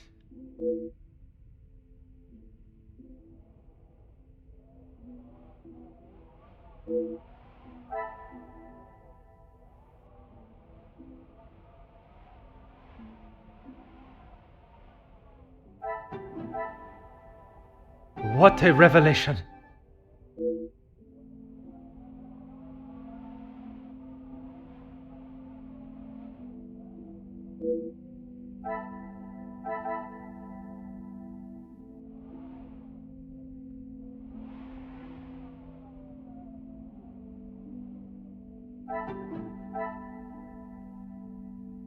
I should not be surprised by my own skills of deduction.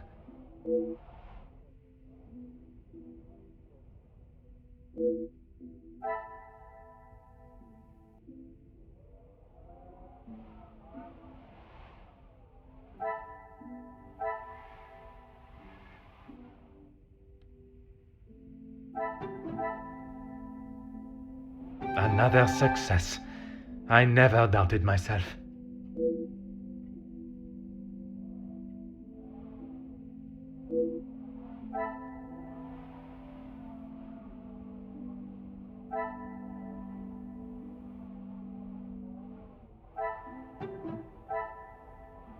I cannot see the logic.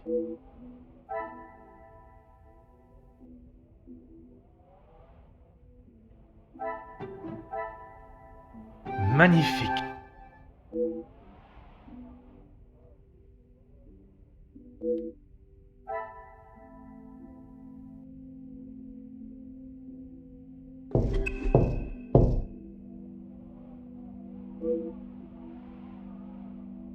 Entrez.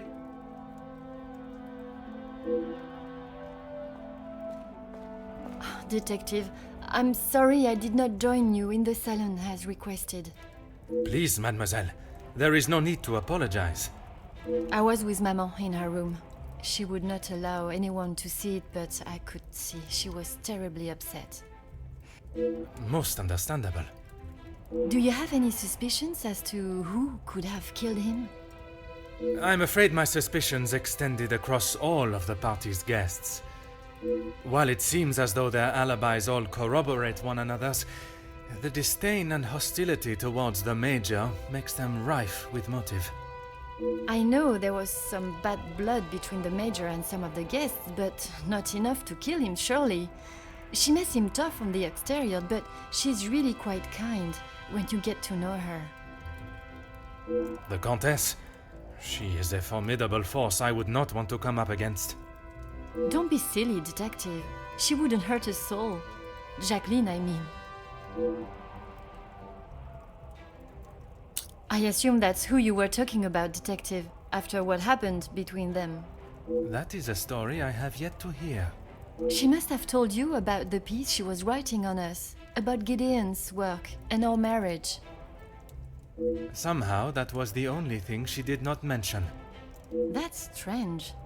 I thought that is what she would have started the conversation with. Well, she had come to the house to interview me, and when I entered the library, she was there with Felix amid a rather heated conversation. Do you know what this conversation regarded? I'm afraid not, but Felix was quite enraged. He picked up an envelope from the table and stormed out, slamming the door behind him. And Mademoiselle Conrad? She was equally heated in the moment. She had a few choice words for him that I wouldn't care to repeat. Better, thank you, Detective. She's resting in her room. It is the best place for her. And you, Mademoiselle? I'm not quite sure. It is a rather surreal feeling.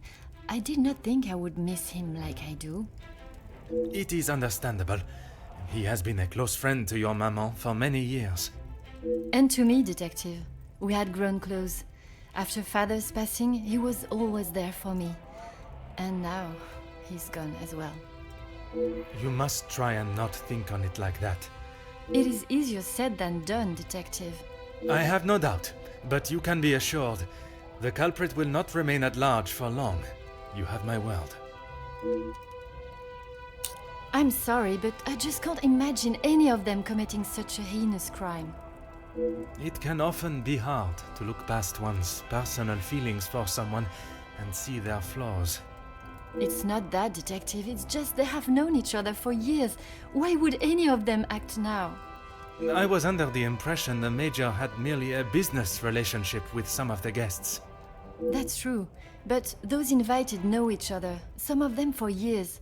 They may not seem like it, but some are even friends. I should return to my room now, Detective. It has been a trying day for us all. Oui, mademoiselle. I am afraid tomorrow may bear a resemblance, but I will not stop until I have found his killer. I am certainly glad you are here, Detective.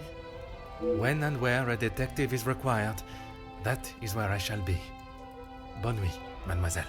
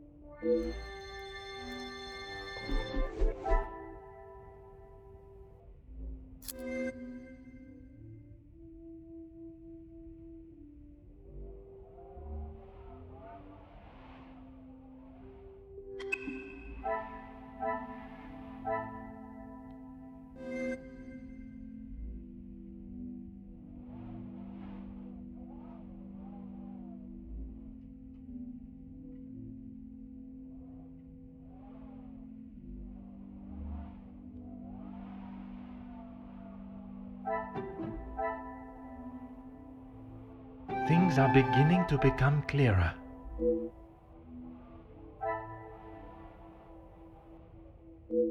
The pieces of the puzzle are finally coming together.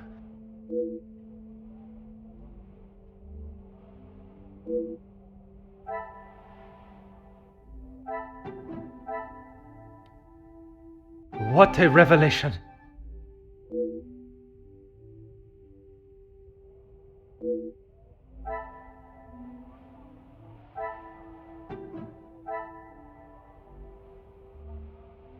Things are beginning to become clearer.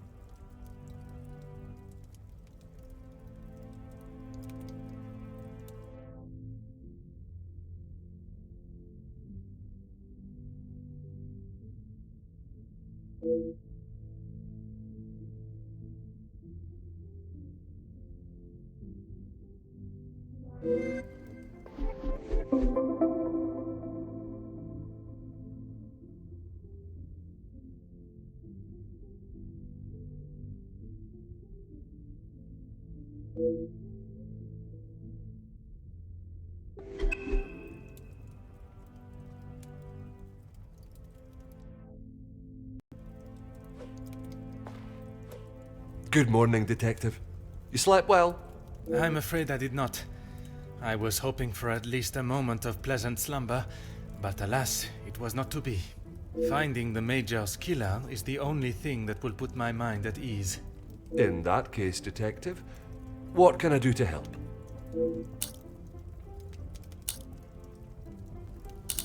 I would, but I'm afraid I found this morning that the telephone lines aren't working. The snow continued through the night and must have damaged them. Even if we could use the telephone, I don't think anyone would be able to reach us. In that case, it will be up to myself alone to solve the case.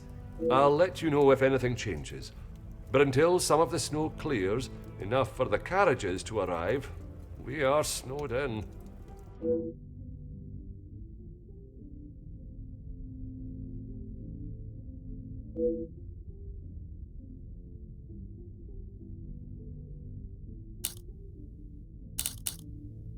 Taken care of.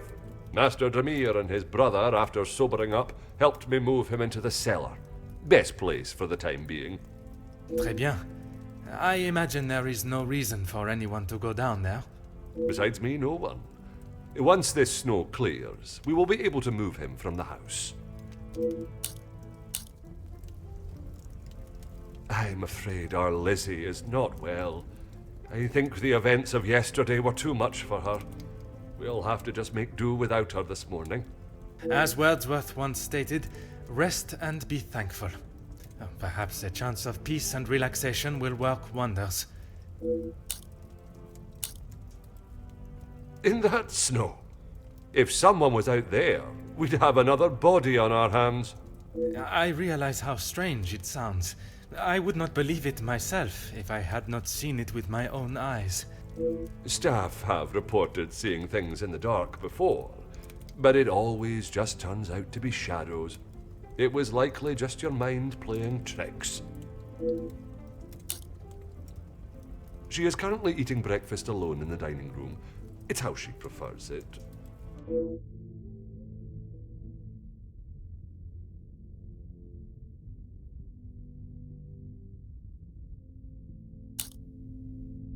Your assistance has been most valuable as always.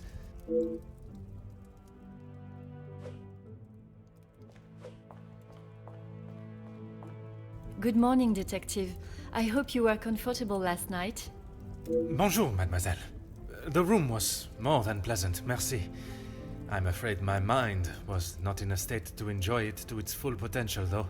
I can't imagine any of us slept soundly last night. Hopefully, guilt will be weighing heavily on someone's shoulders this morning. I'm sorry if I was not much help last night, Detective. On the contrary, your inside knowledge of the guests was of great help to my investigation. But there are many more questions that require answers. His position? You mean about him living here? Oui. Even in a house this size, you must see a lot of each other. I enjoyed having him here. When I was away with Gideon, it was comforting to know Maman was not alone. Although his work with Mr. Da Silva has kept him away from the house of late. What can you tell me about their relationship, working or otherwise? There is not much to tell, only that there is no love lost between them. He was always quite private about his work. I know that he was helping Mr. Da Silva with some safety matters. I found a check addressed to the Major from Monsieur Da Silva. It noted security consulting. Ah, that's right, security. With his military training, he helped Mr. Da Silva prepare for any trouble with the strikes. A development? Oh, detective, I knew I could count on you. It may not be the news you had wished for, though. Another letter has been found. Addressed to me? I don't know how much more I can take of this. Pardonnez-moi, mademoiselle. Although it has been written in the same manner, using similar phraseology, it was not sent for your eyes, rather the Major's. Or at least that is how it seems. I'm sorry, detective, I don't understand. It is addressed to him or not? I found it in the Major's study yesterday while conducting my preliminary search. Whether he is the author of the letter or the recipient, I am still yet to discover. Heavens no, he could not do that. You did not hesitate for a moment. Why would he do such a thing? And then to send a letter to himself? It just doesn't make sense. Merci for your time, mademoiselle. You are to a detective what an umbrella is to a traveler on a wet day. Useful? Exactement.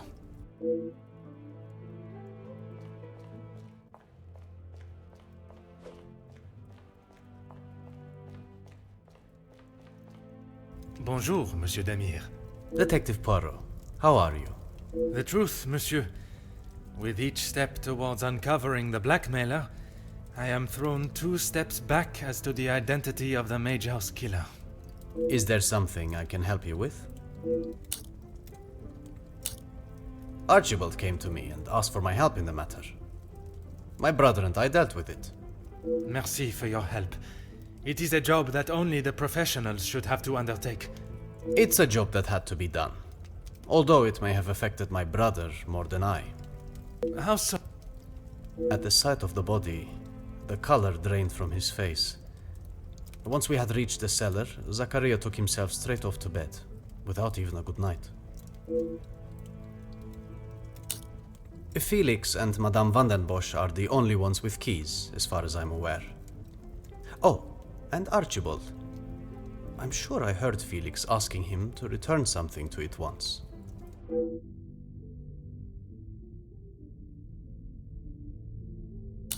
I have not seen him since last night. I'm sure he will have been fine after a good night's sleep. He does not need his younger brother checking in on him. Perhaps that is exactly what he requires. I'm not sure what he told you yesterday, detective, but he's a big boy. He can look after himself. I worry that may not be the case, monsieur. His time in the war came up in conversation more than once during our conversations. He's still talking about it? I thought talking to the doctor would have stopped all of that.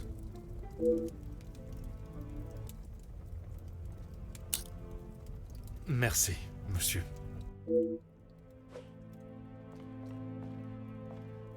Comtesse, I wonder if I could ask you some questions. That is it, detective? No small talk? No inflating of one's ego? I am afraid not, Comtesse. With a murderer still loose in the house, my mind is rather preoccupied. Well then, detective, perhaps I can be of some assistance. Comment, madame? I thought you might like to know what I found on the Major's body. That certainly piqued your interest. A man has been murdered, and you find it acceptable to fool around and joke. Oh, please, detective. Do you really think so little of me? Archibald asked for my assistance. He knows of my medical training from my days as a nurse, and I thought I would be able to help. Even if it has been some years. It was not his place to grant you access to the body. I shall remember to keep my assistance to myself next time. A single stab wound, which you no doubt already knew. The knife was held in their right hand. I would say their predominant hand.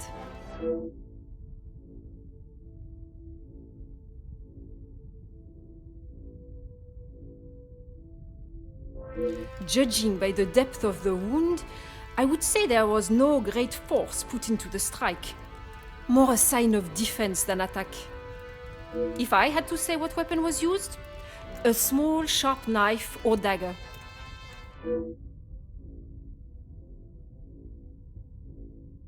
I understand it may be difficult for one to keep such information to yourself, but I ask you to try. Your involvement has already tainted my investigation. You are welcome, detective.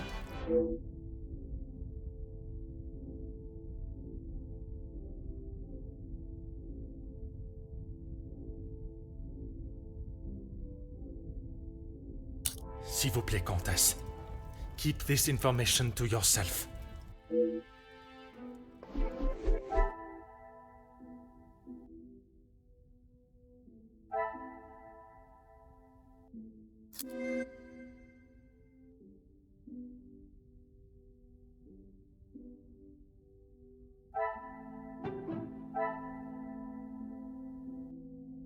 Some would say a lucky guess. I would say a moment of genius.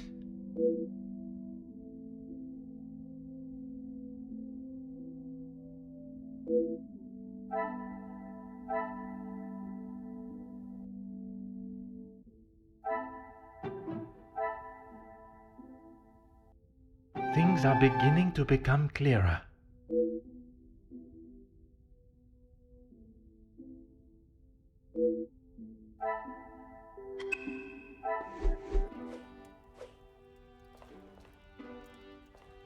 If it will help you find the Major's killer, of course.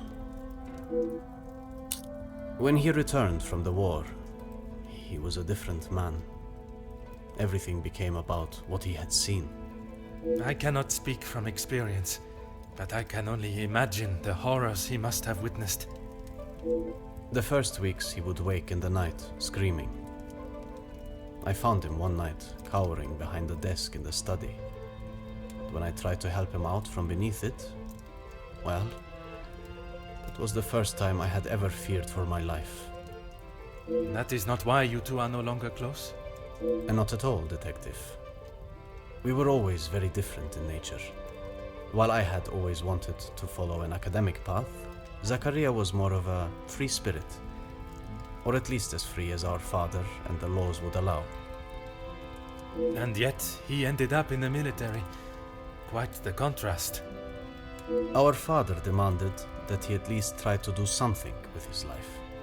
And when some of his friends joined the army, he signed up with them. It wasn't long before he moved out from the family home after his return from the army. I always assumed that he had put the war and everything that came with it behind him and was moving on. But now I see that is far from the truth.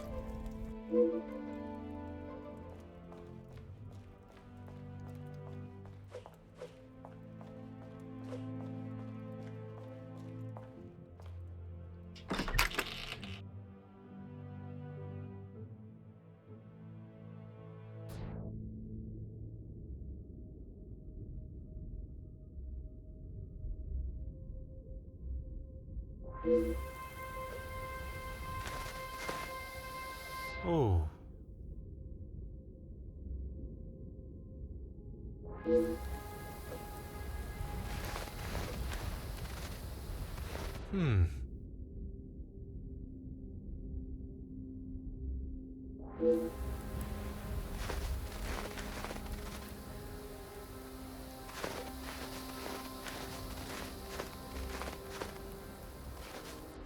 Oh.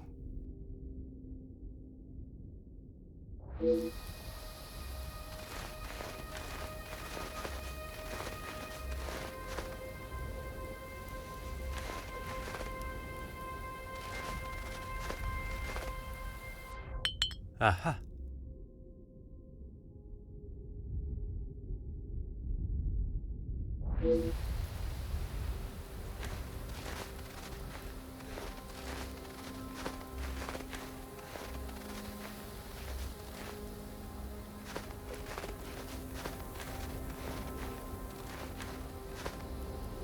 Huh.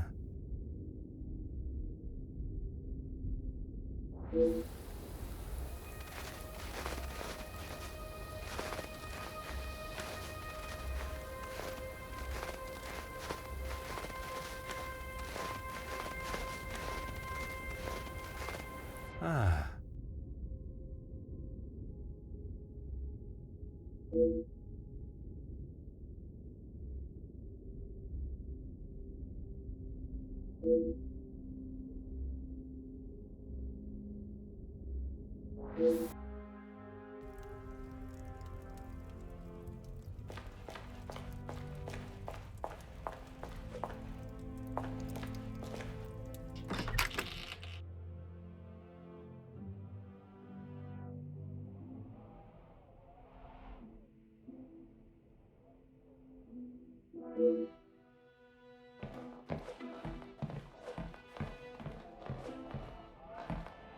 Hmm.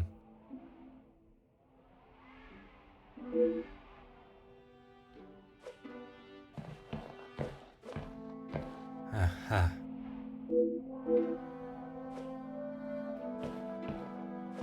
Huh.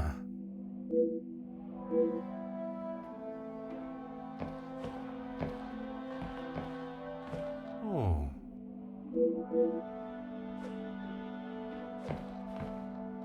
Hmm.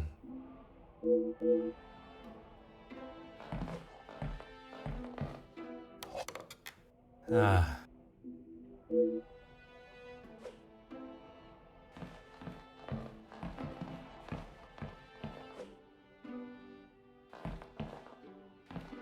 Bonjour, madame. May I offer my condolences for your loss? Thank you, Detective, but they are not necessary. What can I do for you? I was hoping you would be prepared to answer some questions. If I must. I'm sure you're aware he was not the easiest man to get along with. His hot temper made him a number of foes. A hot temper is reason enough to kill a man. His mouth often acted before his brain. Perhaps someone had grown tired of dealing with it. Seeing as I heard Mr. Becker's in what I would describe as an unnecessarily loud exchange of words yesterday, he would be my first suspect. You heard them yourself. How could I not? The volume they were shouting at, I could hear them from the study in my room. You did not think it fitting to tell me this yesterday? I didn't think Felix was going to wind up dead and a murderer loose in my house. My apologies, Detective.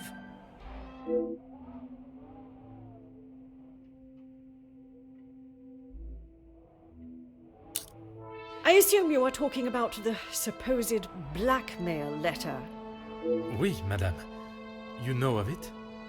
It arrived shortly after the first. Rather coincidental, if you ask me. I'm not sure I understand what you're trying to say, madame. He no doubt had secrets hidden away. But do you honestly think Felix had anything of value to his name worth threatening him for? Perhaps you should enlighten me. Well, he was here, living in my house, eating my food, prepared by my staff. Does that answer your question, Detective? I wouldn't put it past him to have written it himself, in the hopes of getting some sympathy from me. And the other letters?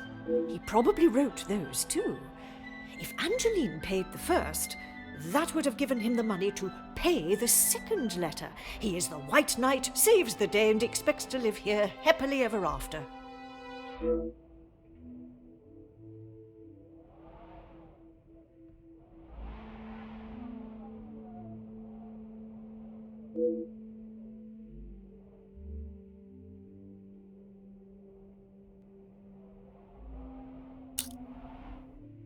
What is it you wish to know?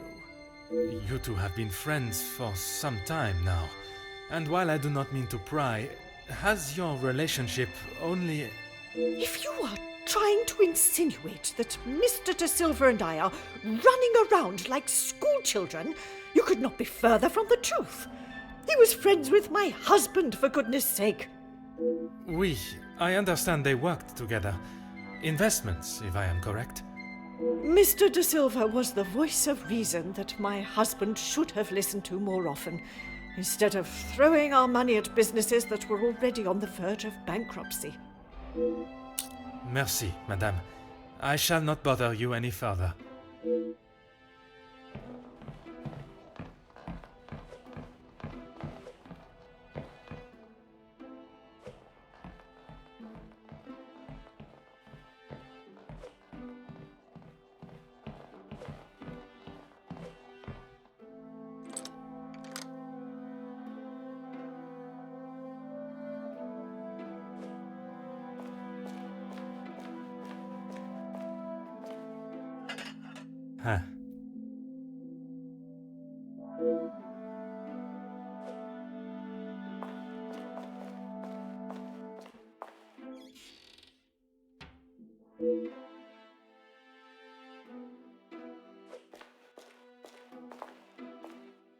Bonjour, madame.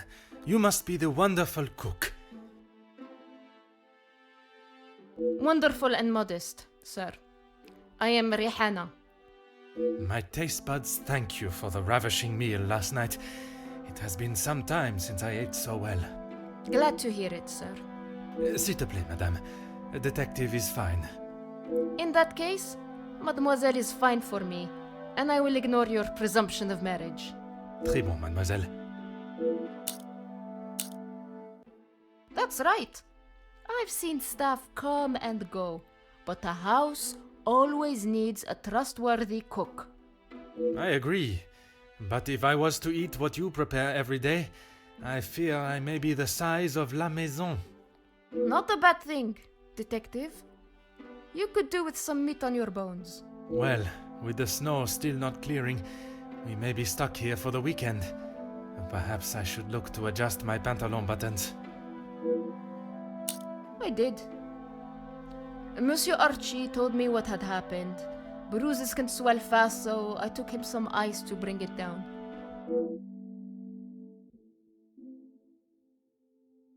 How was the Major when you saw him? Grumpy, as always. I suppose one would not take kindly to being punched as he was. Punched or not, he was as ungrateful as ever. I shall not keep you any longer. Merci, mademoiselle.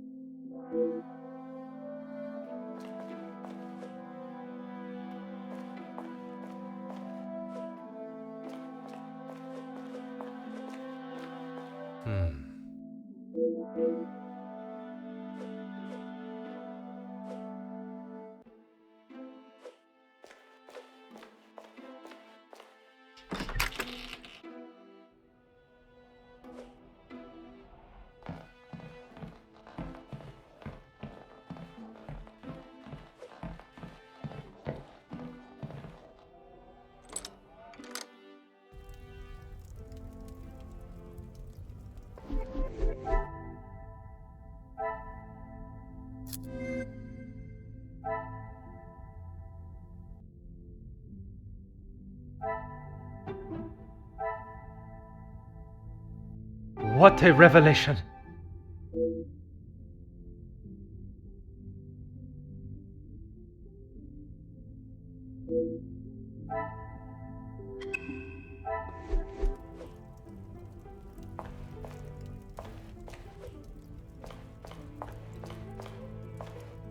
Is there something I can help you with, detective? You have got the wrong end of the stick, detective. Maman has snapped at him recently, but it was nothing more than that. It was something to do with the letter. I heard them in the library before Maman shouted and he stormed out of the room past me. Could it have been the blackmail letter that instigated their argument?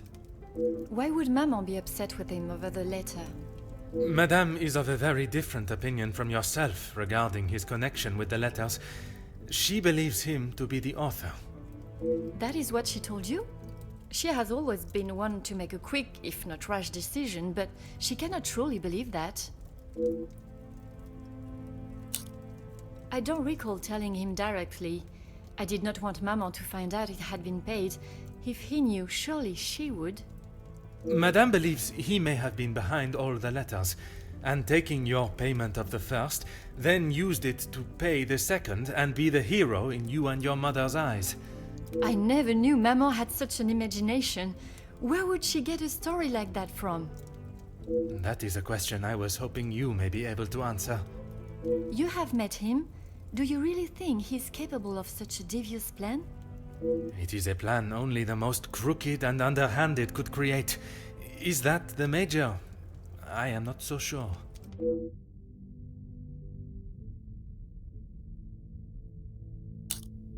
I shall not keep you any longer. Merci, mademoiselle.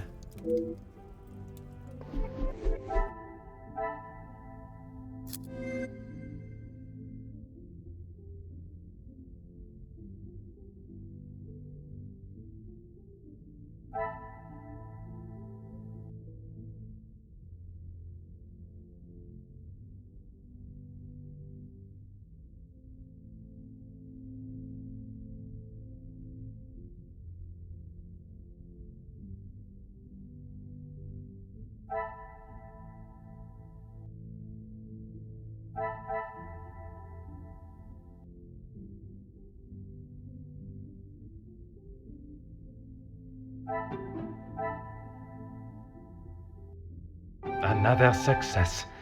I never doubted myself.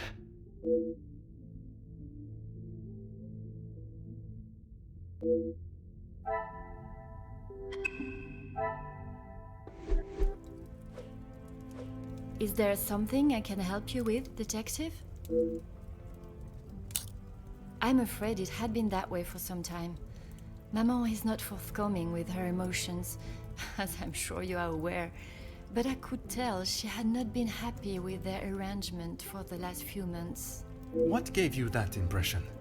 There was not one particular thing that she expressed, it was just the way she spoke to him and of him when he wasn't present. I shall not keep you any longer.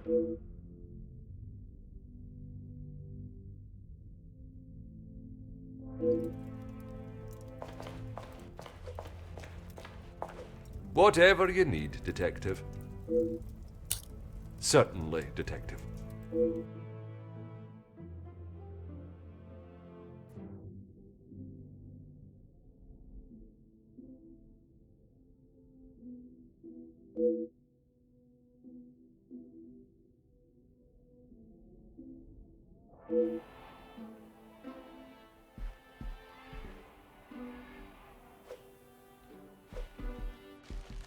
Huh.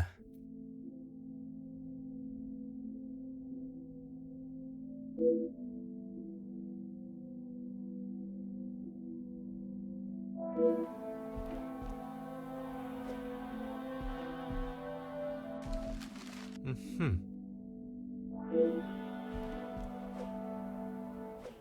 Huh.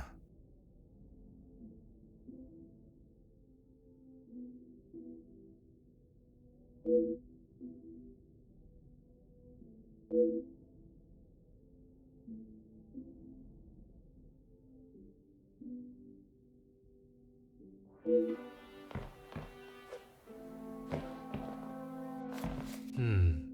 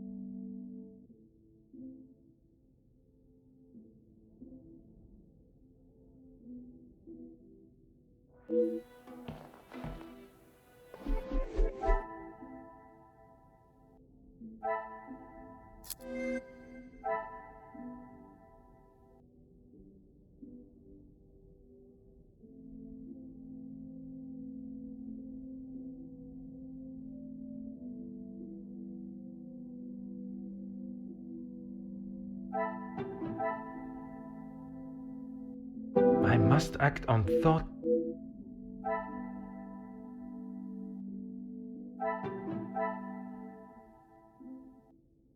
Come, my little grey cells.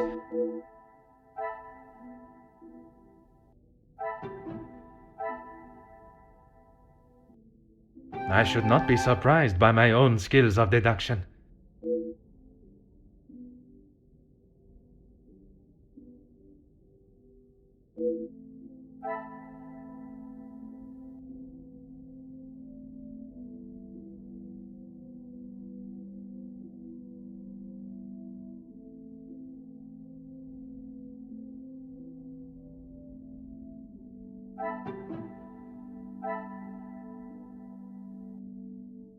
Magnifique.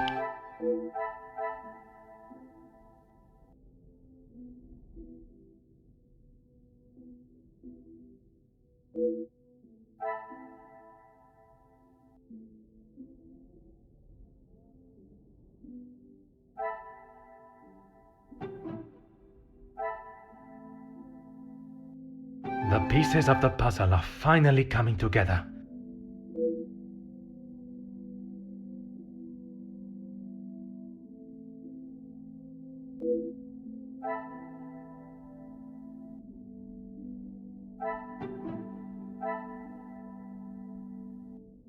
I should not be surprised by my own skills of deduction.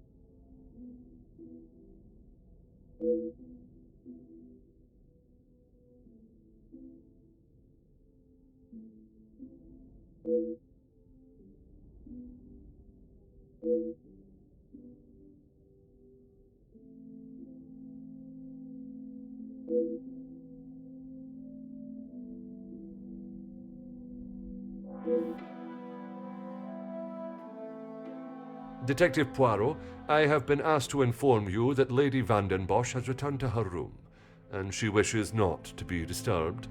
Merci. Madame certainly has mastered the art of subtlety. They may not be the exact words she used, but I'm sure you can imagine. Excuse me, I have some further duties to attend to in the pantry.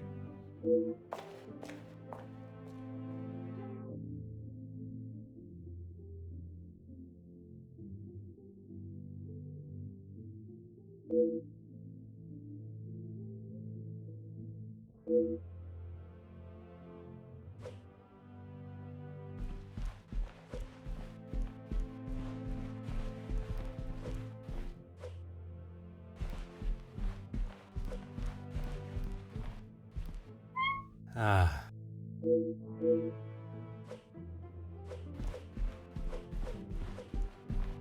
Ah.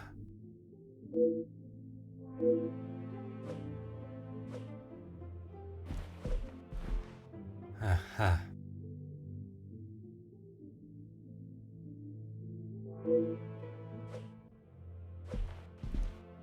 Oh.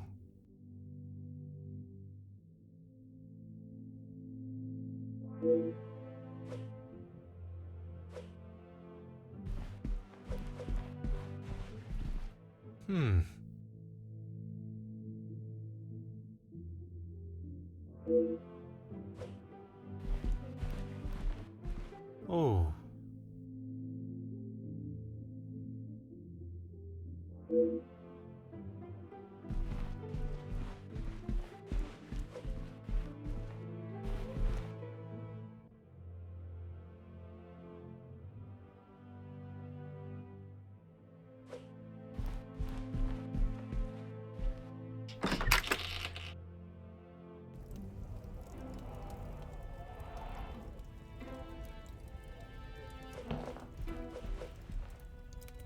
Aha.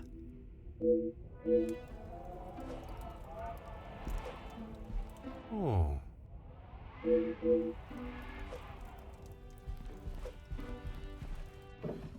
Huh. Huh.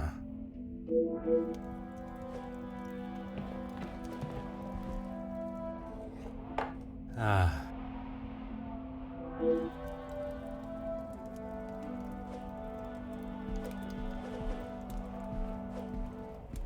Detective Poirot, what do you think you are doing in here? I have something I wish to discuss with you. Well, I hope it is important enough to justify barging into one's bedroom. I assure you it is. Good, because this has gone on far too long. We are snowed in this house while a murderer runs amok. I can understand your frustrations, but it is not as simple as... You were once an incompetent officer, and now it seems you are just as incompetent as a detective. If I was not being lied to and misled at every turn, perhaps the murderer would already be in custody. I hope you are not suggesting I had something to do with Felix's murder.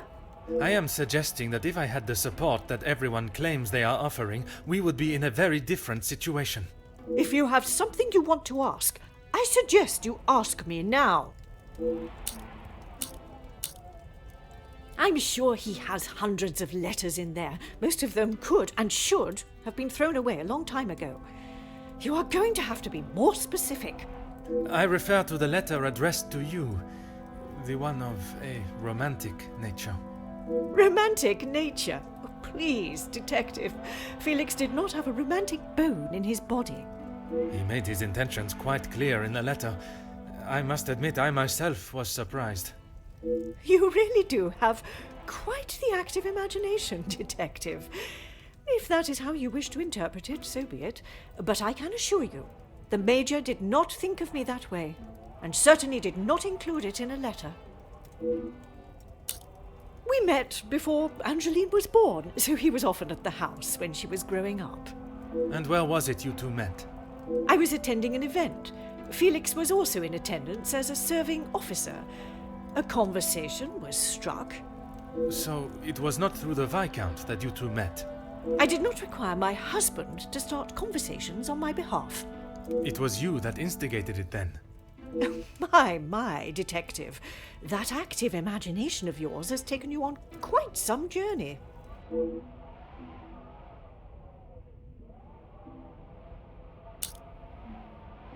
Edwin spent much of his time away on business before Angeline was born. Felix was a welcome distraction from the loneliness of the house. You were alone in the house? The staff continued their duties, of course, but trying to get any sort of sophisticated or cultured conversation from them was like drawing blood from a stone. And when Angeline was born? Edwin remained at home. It was his duty as a father. And the Major? He had his own business and life to tend to, but we remained in touch via letter. Around the time of Edwin's passing, Felix had relocated to the area.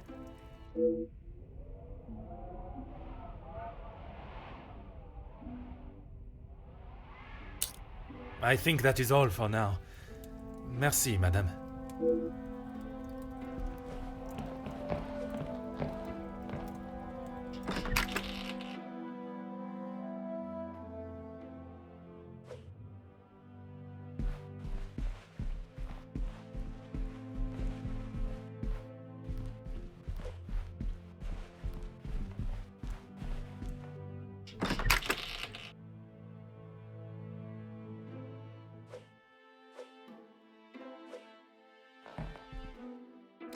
Oh.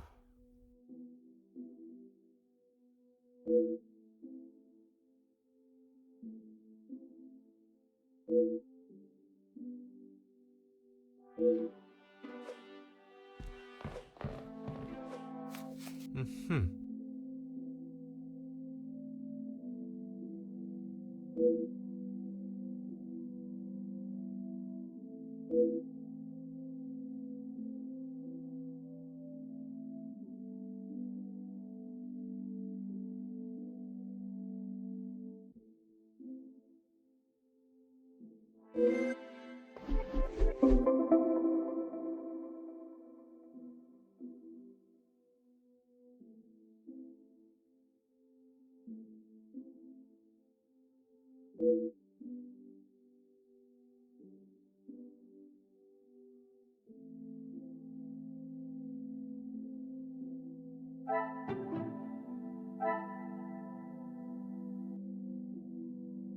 The pieces of the puzzle are finally coming together.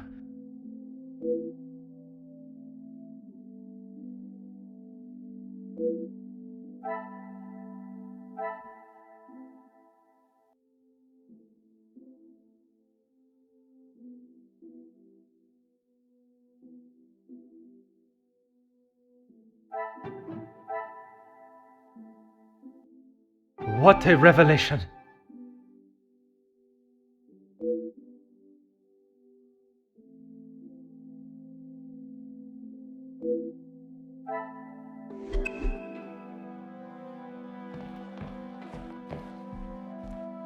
Aha.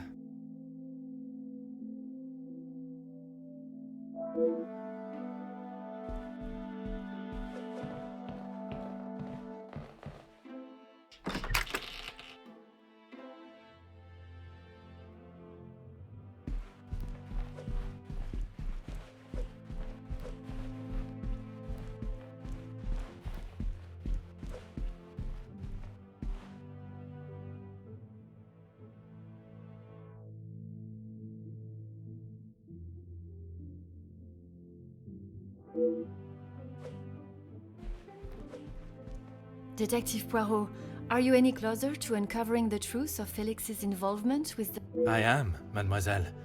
I can confirm that he was not the author of the blackmail letters. So the author is still out there? Oui, but it will not be long before they are apprehended, and the only letters they shall be penning will be from behind iron bars. Your confidence is rather assuring. Thank you, Detective.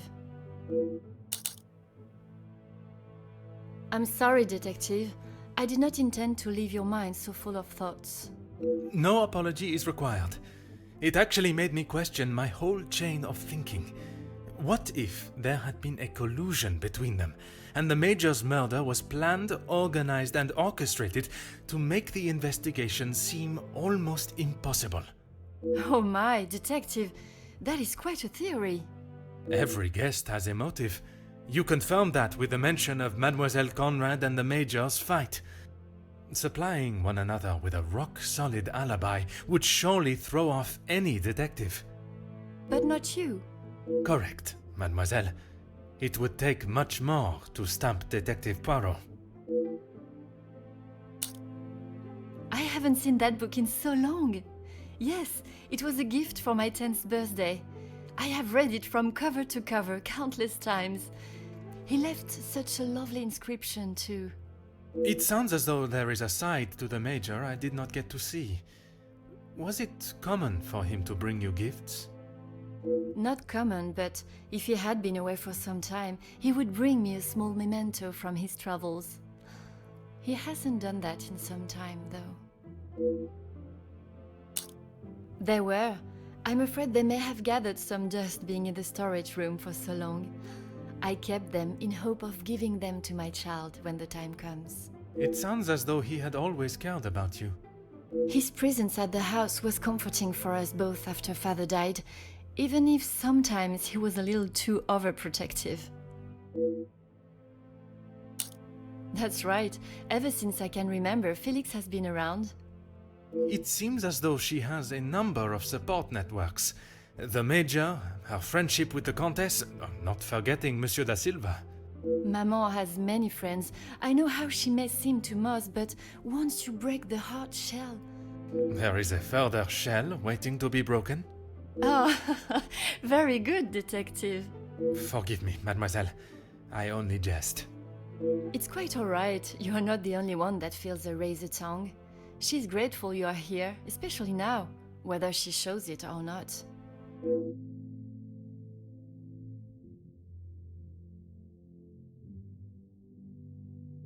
They have often come to blows when it concerns Maman. They are both trying to protect her, but they themselves cannot seem to get along. She spoke of his desire to join the, how do you describe it? Social elite. This isn't the first time she has vocalized that concern. She thinks the Major was just using our family name to make his way to the top. And you do not agree? I will not deny he has shown interest in Maman's social circles, but they have been friends since even before I was born. Surely all those years of friendship was not just to raise his social standing.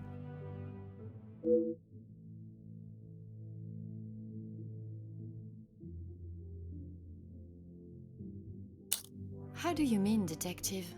I imagine a house of this size is rather costly, keeping it in the immaculate condition it is in. Maman looks after the financial side of the house, but I think she has had to ask him more than once for a contribution of sorts. It is not for me to get involved. I shall not keep you any longer. Merci, mademoiselle.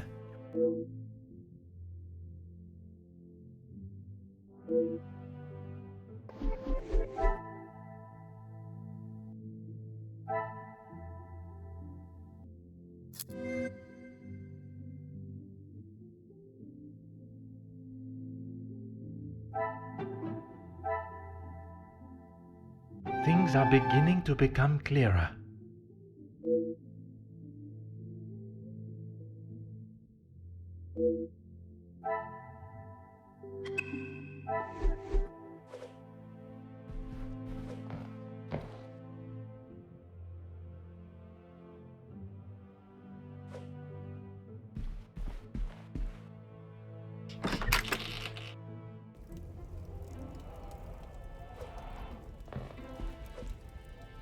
Is this really necessary?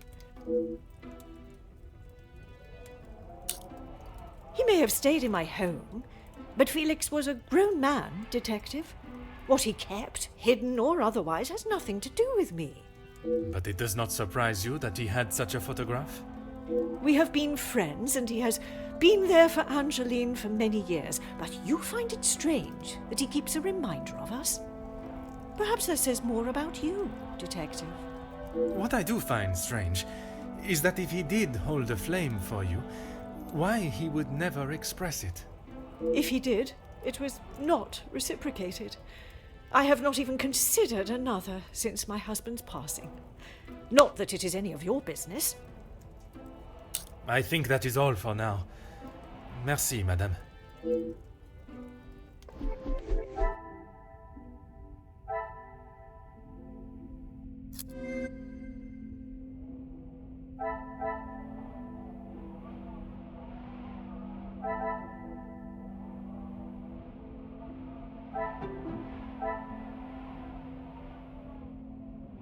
Another success. I never doubted myself.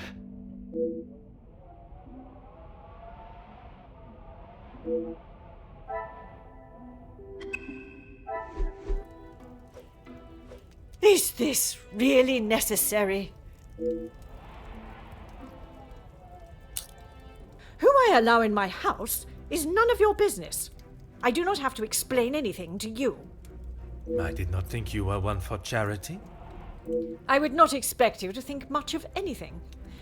There is no need to talk on it any further, but I'm sure you will remember that, financially speaking, we have had our issues.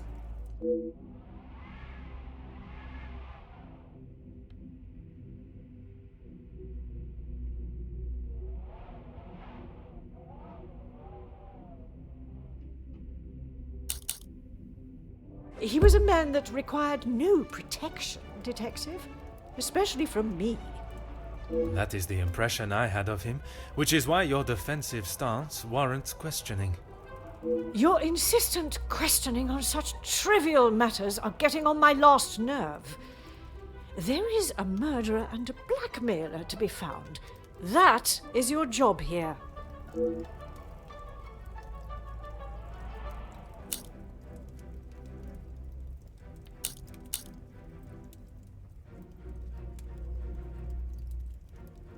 How many times do I have to tell you? There was no romantic feelings between us. I have grown weary of this conversation, Poirot. There is nothing more to say.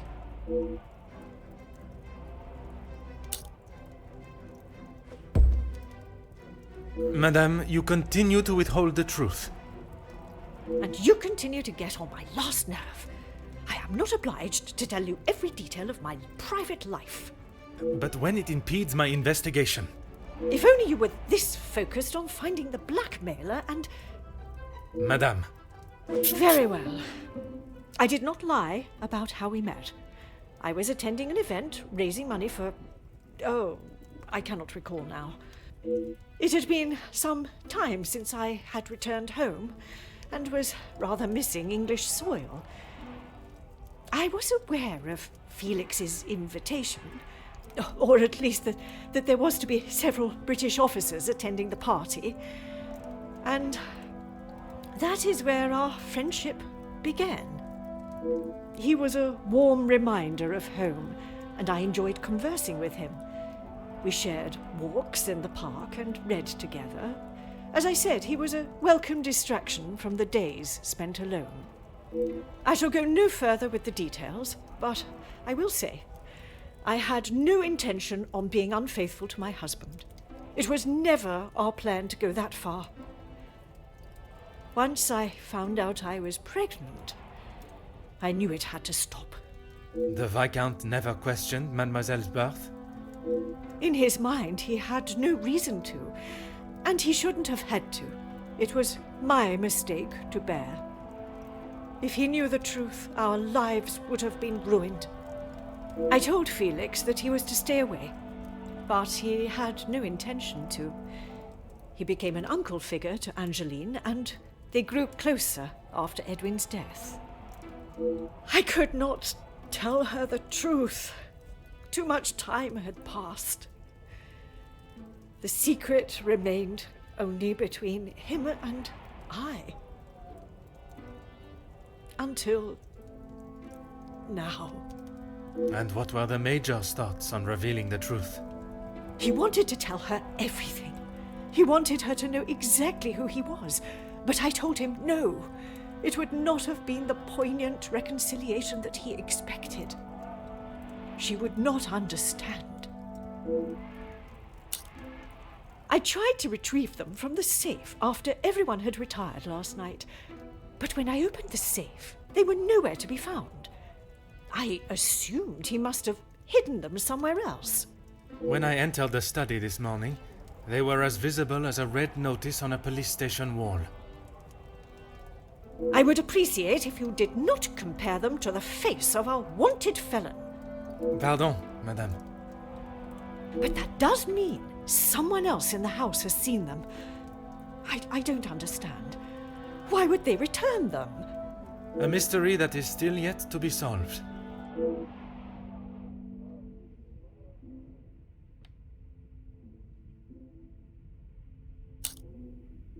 It must be. But I have told no one. And the Major? Felix promised me he wouldn't tell a soul, and I believed him. Not even if he wanted to.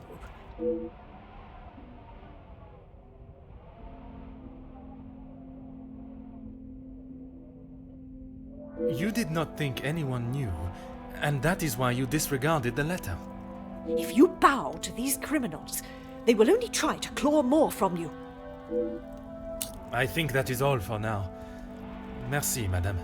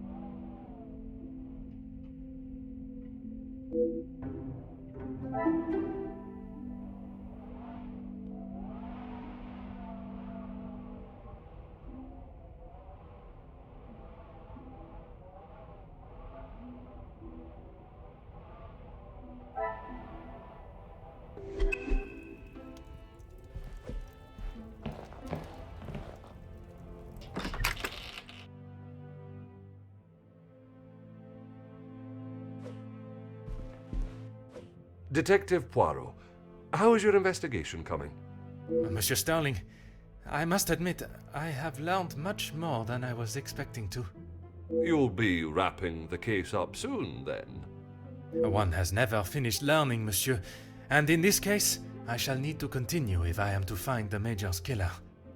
It might help to vocalize your thinking. I'm all ears.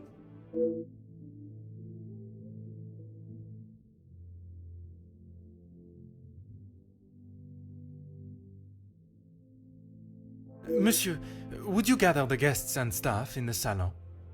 Right away, Detective. Can I ask for what reason? I shall reveal all once everyone is together.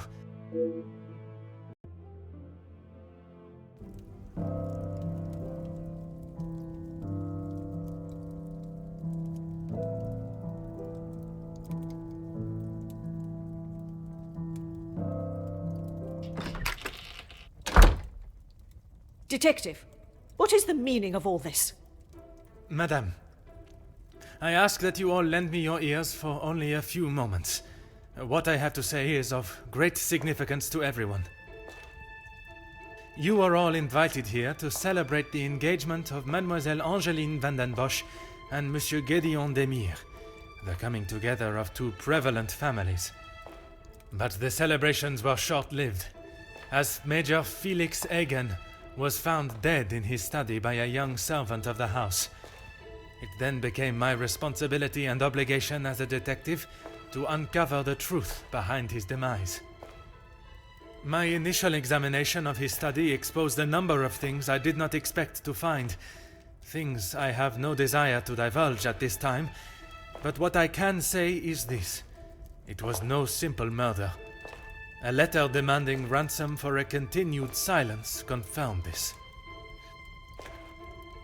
I am sure some, if not all of you, have heard whispers of a series of blackmails that have plagued the social elite in recent weeks.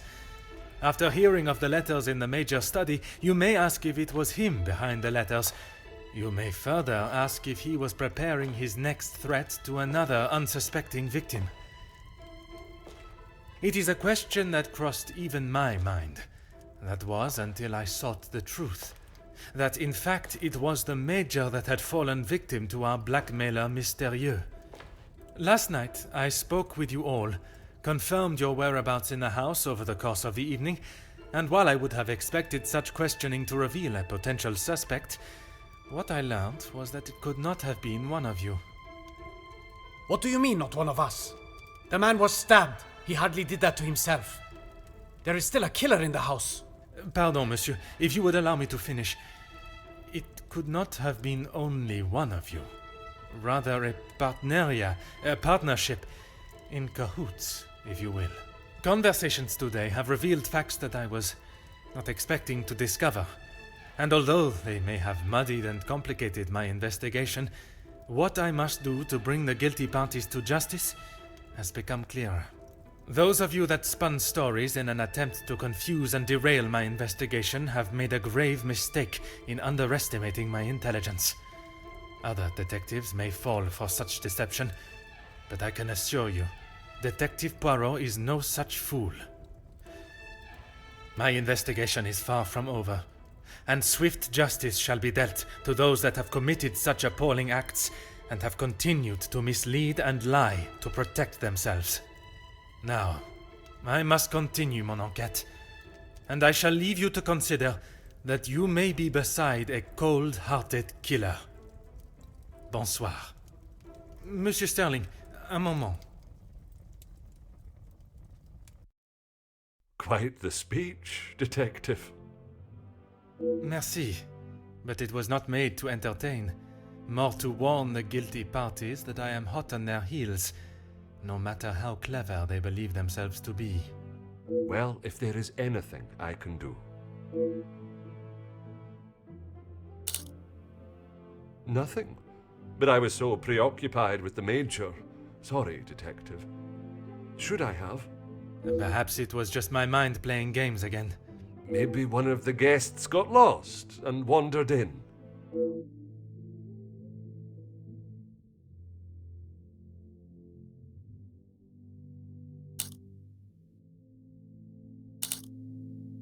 Master Hagen had a key, obviously, and Lady Van den Bosch.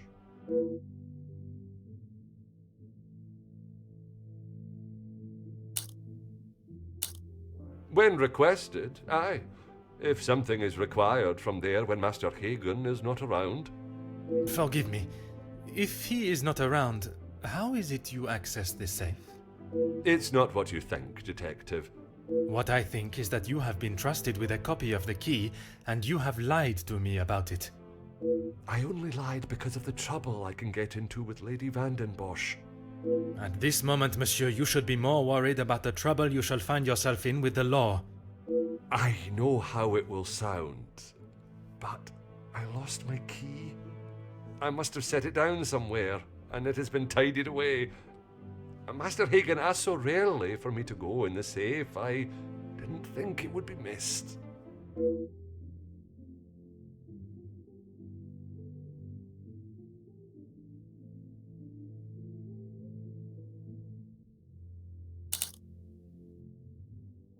I should have said this morning. I'm sorry. Monsieur, I am not quite sure you understand the severity of what has happened. I am well aware, Detective. I just thought she would be able to help. Would you allow a man with a smoking gun to remove his bullet from a victim's chest? I suppose not.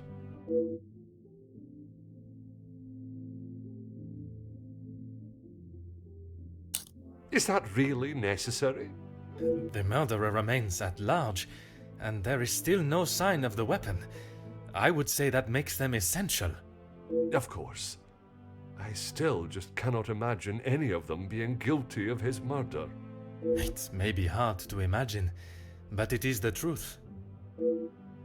I would like to begin my searches now. Since it is closest, I will start with the west wing. I may not be back when you return. Here is the key to the other rooms. Please return it when you're done. Merci. I shall guard it with my life.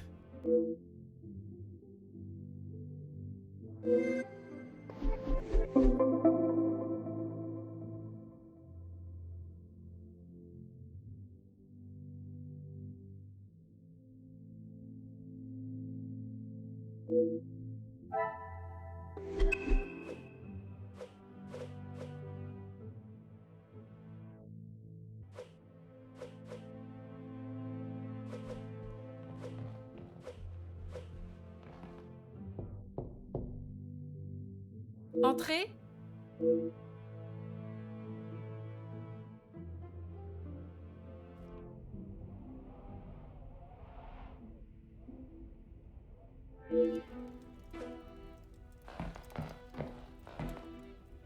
Detective, what a pleasure. I did not expect to see you in my chambers. In a purely professional capacity, I can assure you. There is no need to act so stiff, Detective. Madame, after the revelation of your actions last night, I'm afraid my sense of humor is all but gone. I will not apologize again for merely trying to help. Shall we get straight to it then? Let us not waste your time any further, Detective. That would be Inga. She has been one of the most promising young women that has come from the shelter. Madame Vandenbosch took in a young lady from your shelter. There is no need to sound so surprised, Detective. She does have a heart. I did not mean to sound so cruel. I just did not expect Madame to hire someone of that background after the incident with her previous maid, Florette. People change, Detective. You should not judge someone on their past actions. Believe me, Countess, I know that only too well. Be careful, Detective. That almost sounded like a compliment. It is your actions in this house that have been questionable, Madame. Your work outside is something that many more could take note of. We do what we can. We wouldn't be doing a very good job if I could only help one girl. I in fact found work for one of them as a maid in Monsieur da Silva's house recently. She has fitted into Monsieur's home well. What is better, Detective? That she remained in an abusive house, or she is able to rebuild her life with an honest wage in a prosperous house? When put like that, is she happy in her position? The happiest she has been in years. I check in with them all as often as possible. And if there was a problem, I would know.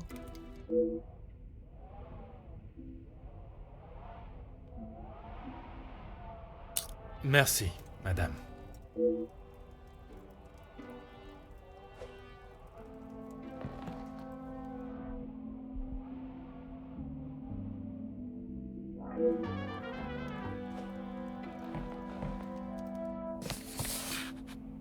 Aha.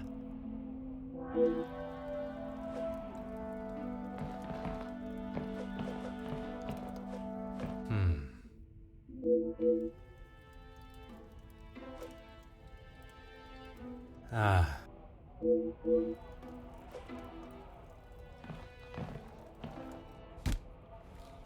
Mm-hmm.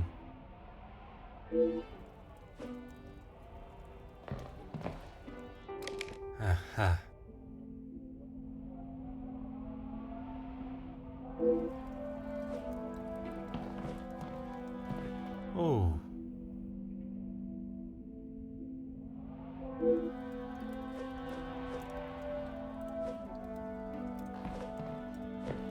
Huh.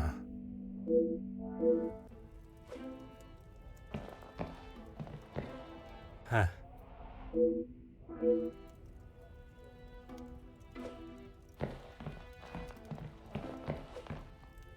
Go ahead, detective. A compliment and now an apology. Well, detective, you certainly have changed your tune. There was something I was still unsure of. You mentioned that your training was some years ago. From my days as a nurse, oui. If that is so, why would you have brought several pieces of equipment usually found in a physician's bag? One must always be prepared, detective. Prepared? At an engagement celebration? If I had not brought them, I would not have been able to assist you last night.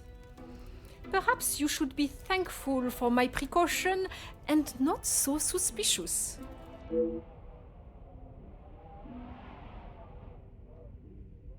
Merci, madame.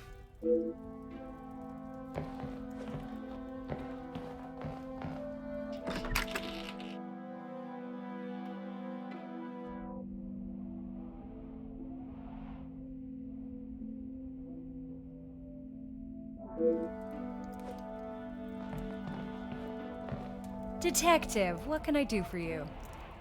Mademoiselle, I am sure you understand my reasoning for such intrusion. If it's going to clear my name, be my guest. If you wouldn't mind answering some questions, it can hopefully be cleared faster. Like I said, he's not the man he wants everyone to think he is. Oui, but how is it you came to that conclusion? You don't really want me to recount every conversation I've had with him, do you? There is one particular I had in mind.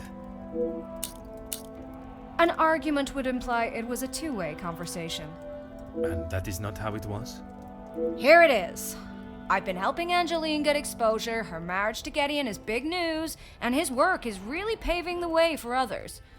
I saw the chance to get their names out there, and he didn't like it. What was there not to like? Your guess is as good as mine, Detective. But if I had to, I'd say he was jealous it wasn't his name at the top of the article. And his reason to storm off? Oh, you know about that. Let's just say I didn't accept his pathetic attempt to get me to stop the story. If you're gonna try and pay someone off, at least make it worth their while.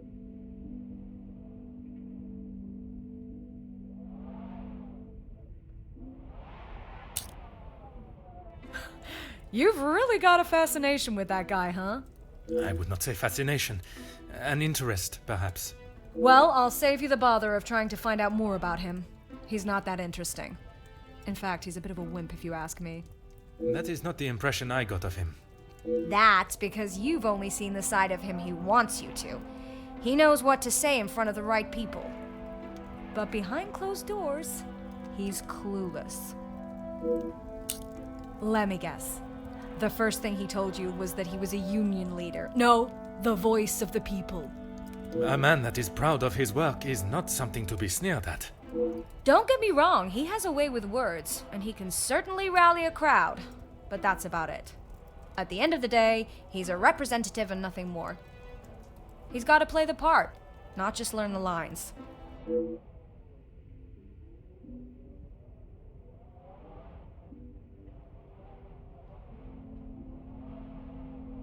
Merci, mademoiselle. I shall leave you to relax. Sure thing, Detective. And if you change your mind on that exclusive about that shooting... If I do change it, you shall be the first to know.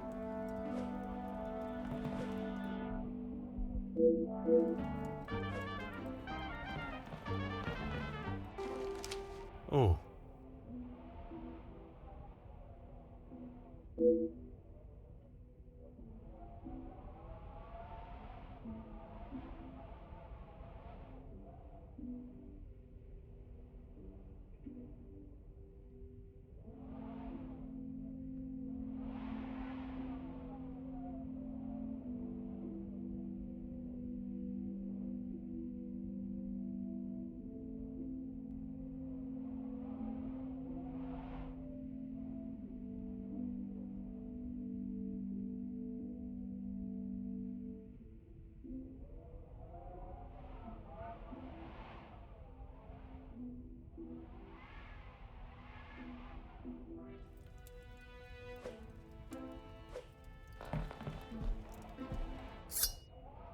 Oh.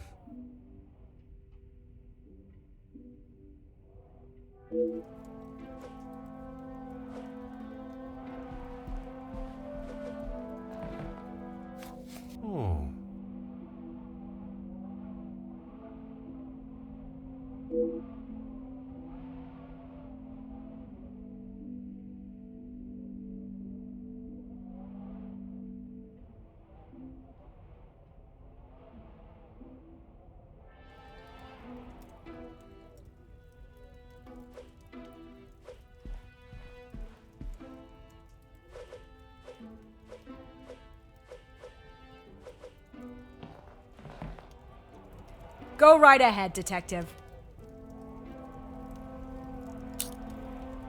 All Felix cared about was money and filling his pockets with it. The Major was not in need of money, though. Need and want are two very different things. Did he need to move here and leech off the Madame? No, but he wanted to. As far as I know, De Silva hired him to work security. He was worried what could happen to his precious factories if things got ugly. And your reporters were there to cover the story when it did turn that way. My reporters go where there is news to be told.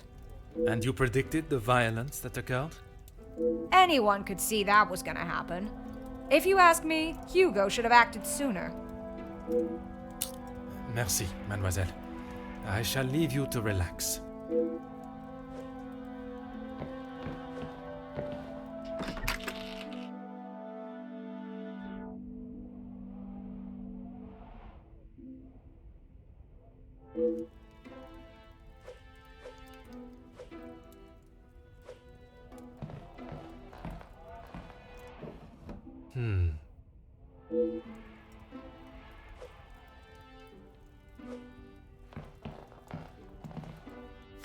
Huh.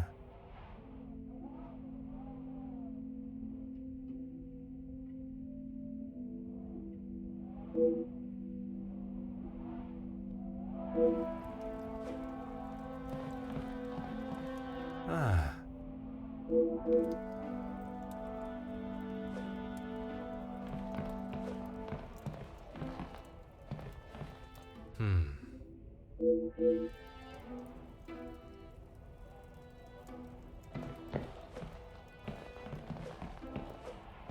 Huh.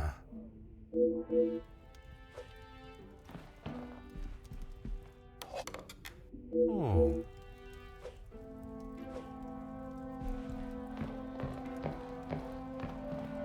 Huh.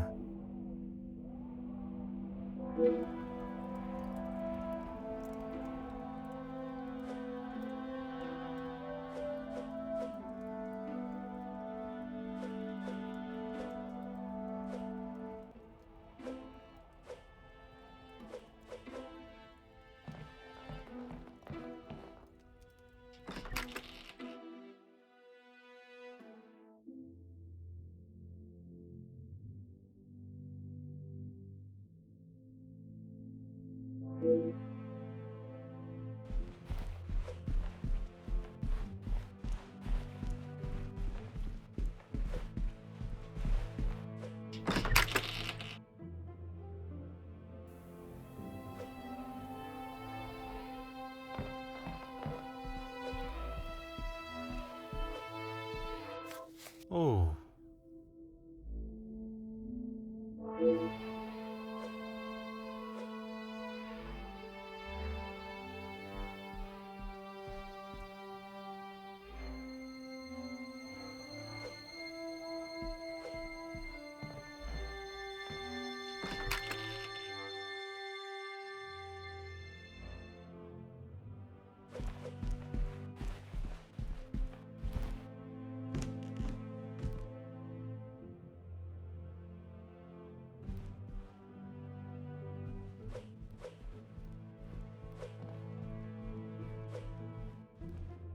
Mademoiselle, we meet again. Bonjour, Monsieur Poirot. Pardon, Détective Poirot. Just a detective is quite all right. Bon, can I help you with something? I was taking him a plate of food, but he didn't answer to my knocking. You then entered the study. I did. He wasn't moving. He just lay there. I did not mean to upset you again. Seeing him there would be troubling for anyone, and I'm sure it is not a memory you wish to relive. I suppose we're like a family. We argue, but most of the time we get along. You must all be quite close, then. Some more than others. You refer to whom, mademoiselle? Well, Maman Ray, sorry, Rihanna, she's been here the longest, and she's very close with Lizzie on account of Luke. Maman Ray is Luke's sister. You did not know that? I thought she would have said. She talks about him all the time.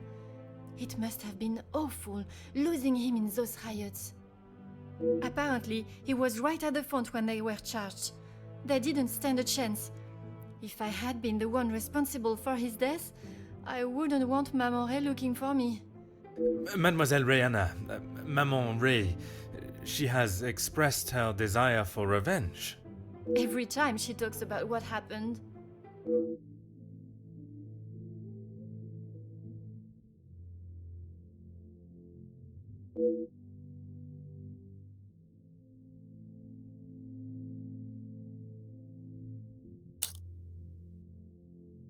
I guess you wouldn't know anything about life on the streets. It is not an experience I have had to face personally, but I understand that many are forced into it, and the lifestyle that comes with it. The lifestyle of a thief, you mean? Put rather bluntly, oui. You are the first officer that has not taken one look at me and pulled out their handcuffs. Mademoiselle, I can see you have turned your life around, and I commend you on your efforts. Without the Countess, I would probably be rotting in a cell somewhere.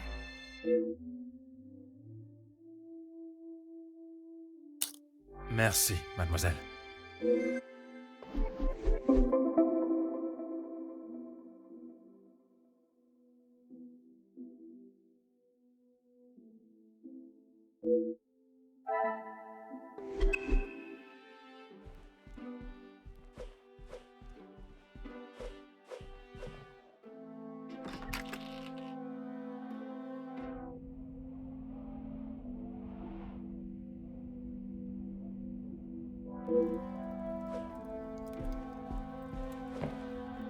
Monsieur Demir, I hope you are feeling better today. Nothing a good night's sleep couldn't fix. Très bien. I wonder if you would be up to discussing certain matters with me. Whatever you need. I lost my taste for death a long time ago, but it had to be done. I'm certainly in no rush to be carrying a dead body again, though. Most understandable. I shall extend the same gratitude to you as I did to your brother. You've spoken to him already. How is he? Perhaps that should be a question you ask him yourself. Yeah, maybe. I bet he had a lot to say. He always did have an opinion on the war. When I say your past, I refer to your past as brothers. Okay, well, what did he say? It seems you both had the same sentiment for this party. Perhaps the bridges that you thought were once burnt are in fact primed to be reconstructed. We'll see how probable that reconstruction is going to be. Until he sees my point of view, I don't know how we can move forward. What is there for him to understand before the bond can be repaired? He lost his friends in the war, the same as everyone. But somehow he has forgiven. I'm sorry, Detective, I can't. And Gideon just doesn't understand that.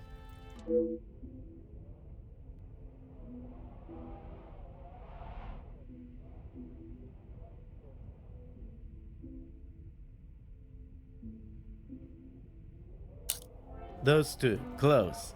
They must share something in common to be able to hold a conversation for the time they did. If there is one thing I know about my brother, it's that he will not. No. He cannot be rude. Was it not your brother that punched Monsieur Hagen? Ah, that's different. He was asking for it. If you put my brother in a room with 5 socialites like her, he would work his way around every single one of them, offering his full attention and finest manners. Merci for your assistance, monsieur.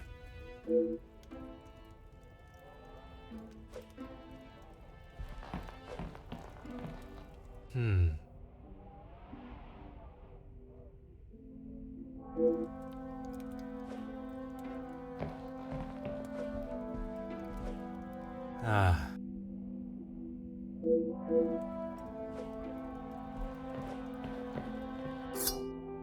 Huh.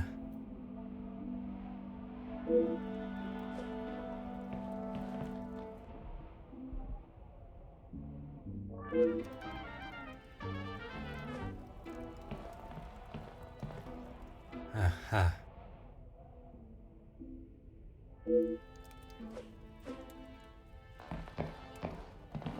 Aha.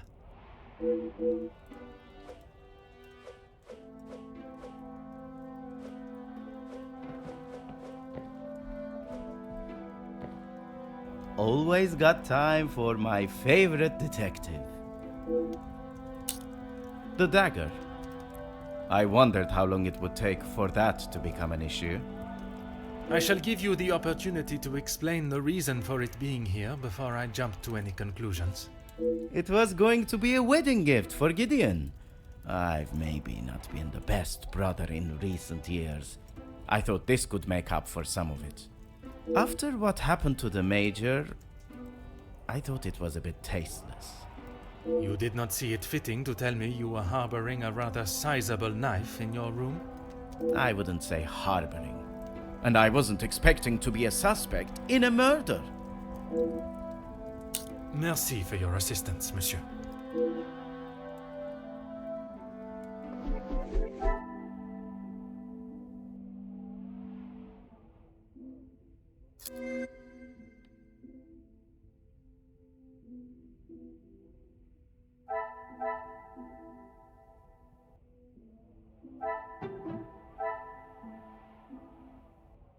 The pieces of the puzzle are finally coming together.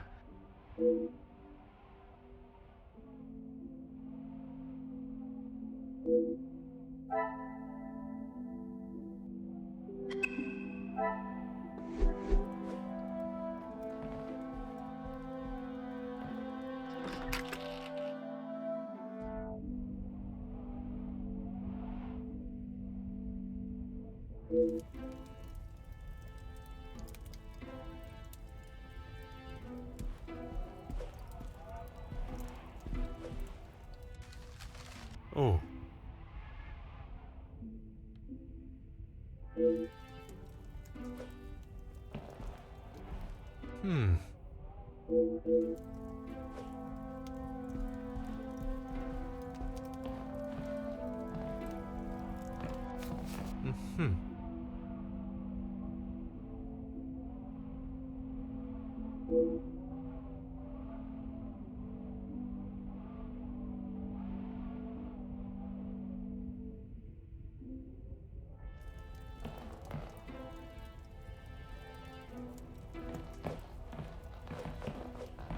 Huh.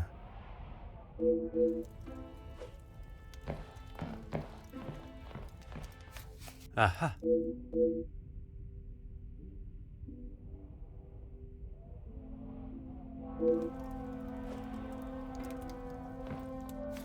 Ah.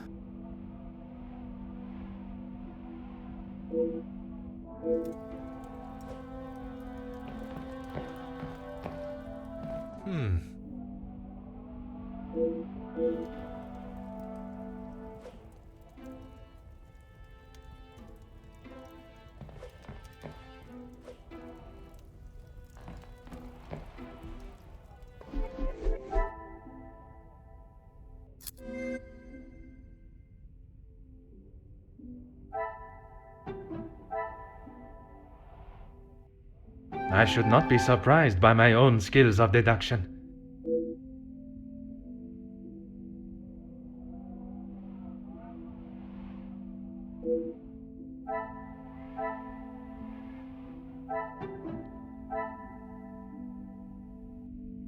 Things are beginning to become clearer.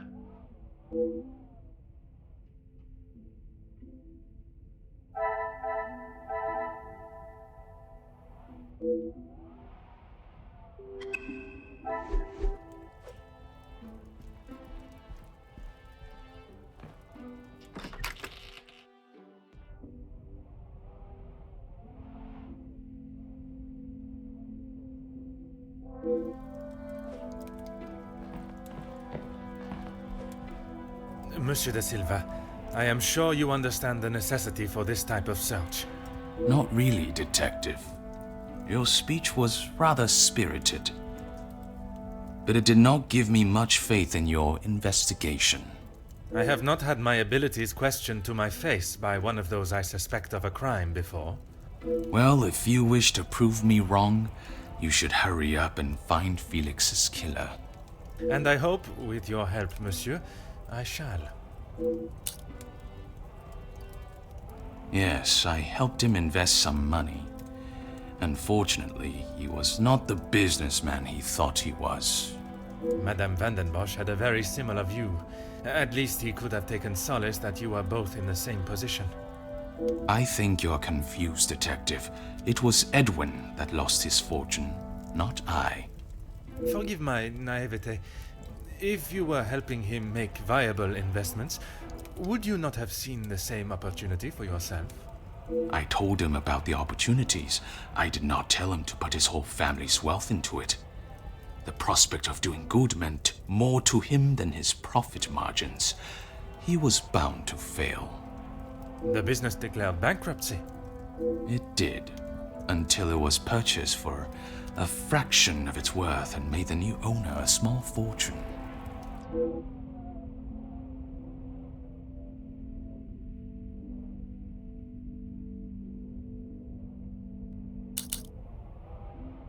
He didn't have much to speak of.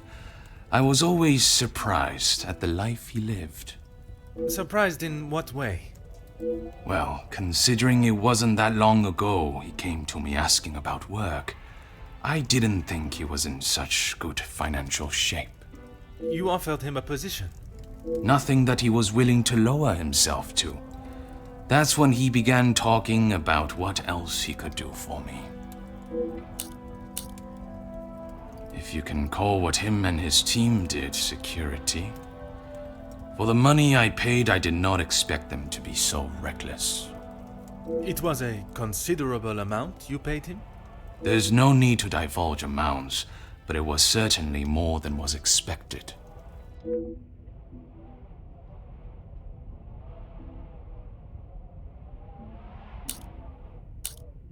He said they were all professionals, but I saw nothing of the sort.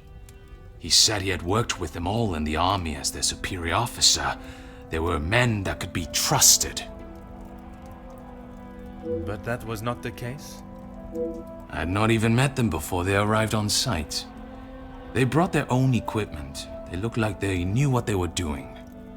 And this equipment, it included the weapons that injured and killed the workers? It was not much of a choice, Detective. I said they didn't need them, but Felix said it was essential. He said he knew better.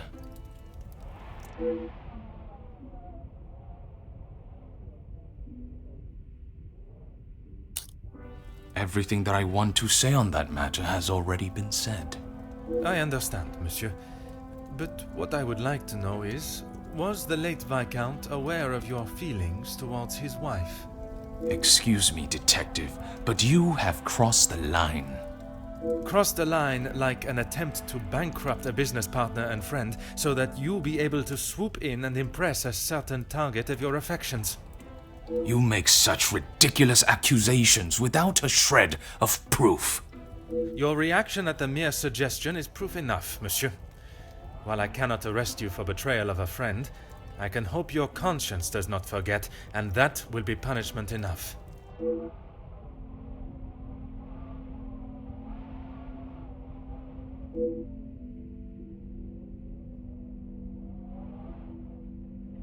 That is all for now.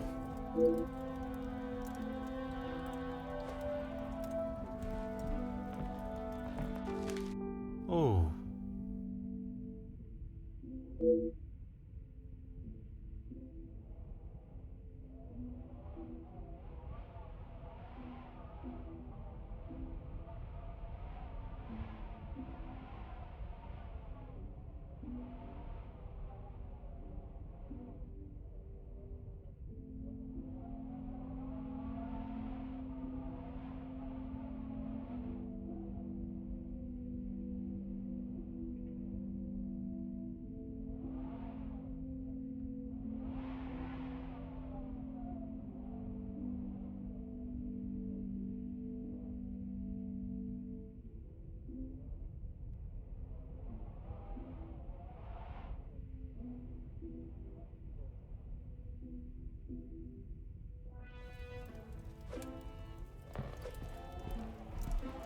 Huh.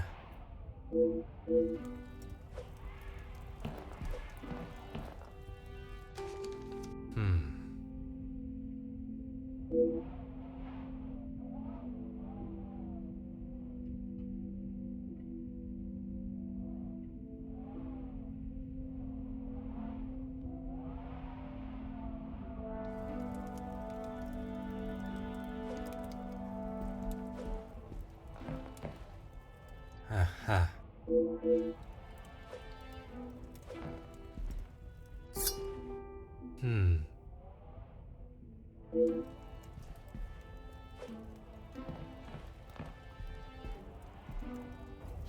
What is it now, detective? Excuse me? Detective, I think you are beginning to lose your mind. I do not think it is unreasonable to question why you would feel the need to bring a letter opener with you. Really, detective?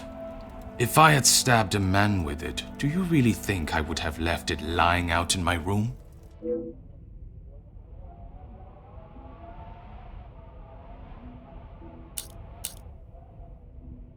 Yes, and no one asked them to.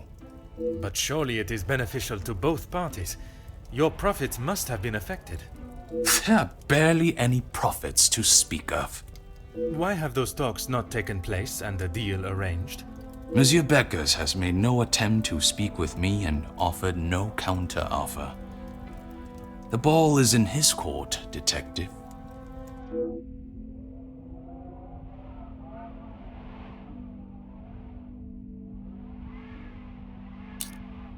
I have spoken of a potential blackmail ring, and yet you still kept your letter to yourself.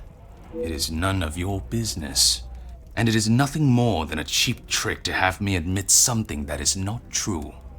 If that were the case, it would be strange for you to have kept the letter and brought it with you, would it not? Your persistence is a trait I do not enjoy.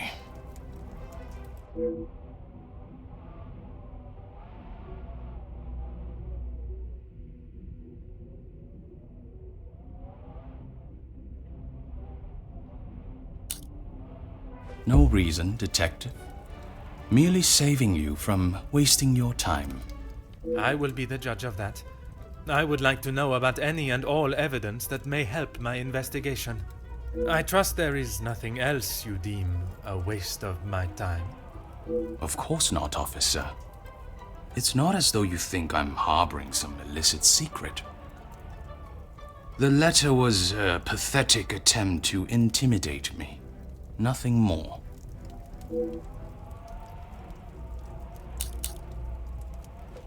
I have never heard so much rubbish in all my life. I value those that work hard and deserve it. That suggests there are some that you do not respect. Yes, well, why should I praise someone for doing a poor job? You make me sound like some monster. Monsieur, the letter does not only discuss your questionable business dealings, but also cases of abuse against your staff. Both accusations that must be taken very seriously.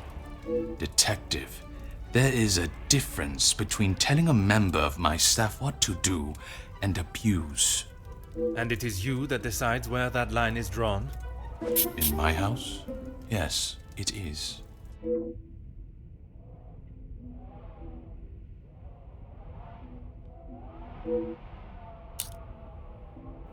Please stop calling it that. I treat all my servants exactly how I always have, and no one has complained before. That does not mean your behavior is appropriate. They have one chance. If they are not doing the job they are hired to do, they are gone. You would be surprised how many staff expect an easy ride.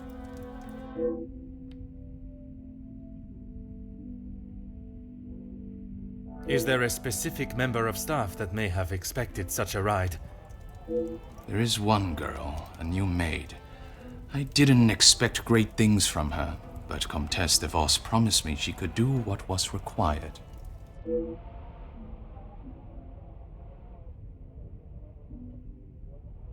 That is all for now.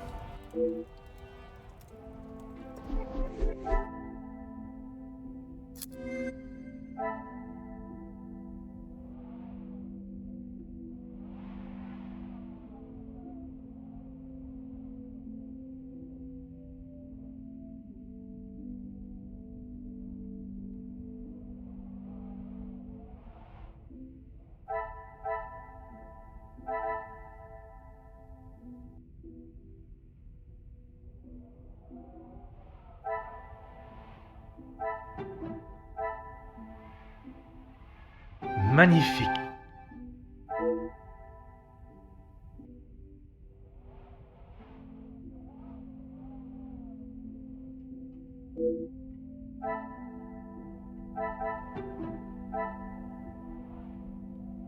Another success. I never doubted myself.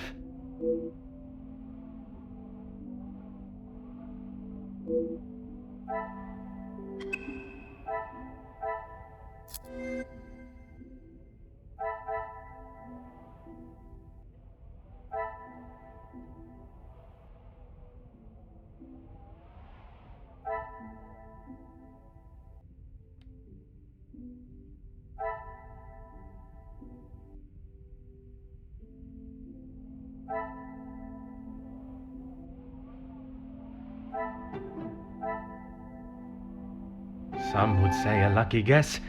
I would say a moment of genius.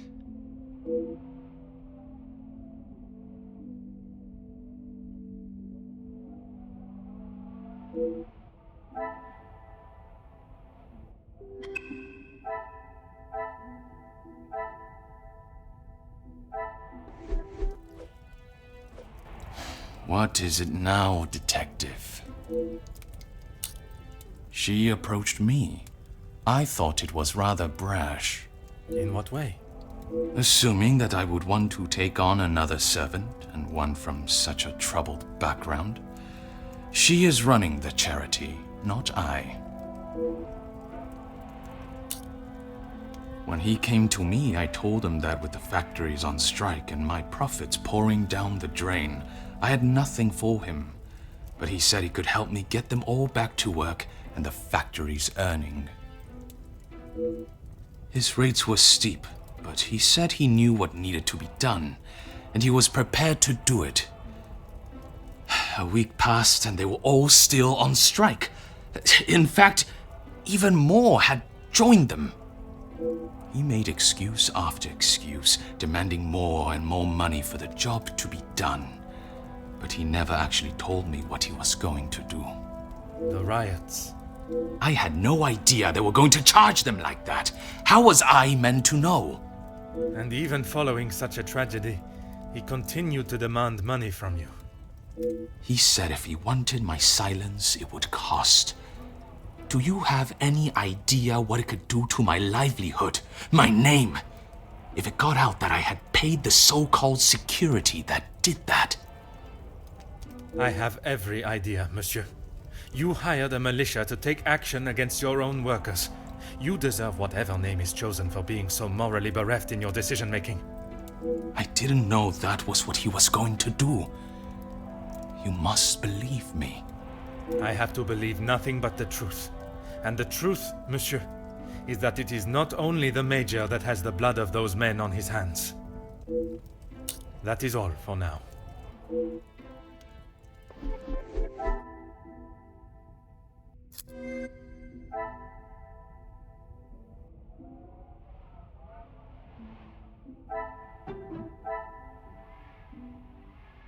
What a revelation!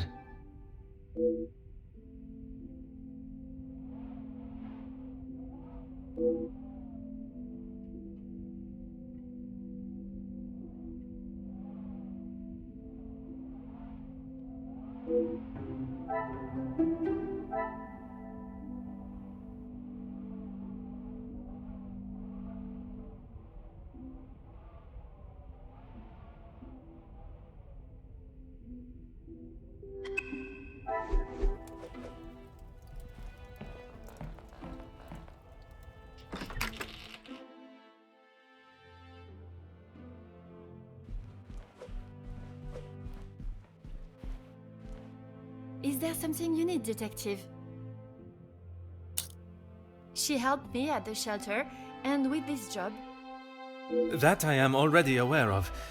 What I am not is what else she tasked you with. Pardon, detective? I know that your position as a servant in this house is not your only job. What did Countess de Vos ask you to do while in this house? She said I had to do what she asked, or I would be back on the street. I didn't want to do it. If anyone found out, I would be the prime suspect.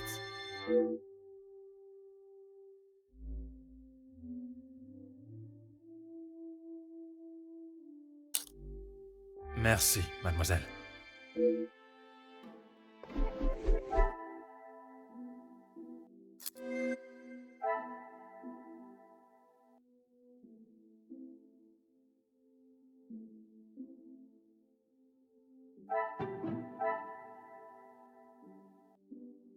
Magnifique.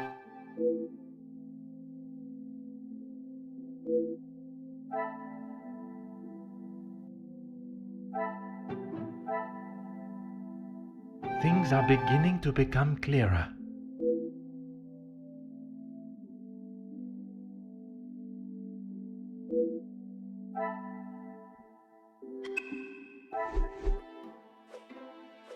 Is there something you need, detective? Nothing. She said I was to take nothing. If it was not something she wished you to take, what was it? She wanted me to find out information about the family and Monsieur Hagen. Why did she request that? At first I didn't know, but when I heard about Mademoiselle Angeline being blackmailed, and then the Major, I knew she had used what I found.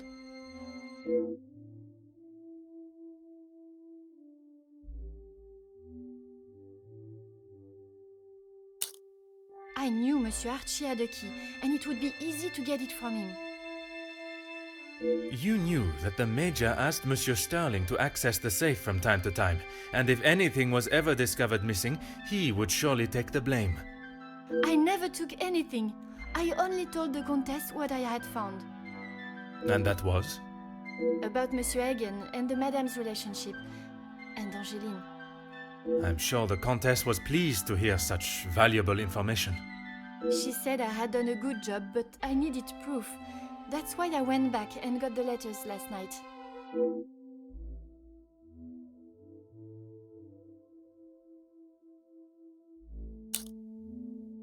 I fetched the letters again and took them to the Countess last night. But she shouted at me and said what a stupid girl I was. You were only doing as she requested. She said it was too dangerous for her to have them with you around. That's when I returned them to the study. I thought I heard someone on the stairs, so I just threw them back. It was dark, as I dared not turn the light on. Someone would have seen it.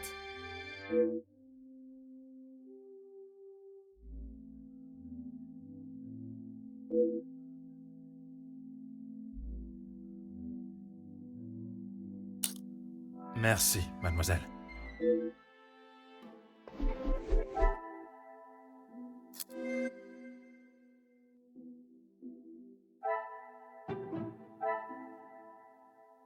I cannot see the logic in this. Perhaps a second...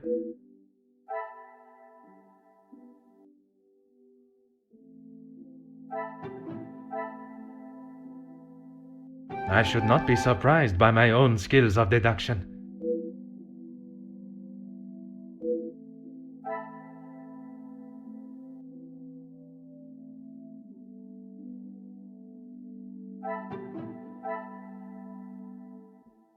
Another success. I never doubted myself.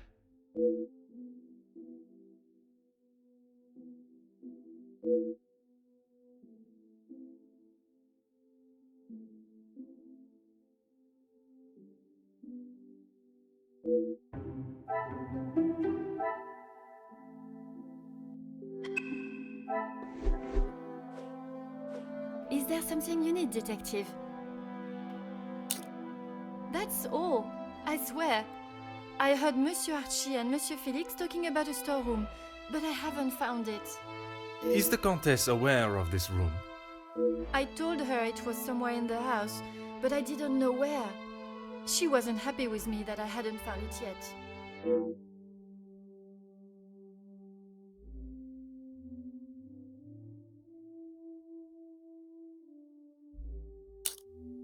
Merci, mademoiselle. Your honesty today has helped me greatly. I suppose that I will lose my position at the house now. That is not my decision to make. But when the whole truth is revealed, it will not be the pawns the law looks to convict. We shall be coming for the Queen.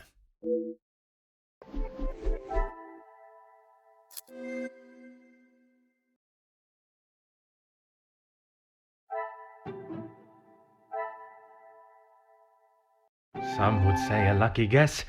I would say a moment of genius.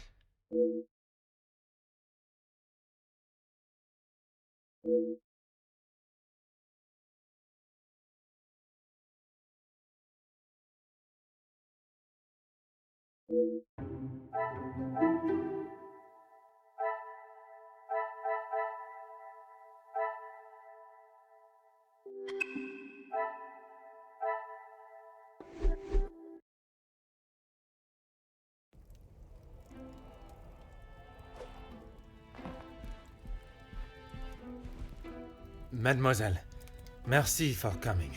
Have you had a breakthrough, Detective? I have. Finally, I have the news you have awaited. Please, Detective, don't hold me in suspense. Oh my! I feel faint at the thought of knowing who could have done this to us. It is said to keep your friends close, but your enemies closer. It is Countess de Vos that is behind the letters. I don't believe it! What about the Major's letter? Not only his, but a letter to Monsieur da Silva. She was blackmailing him as well? Detective, I just don't know what to say. Take a moment, mademoiselle. It is a lot of information to take in. I just don't understand why she would do such a cruel thing. She has never been particularly forthcoming with it, only that she was homeless for some time and that she was at the women's shelter before here. And it is there that the Countess abused her power and manipulated her to uncover secrets of the family. All this time she has been working for Margot, doing her dirty work? I am afraid so, mademoiselle.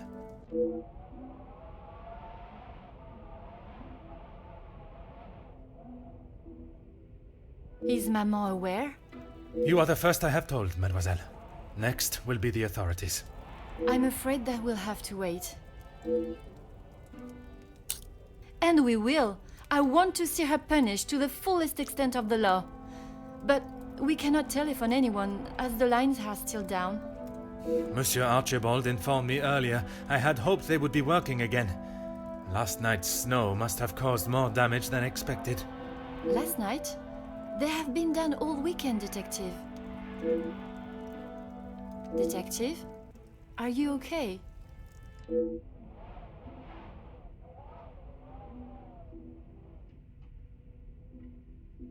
Detective Poirot?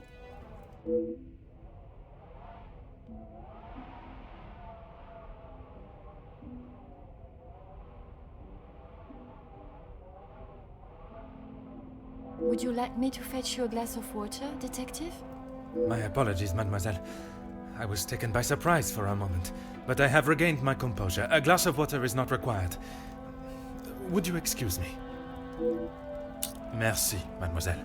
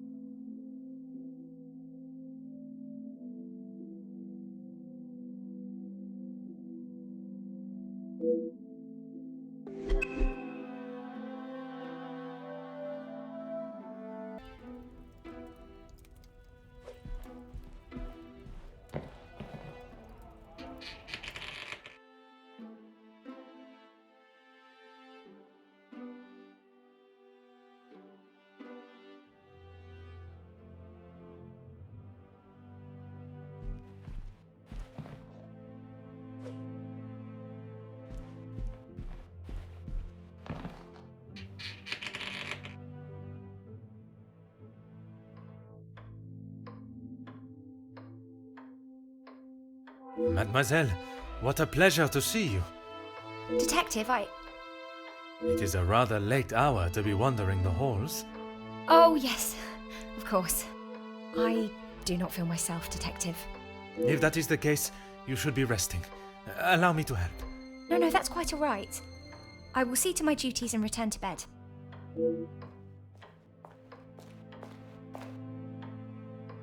Lizzie, excuse me, Elizabeth. Lady Van den Bosch has been waiting for some time now. Oh, yes. Sorry. Detective Poirot was just... I'll see to the detective. You just head on up. Off you go. Good night, Detective. Bonne nuit, mademoiselle.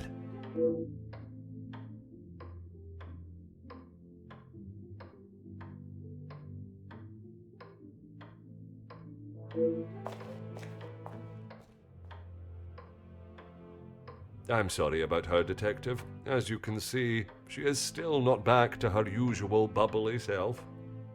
This weekend seems to have taken quite a toll on her.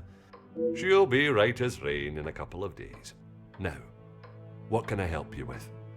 As if by magic you appeared when needed. I would like to speak with you and the remaining staff. If you could gather them in the staff pantry. At this hour, Detective? Is that really necessary? I shall be the one that determines what is and what is not necessary, and this is very much the former. As you wish, Detective. I'll see if Inge has finished preparing for breakfast. And Mademoiselle Rihanna? Yes, of course. I'll fetch her from the kitchen. Elizabeth may be some time with the lady of the house. Perhaps you'd like to start with us? Very well. I shall speak with Mademoiselle Elizabeth when her duties are complete. While I am gathering the staff, Mr. Beckers is in the library. If you wish to join him, I could bring you both a nightcap. I wish to keep a clear head, but there is something I wish to discuss with Monsieur Beckers.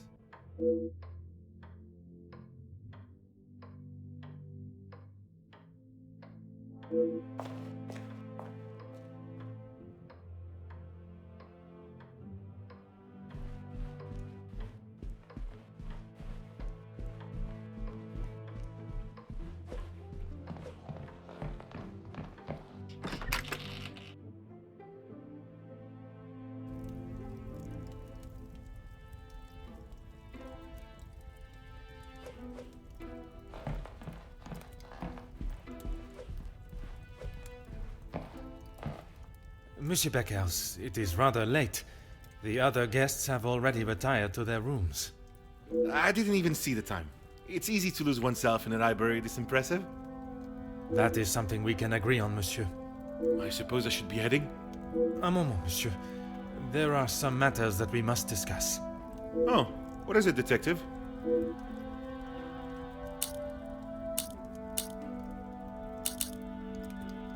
I'm not sure what you mean.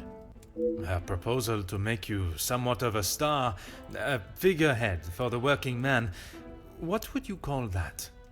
There was certainly no talk of making me a star. That is not the type of man I am. She wanted to write a piece on my work with the union, and I was happy to oblige.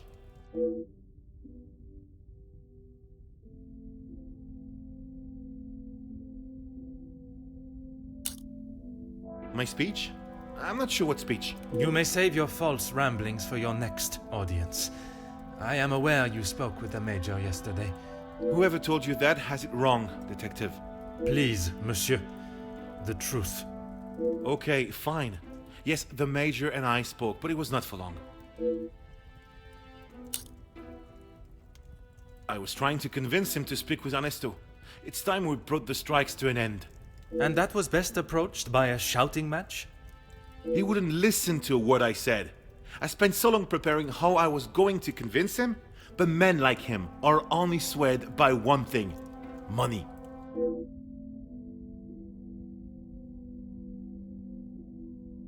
It is said that money is the root of all evil, but it can also be a rather powerful bargaining chip. Well, he was bargaining with people's lives. If he had acted sooner, none of those men, my men, would have to die.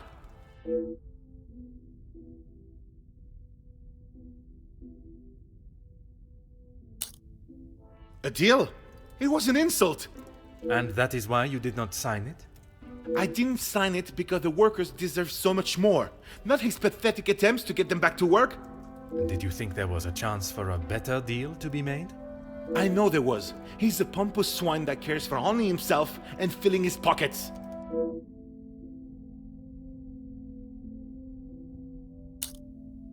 Mademoiselle Conrad can be quite convincing, can she not?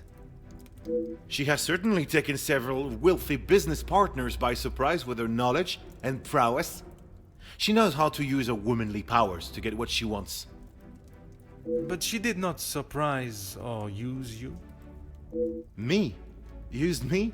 Don't be ridiculous, detective. There were no games played at my expense.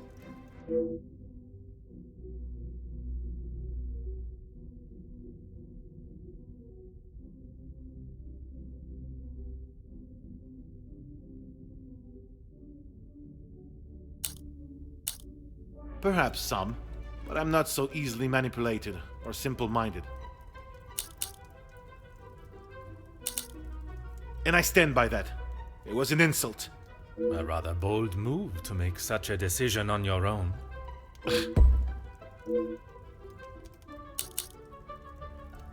I may not be perfect, but I've done everything I can. Your efforts fell short in every respect. You claim to be the voice of the people, but you care about no one's voice or benefits but your own. It's not as easy as just signing a piece of paper, detective. It is a heavy weight to bear on one's shoulders. I consulted with others. You yourself spoke of Mademoiselle Conrad's cunning in business. And I told you, I was not one of her targets. Tell me then, what was it she reminded you of? The acclaimed man of the people you would be known as if you pushed the factory owners for more? It wasn't like that at all. From where I am standing, it was she that was manipulating the terms of the deal, and you in the process. You were merely her pawn. Okay, yes, I know. I shouldn't have listened to her. But what else could I do? Remain an unknown my whole life? I didn't mean for anyone to get hurt. It may not have been your intention, but we both know the result. You rolled the dice with those men's lives for fame, and you lost. What does that have to do with anything? I have often wondered about the competition siblings face in a large family. When you're young, it is the best feeling to know you have family that will stand by you, without even being asked. It is not until everyone starts carving their own path that you realize you're walking yours solo, and those that were beside you are now miles away. My older brothers were the athletes of the family. They both played soccer, and were the infatuation of every teenage girl. I'm sure you have seen the type. Oui, monsieur, but I can assure you that was not I. Then there was me. Quiet, timid, a shadow of the Baker brothers. My voice and very presence was forgotten and ignored. Nothing I could say or do would ever reach the bar they had set. But I always knew I was destined for great things. Years passed, and now that I no longer stood in the colossal ombre of my brothers, I could become my own man. When the position of union leader was posted, it was my chance to finally be heard. You hear politicians speak of the little or the common man? Well, that was me. And I knew what we wanted and what we needed. When I spoke, others listened. I held their gaze with a sense of pride, a sense that what I was doing was for the greater good. It was supposed to be my crowning achievement, lead the men to victory over the money-grabbing oppressors. But instead, all I did was lead them to their deaths. Monsieur, it was not at your hands that these men died. The blame cannot lie solely on your shoulders. Those responsible will be punished for their crimes. That you must trust.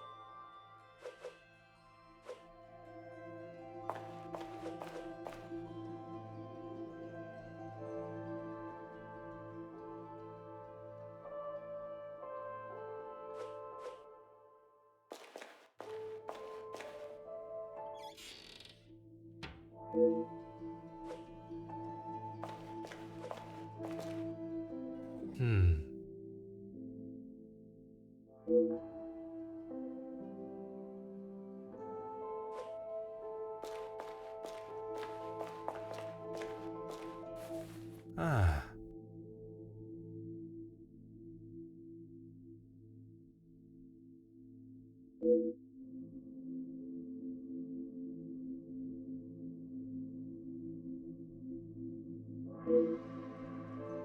Detective, what can we do for you?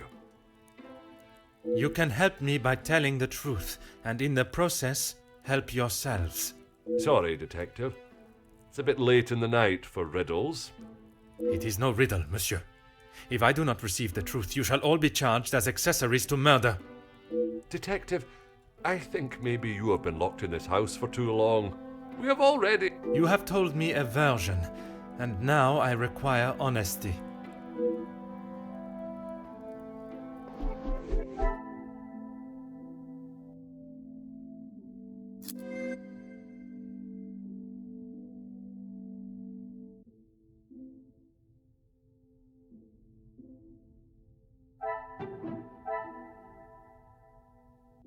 I should not be surprised by my own skills of deduction.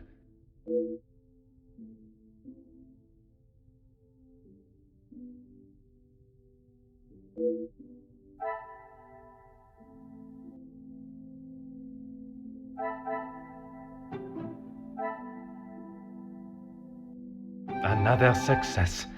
I never doubted myself.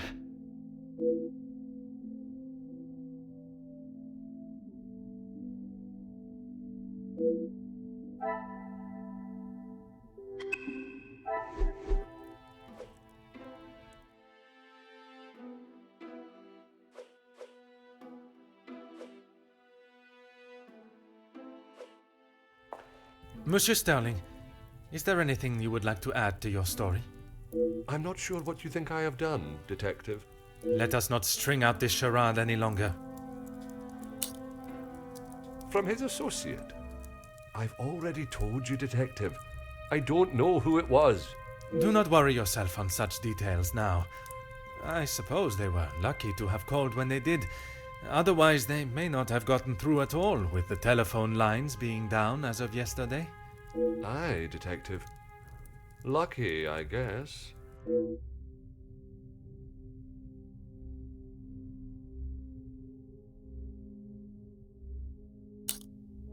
Whiskey? You took a bottle of whiskey to the Major. You spoke with Monsieur Demire en route. Aye, of course. It was a bottle he picked up from his last visit to Scotland. Rather smoky number from the Highlands.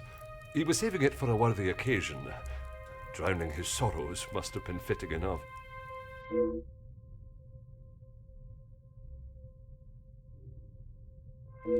Or was it the one from the West Coast?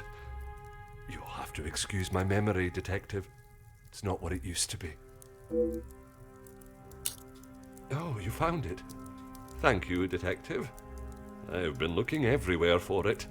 If I had lost a war medal, I would not stop until I found it. It's not what you think. I was... Exploiting a dead man's military achievements for your own personal gain? Nothing of the sort. He asked me to clean them up. I must have dropped it into my pocket when I was putting them back. An honest mistake.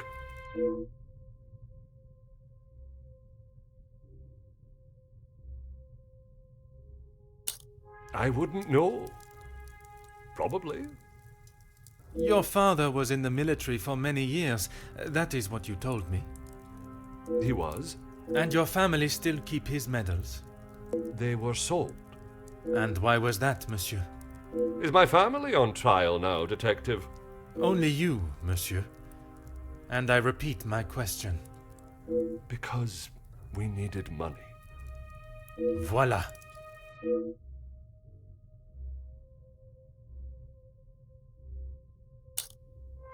No, he keeps them safe with some of his old military documentation.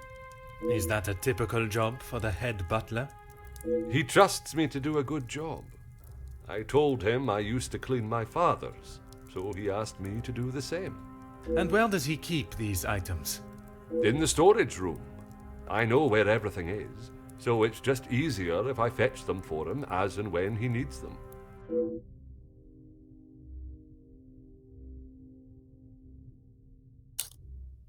It's certainly better than my last. You are paid a fitting wage for the work that is asked of you? I'm sure the lady of the house would not want me discussing it, but I should not complain. That is not the most convincing answer, monsieur. Between you and I, we all work very hard here, and it would be nice if we were rewarded for it.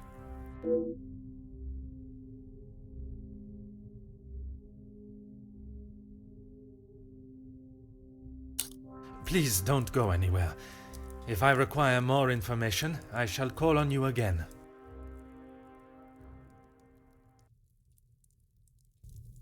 Mademoiselle, I shall keep my questions brief.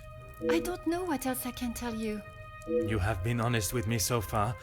All I request is that you continue to do so. Oui, détective.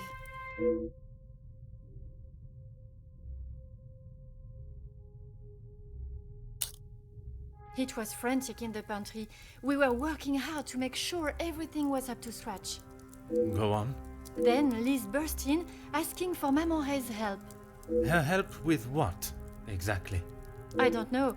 She took Liz to one side, and I was needed in the salon. We spoke just after that in the pantry. You did not question what she needed help with? I was too busy. I love Liz, but she sheds a tear at almost everything these days. Although, I have never seen her look so pale.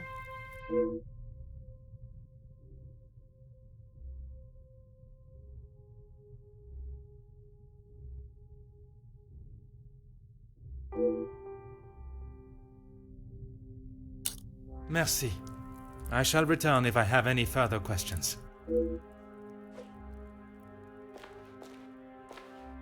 Mademoiselle, I shall be as quick and precise with my questioning as possible. Okay. What do you need? Merci. He was a good man. Taken too early. Forgive me, mademoiselle, for not extending them earlier, but I was not aware of your relationship. He was my only brother. And he died doing what he believed was right. If I ever get my hands on who took him from me.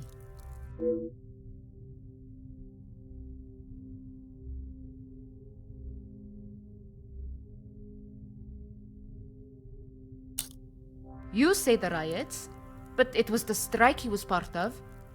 They started the riots, not the workers. By they, you are referring to the security forces. They were brought in to keep the peace. Security, huh? They were brought in to make an example of them. It was all peaceful until they arrived. Why would they need to make an example? So that the workers would stop rallying. No one is going to go on strike if they think they'll get killed. The security you talk of were armed and ready. The workers were pigs to the slaughter. What chance did they have?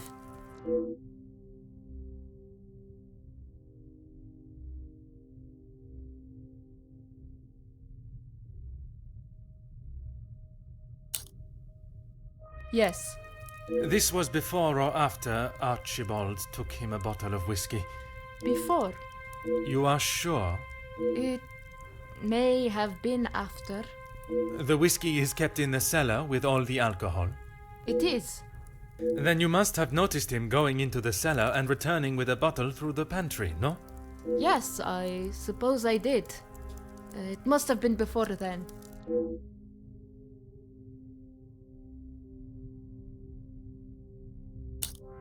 What is there to say? Being locked away in the pantry, I don't see her for most of the day.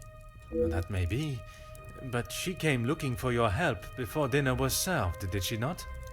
She wasn't feeling well, that's all. And she came to you. I told you, we are a family here. The girls come to Mama Reh if they have a problem, and I fix it. When I saw her earlier, I must admit she was not looking herself. Perhaps I should check on her. No! Just leave the poor girl. She'll be fine after another bowl of my homemade soup. She just needs her rest.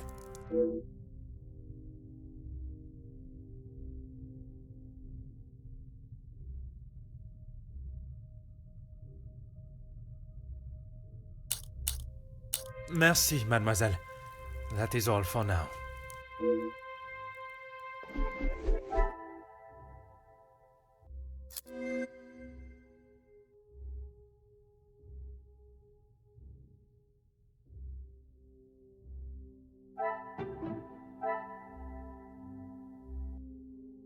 Some would say a lucky guess.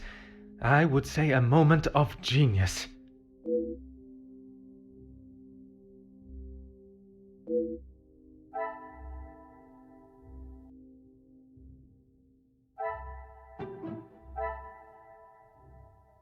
Magnifique.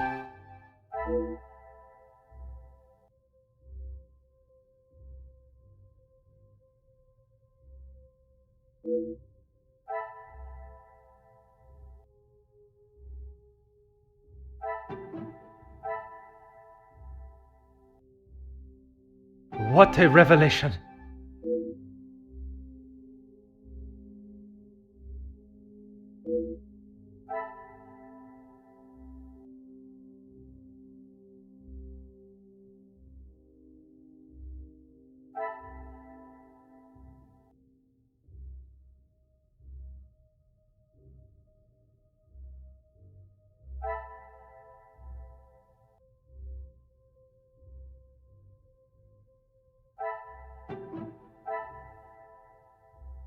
The pieces of the puzzle are finally coming together.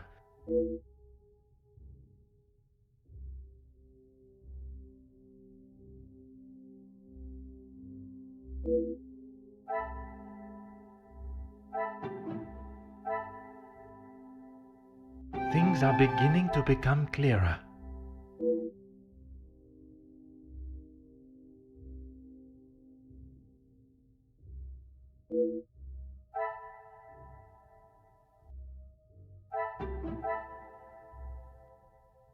I should not be surprised by my own skills of deduction.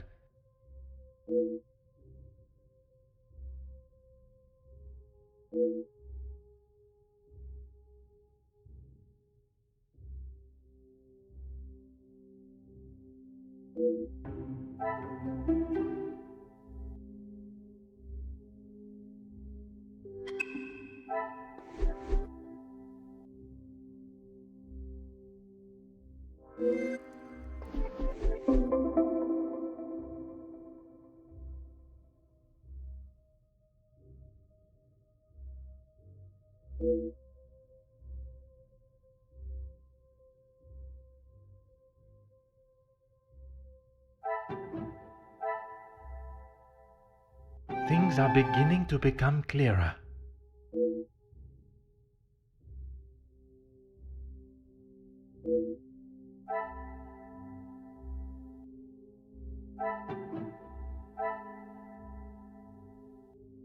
Magnifique.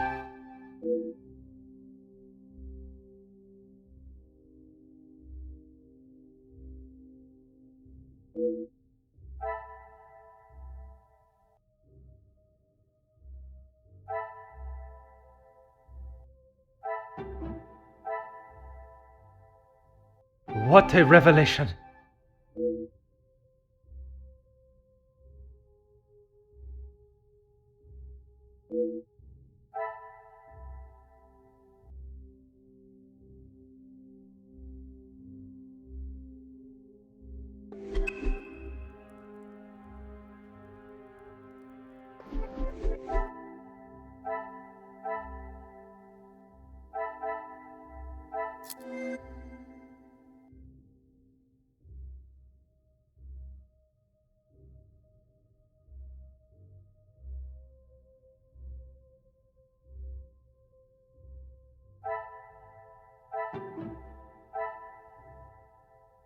Some would say a lucky guess.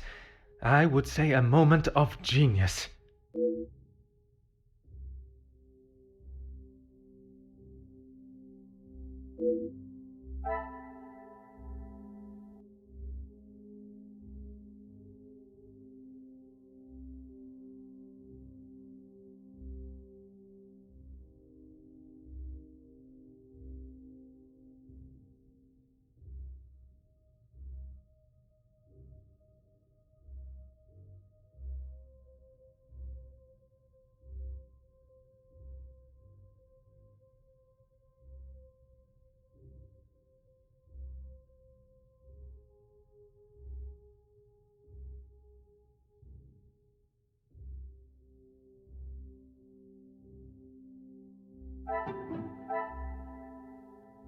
Another success. I never doubted myself.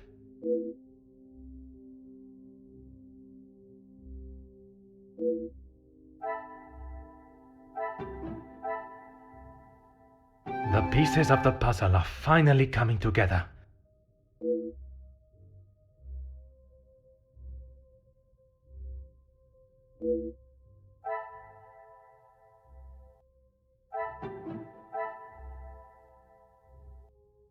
Another success. I never doubted myself.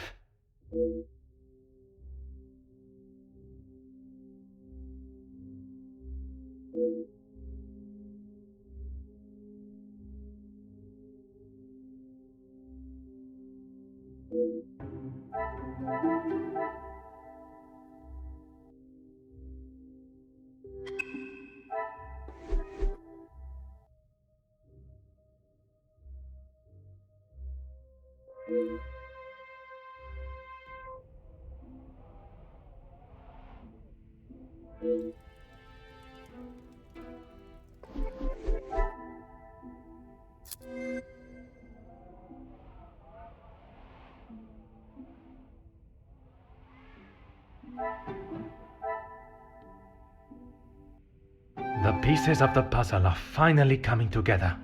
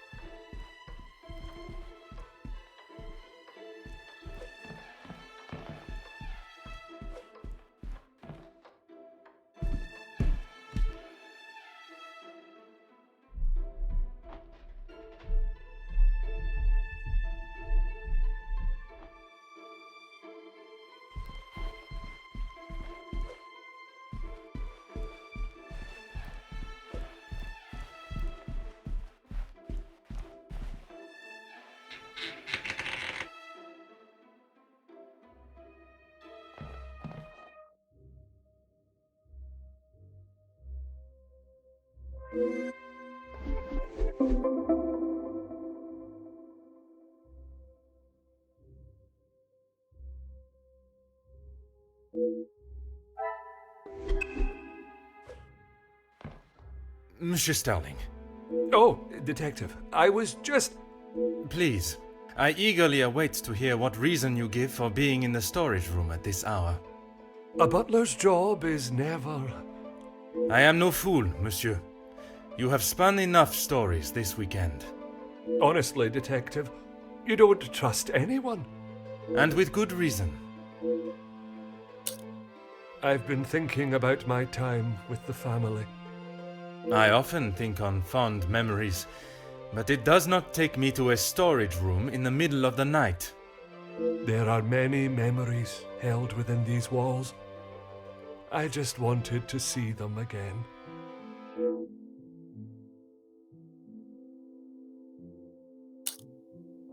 I didn't realize the noise I was making. Obviously. Were you preoccupied looking for another of the Major's medals? Of course not. I already explained.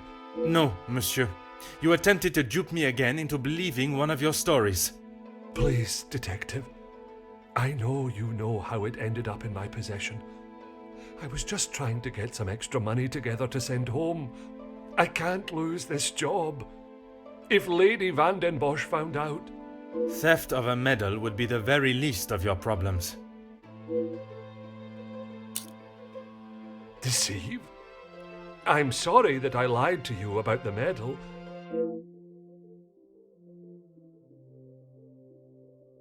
Would you care to explain the fake telephone call? It was purely for my benefit, no? Why would I fake a telephone call? The same reason that Mademoiselle Rihanna dressed in the Major's jacket in the snow, to allow not only the guests but me to believe the Major was still alive. I didn't kill him, Detective. I know, monsieur, but I also know that you helped the one that did to cover their tracks. It wasn't like that. We were just trying to help. She had no part in it. You never let on. How long have you known it was her? Monsieur, I am Detective Hercule Poirot. I only show my hand when I deem it necessary. You will be taking her away then? She will stand trial for what she has done. But you don't know the full story. She is just a servant in this house. If she is arrested, that will be the end for her. If Mademoiselle was only protecting herself, as you both have claimed, she will surely be found innocent. The Major's military storage box. The one that stored his medals. Amongst other things, yes. And those other things are? I had to protect her. If you found it when searching the study, you would have carted her off then and there. Whatever it is you have hidden, it will not remain that way for much longer.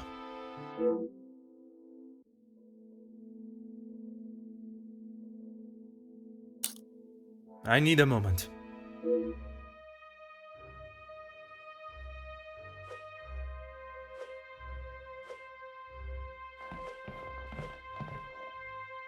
Ah.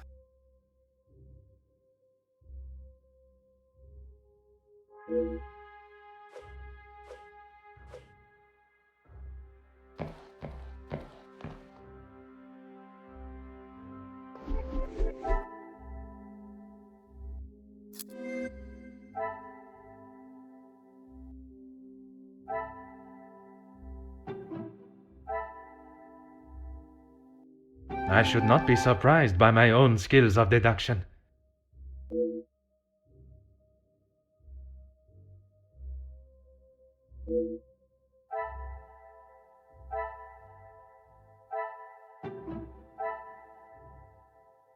Some would say a lucky guess. I would say a moment of genius.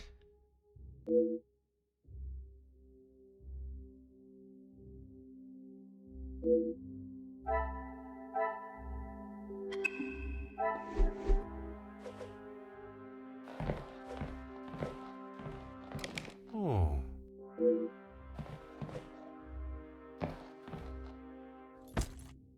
Aha. Huh.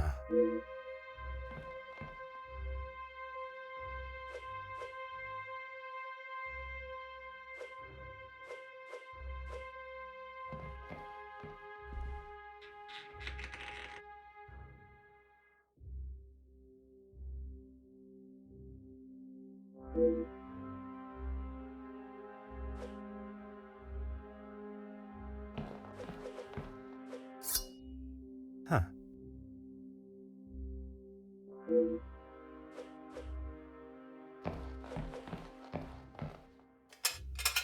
Hmm.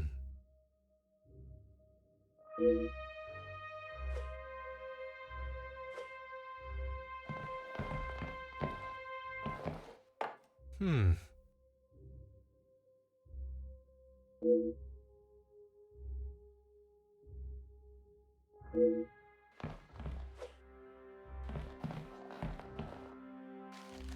Ah.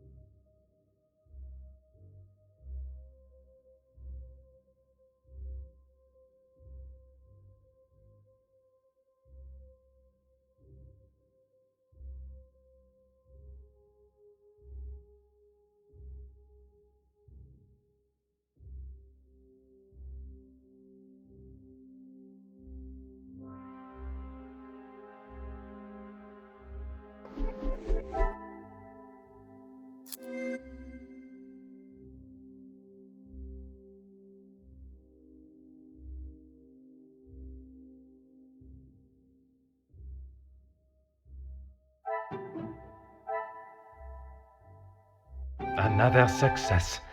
I never doubted myself.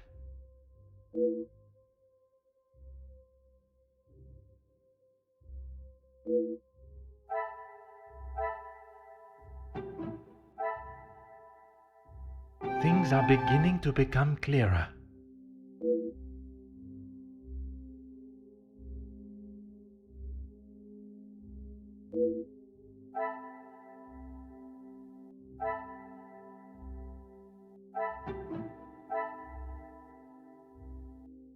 What a revelation!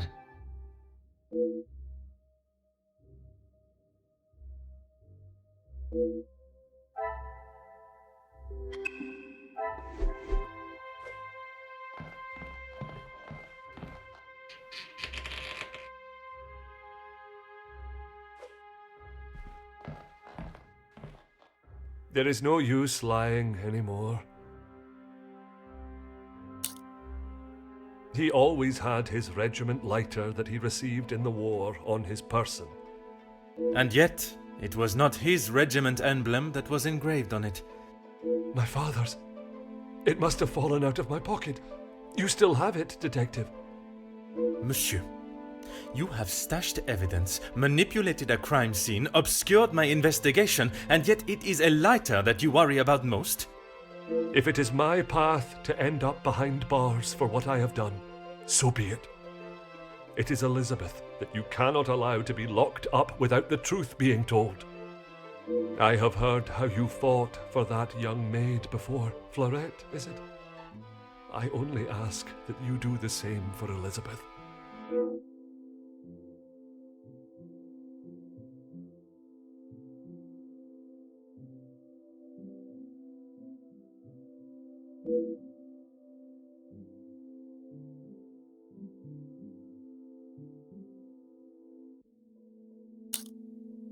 You found it. Even the secret area that has been created here is not concealed enough to stop Detective Hercule Poirot. I couldn't just leave it at the scene for you to find. The Major was killed by his own knife. The knife that protected his life during the war would eventually be the one that ended it. It was in his holster when he attacked her. He had hold of her arm. What else was she meant to use to get him off of her?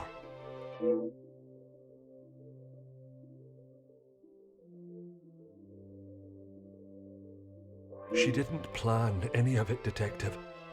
She was only defending herself. That is what Mademoiselle told you? She did, and I believe her. You think you knew the Major, but you had no idea. He was a monster and had more secrets than all of us combined. That may be true, but that does not excuse what she has done. Put yourself in her shoes for a minute. If a man like that had attacked me the way he did Lizzie, I would have done a lot worse to him.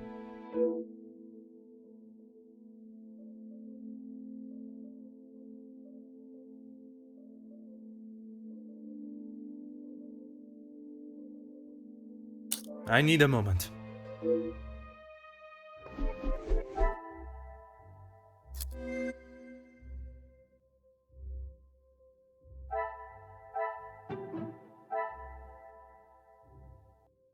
Magnifique.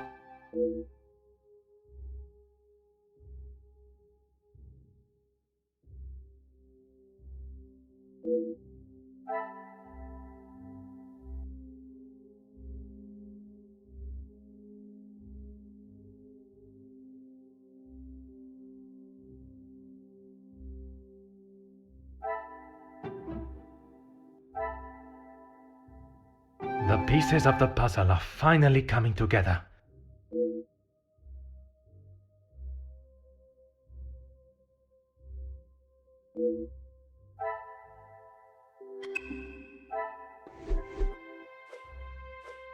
There is no use lying anymore. When you asked me yesterday about seeing someone out there, I thought the game was up. That does not explain what you were doing out there. When Lizzie took me to the study, the knife was still in the Major's chest, and I knew I had to get rid of it. I dropped it out of the window, knowing no one would be going outside. It was fine for the time being, but I couldn't risk it being found when the snow melted. So you collected it under the cover of darkness and stowed it away in here where you thought no one would find it. After your questioning in the pantry, I knew you were onto something, and I couldn't leave it here. And where did you plan on moving it to? Honestly, I don't know.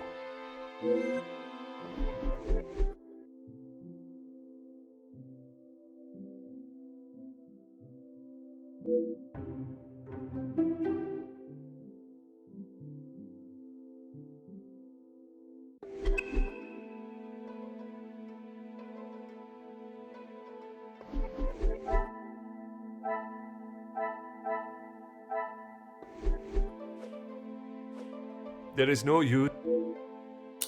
Why what? Why I would risk everything to help Lizzie?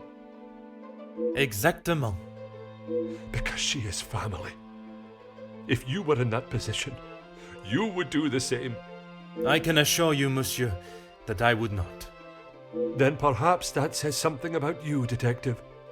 I would do anything for her, for any of my staff. Even if it means crossing the boundaries of the law? Without question.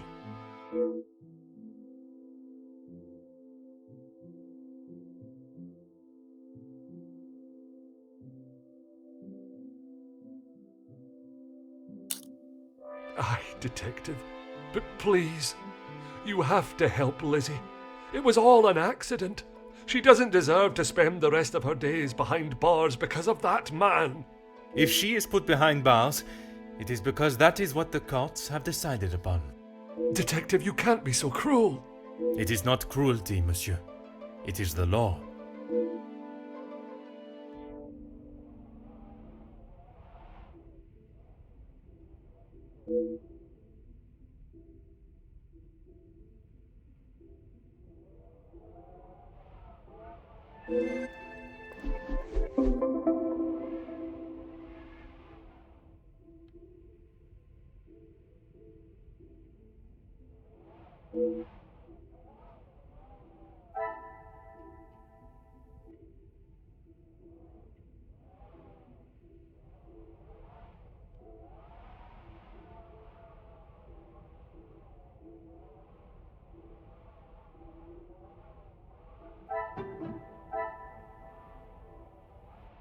Some would say a lucky guess. I would say a moment of genius.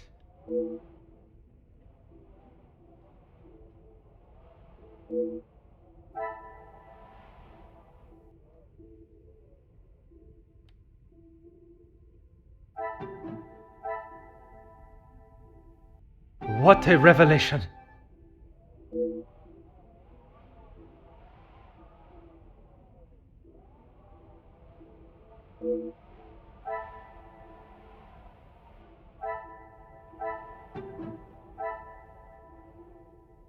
Another success. I never doubted myself.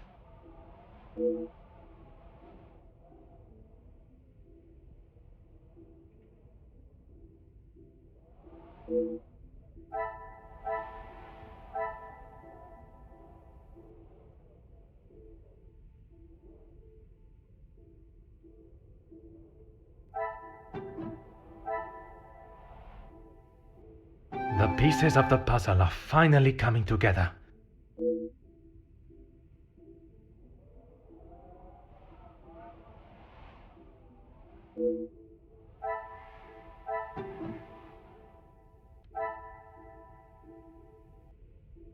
Things are beginning to become clearer.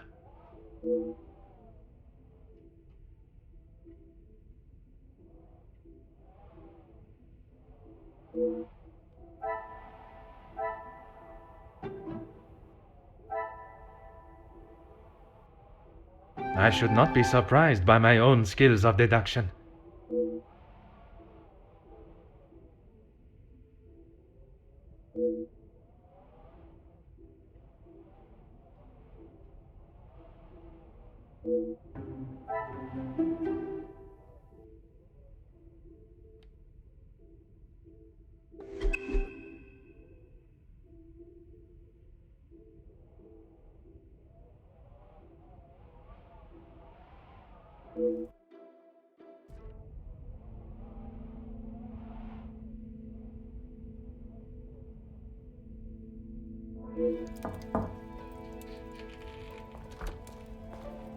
Detective Poirot, I'm glad you're awake.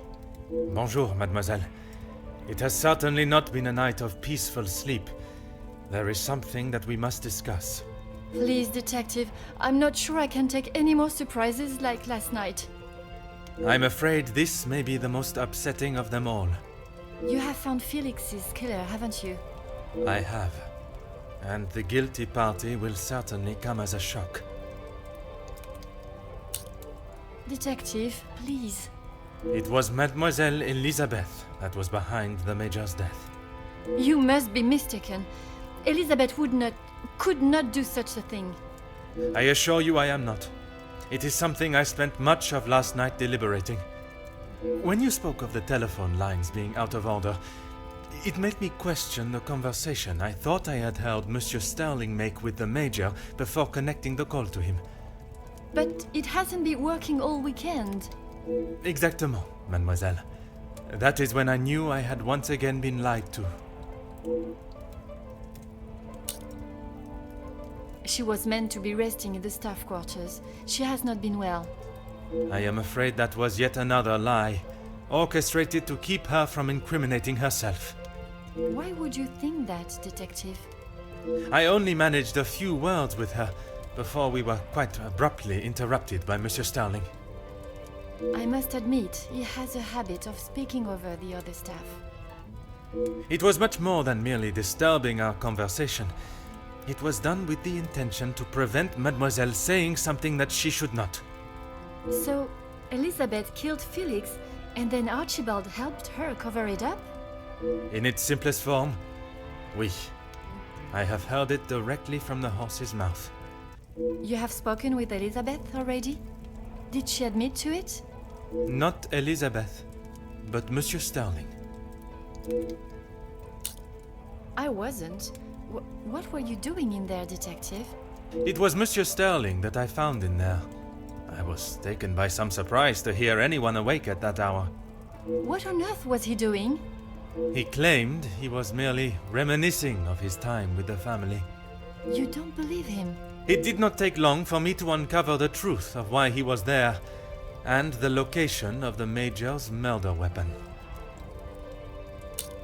Hidden area? A room that held all of the Major's secrets. I had no idea.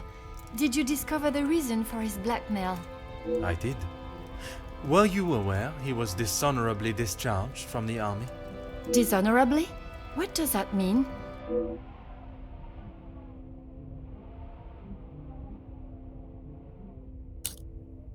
Yes, Gideon told me about the conversation you had. It is really quite upsetting. Zachariah was adamant of the Major's cruelty during the war, but the extent was not known until now. He killed a number of prisoners, men that were friends of Zachariah. Surely not. He would not do such a thing. They must have been trying to escape. I am afraid not. They were in fact unarmed. Oh, detective. It is the reason he was discharged, denied his military pension, and I believe the reason he fled England. He had been such an important part of my life for so long, but I feel like I hardly knew him. Innocence? You said it was she that killed him. It was her hand that held the knife, but he was quite insistent it happened in self-defense. In all of the years I have known her, she has barely even raised her voice. I cannot believe she would do something like that out of malice. The whole truth cannot be known until Mademoiselle Elizabeth has told her story.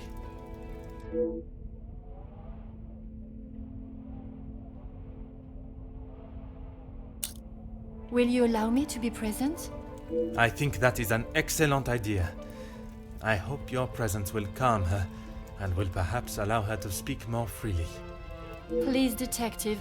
I know she has done a terrible thing, but I beg of you to give her the time to explain herself.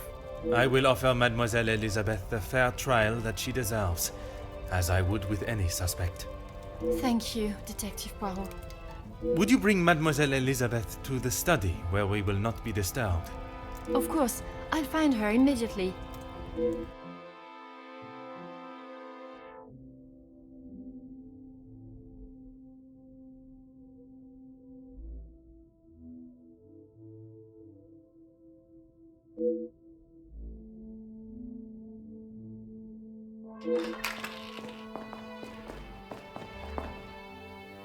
Mademoiselle Elizabeth, merci for joining us.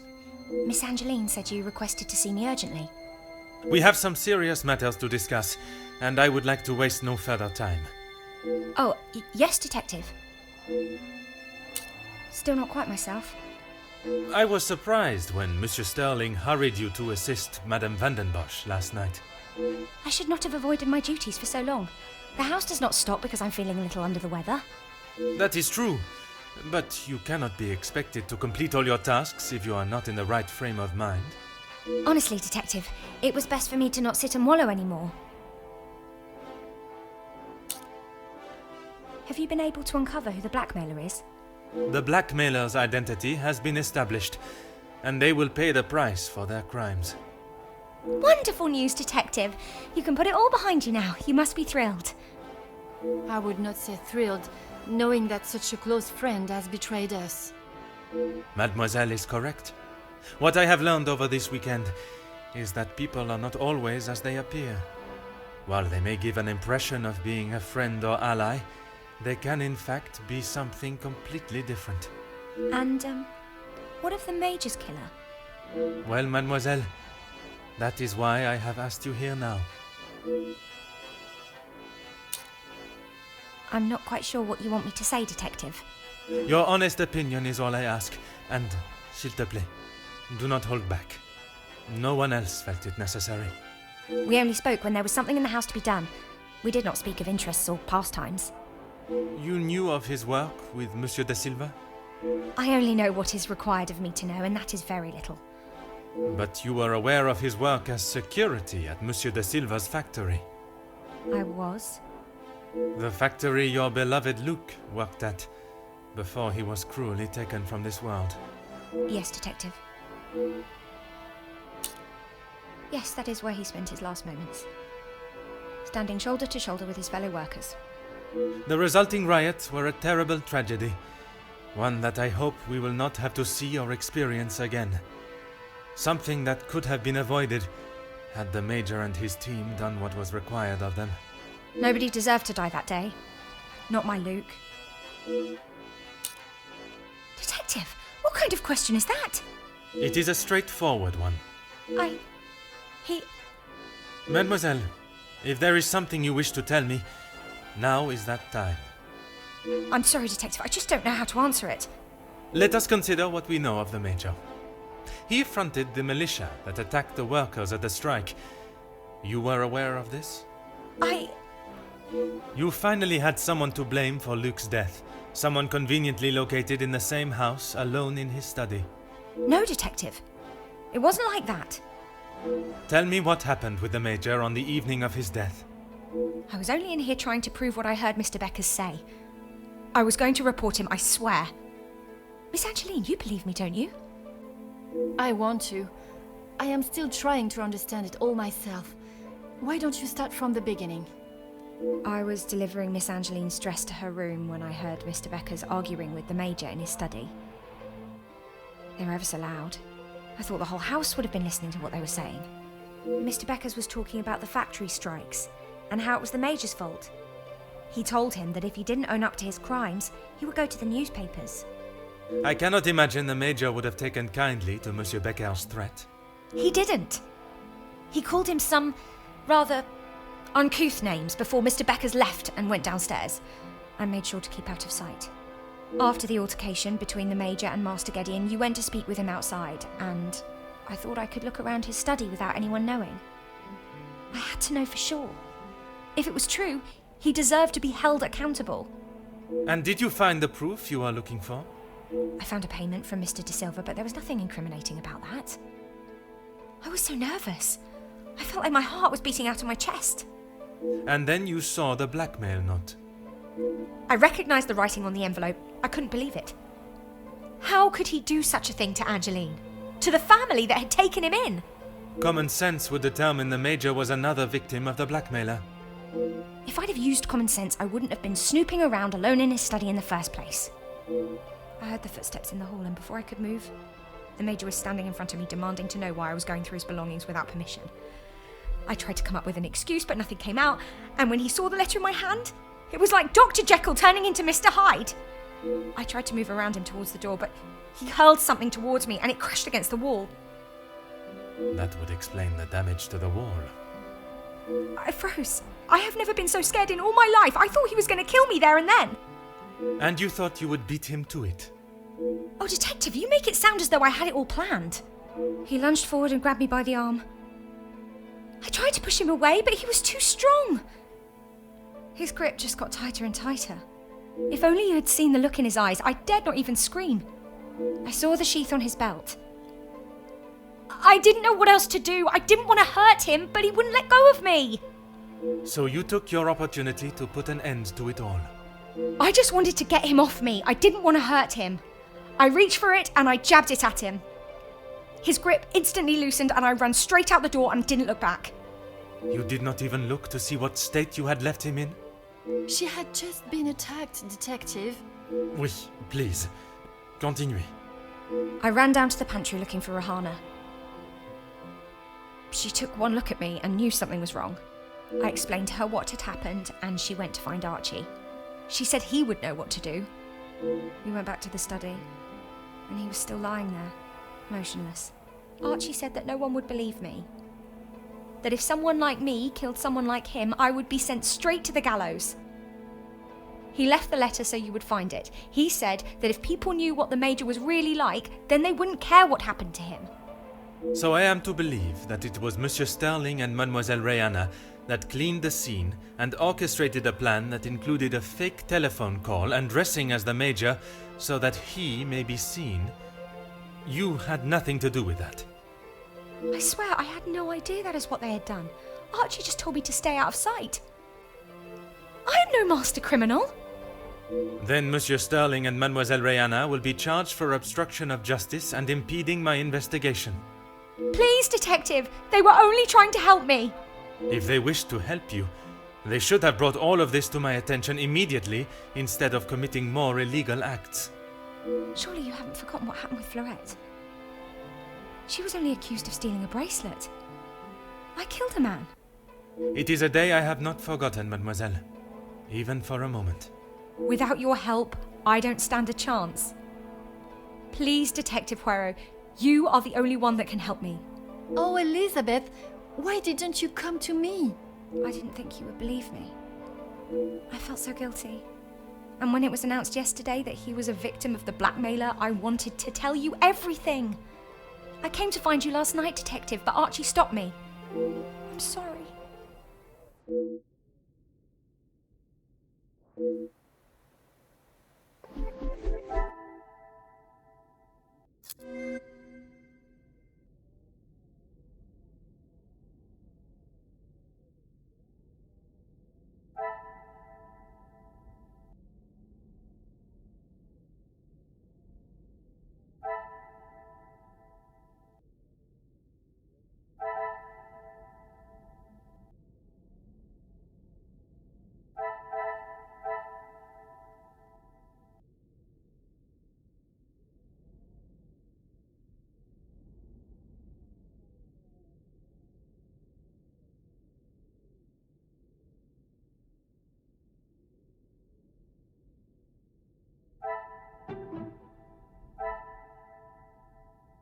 Magnifique.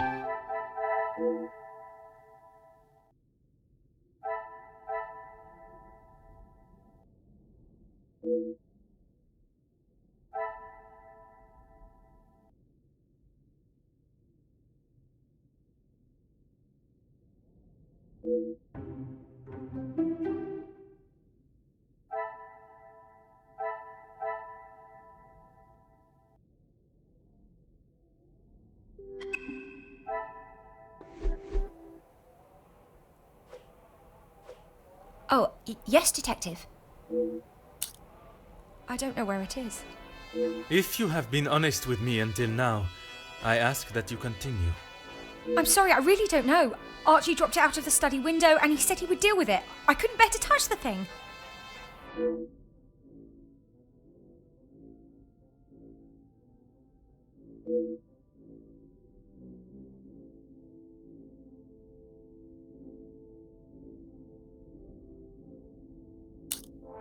Please, I was only protecting myself. I didn't want to hurt him. He just wouldn't let me go.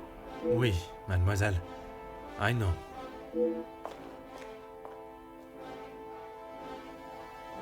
Mademoiselle tells quite the harrowing story.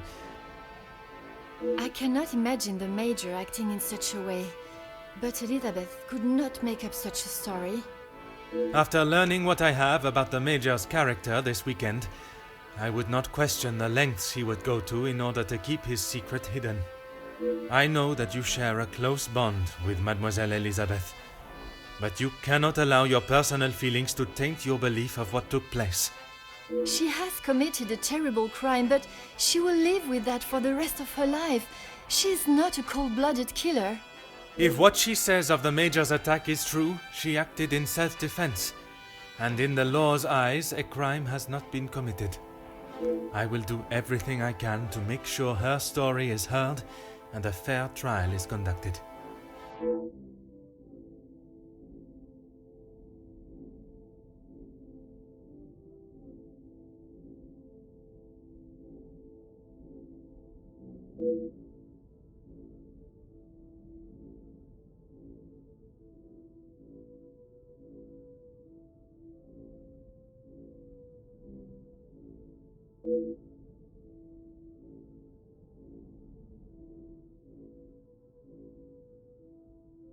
Mademoiselle, it is time I address the house. Are you sure? What will you say? What if they do not listen?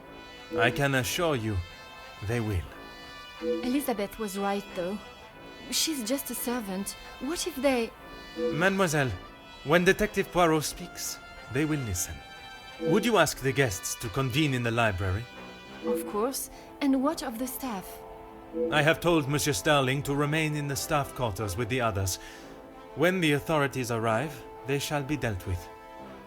You have been of great help to me throughout my investigation, and now that it is over, I have one final request. You only need to ask. While I am speaking with the guests in the library, would you watch over Mademoiselle Elizabeth in my room? You don't think she will try and escape, do you? In her position, I do not know what she might try.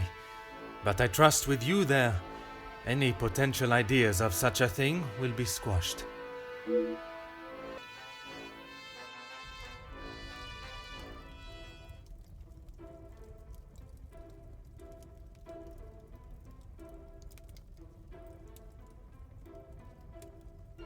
Detective, you have spent more time making us sit and wait for you than anything else. Madame van den Bosch, if you think I have spent my time focused on anything besides uncovering the Major's killer, you are sorely mistaken. I'm sure you will be eager to share your findings with us then. All in good time, Madame.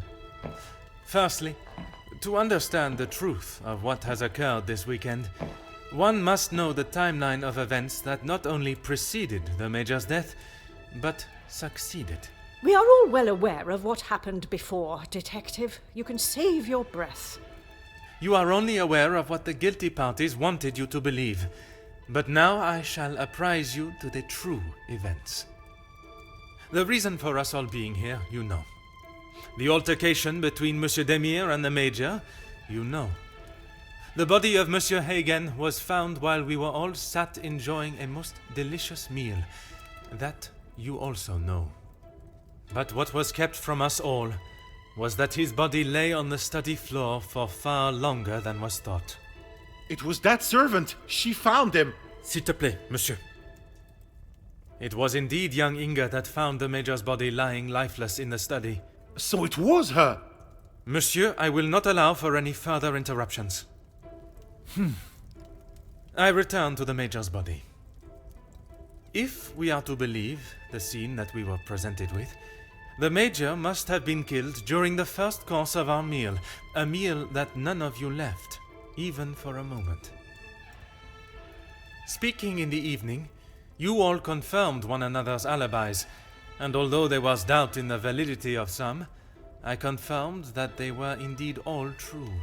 What I could not understand was how a man came to be found dead, and every guest accounted for at the time of death. That is until I questioned the latter. Monsieur Beckers, I shall now allow you to speak. You saw the Major smoking a cigar in the snow. Is that true? It is. False.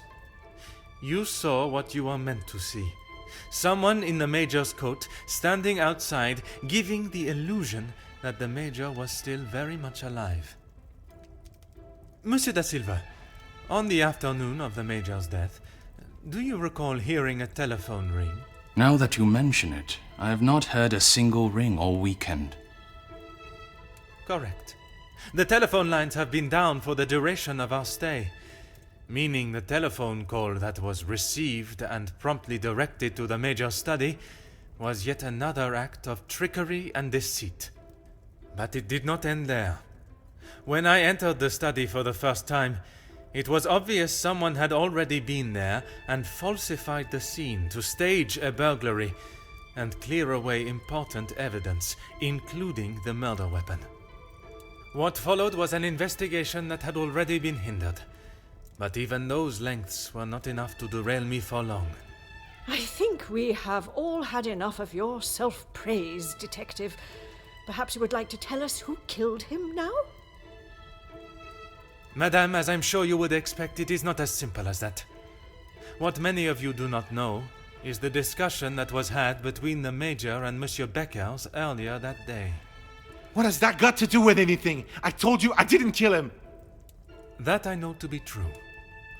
What you do not know is that it was not only his ears that heard your spoken words. I hope you are not implying I had something to do with it. No, madame, there was another. Mademoiselle Elisabeth. You are all aware that the Major was hired by Monsieur da Silva to front the security during the workers' strikes. What very few of you know is that it was the Major's order that instigated the vicious attacks on those unarmed men and resulted in numerous deaths, including Mademoiselle Elisabeth's fiancé, Luc. Monsieur Beckers confronted the Major, declaring that he was to hand himself in. That is what Mademoiselle Elisabeth overheard. Now, knowing the truth, she waited until the Major was away from his study. After he stepped outside following the confrontation with Monsieur Demire's fist, It looked to be the perfect opportunity, or so she thought. The Major returned and found her looking for the proof she required to hand him over to the authorities. If the maid bumped him off, why hasn't she been arrested? The events that followed in the study are not those of a cold-blooded murder, but one of a young girl that had no other option but to protect her own life. Sounds to me, Detective, like you have taken a shine to this young girl and would rather protest her innocence than arrest her for murder, the crime she has committed. Jeez, this is gonna make for a juicy story.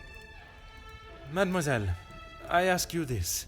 You have seen the Major's anger before, oui? What if I have?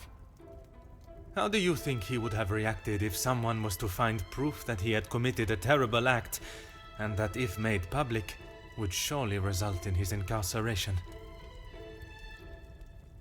Exactement. It is quite the story you have told, Detective, but all I have heard is that Elizabeth overheard a conversation blaming the Major for her fiancé's death, and she murdered him in revenge. A servant killing a man that is as revered as he was. She will face the noose. I am not denying that a man has lost his life, but it is not the crime of murder that you all believe. While the Major did not deserve to die in such a way, it was his actions towards Mademoiselle Elizabeth that drove her to defend herself in any way she could.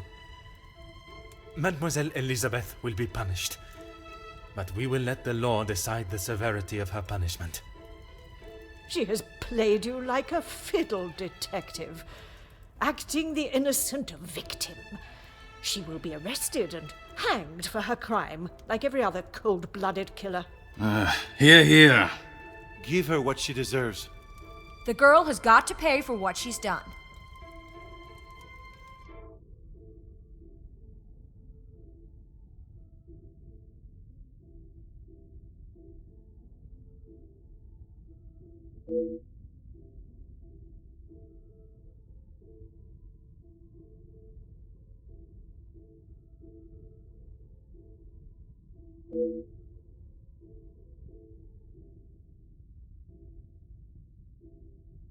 Those of you that are calling for the hanging of Mademoiselle Elizabeth, have you forgotten the roles you played? Your actions have been far from innocent. Look, Detective, I see where you are going with this, but it's not going to work. So maybe the strikes were down to De Silva and Beckers. But don't try and drag me into their mistakes. Mademoiselle Conrad, if you are so confident of your innocence, perhaps we should begin with you.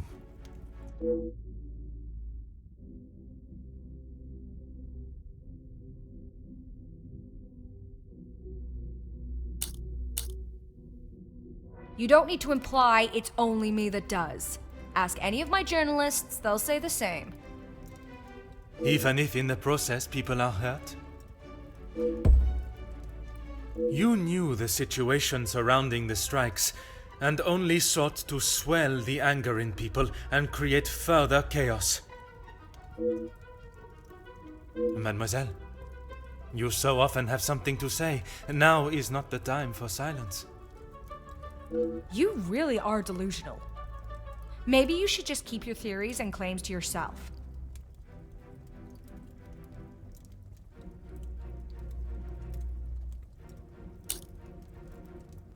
You obviously have no idea what goes on in my world. I would say stick to honest police work, but it seems that it's not in your field either.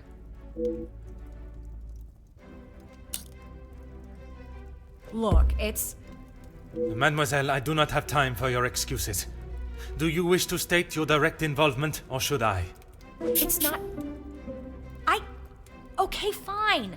Yes, the story was going nowhere. There was a deal on the table, and it was going to be done and dusted. Everything you said is true. I wanted the story. The scoop that would have blown the others out of the water. I never wanted anyone to get hurt. But I can see what I did wasn't right. I didn't think you had this side in you. I can see now why Angeline asked for you personally. You're not like other cops. It's clear it's the law and doing the right thing through and through with you. If you say it was self-defense, I believe you. We can't just forget what that girl has done. It's not Jackie's fault, or any of ours, that she decided to do what she did. Monsieur Beckers, you are the last person I expected to defend Mademoiselle Conrad. We talked only last night, and correct me if I am wrong, but you have already declared the role you played. To me, at least. Yes, we talked. It's just not fair of you to attack Jackie like that, putting words in her mouth until she succumbs to your plan.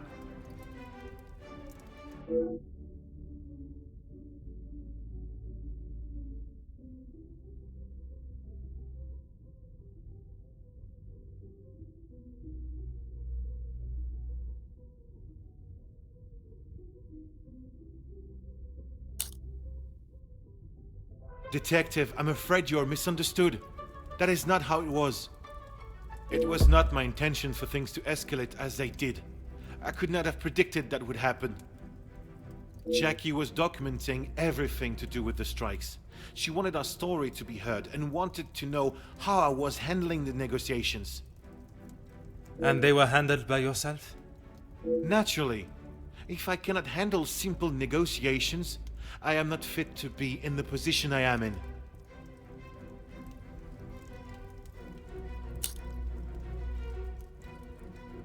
I was only pushing for what my men deserved, what they needed. Hindsight is a wonderful thing, Detective. Surely you must know that. Nothing is ever simple, Detective. I'm sure you understand that better than anyone.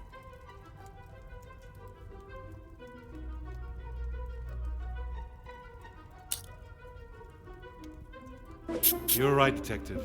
I have tried so hard to deny my part, but I know only too well that my decisions led to the death of those men.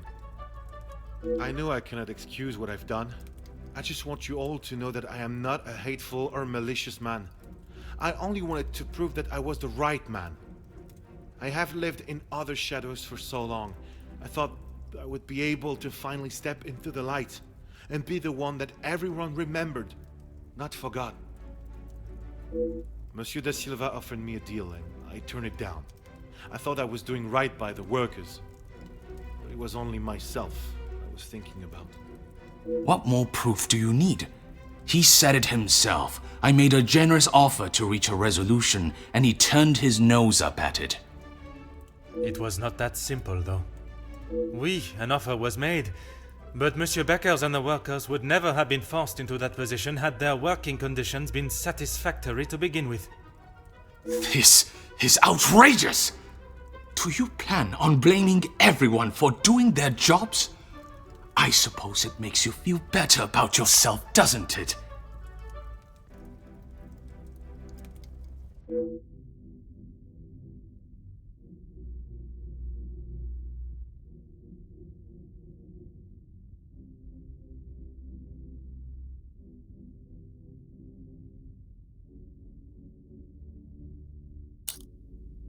It may be a big deal to you, but I am used to workers not being happy with something.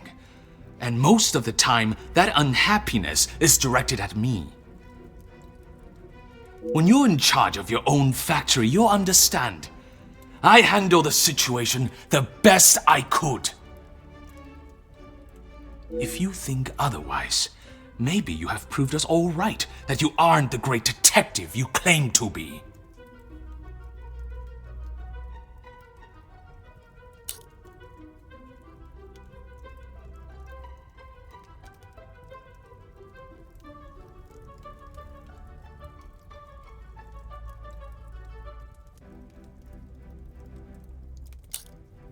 You said it. Anonymous.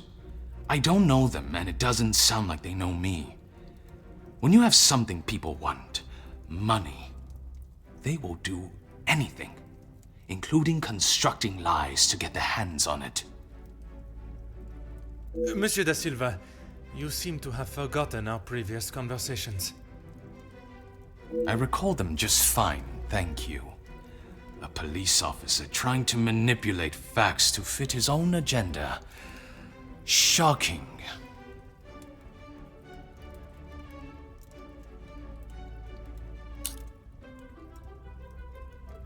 Do you really think this is the first time blame has fallen at my feet? Although I don't think I've seen someone try so hard before to even convince themselves of what they're saying. Have you not learnt enough already from having your factories closed? If you have any hope to return to normality, you must admit your faults and accept the repercussions. I may have been a little harsh with my staff. I only wanted to prepare them for the realities of this world. I was never given the opportunities that they have today, and I succeeded. All they do is demand more and more at the factories and at the house. How am I meant to keep a good profit if every franc is going to them? I offered what I could. I was willing to meet in the middle. But maybe that wasn't enough. Swallowing one's pride is no easy feat. But if it means that a young girl will receive fair judgment, I am prepared to do it. Merci, monsieur, for your honesty. Admitting your responsibility is an honorable move. What now, Detective? Is this absurdity going to continue much longer? Even after all your attempts, Detective, Felix was still murdered. Self-defense or not, she chose to hide what she had done because she knew what she had done was wrong, and she will be punished for it. It was not choice to hide anything, madame. If in her position, I ask, what would you have done? The Major has already furiously thrown an object at you, barely missing your head, and now has hold of your arm. I wouldn't have driven a knife into him, that I can tell you for sure. She is no fool. She intended to kill, not to defend.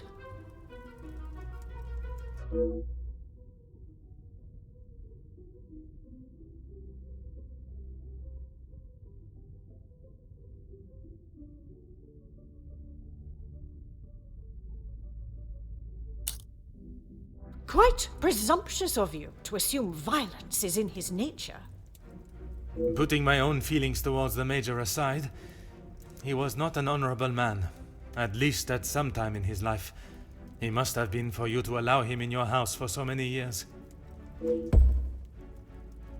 So, even you confirm he had a history of aggression.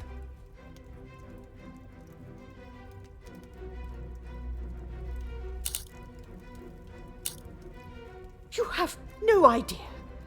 He was there for us when we needed him.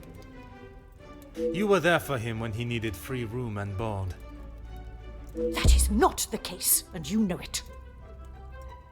His actions are unforgivable and should not be defended by anyone. You judge him so harshly, but I return the question.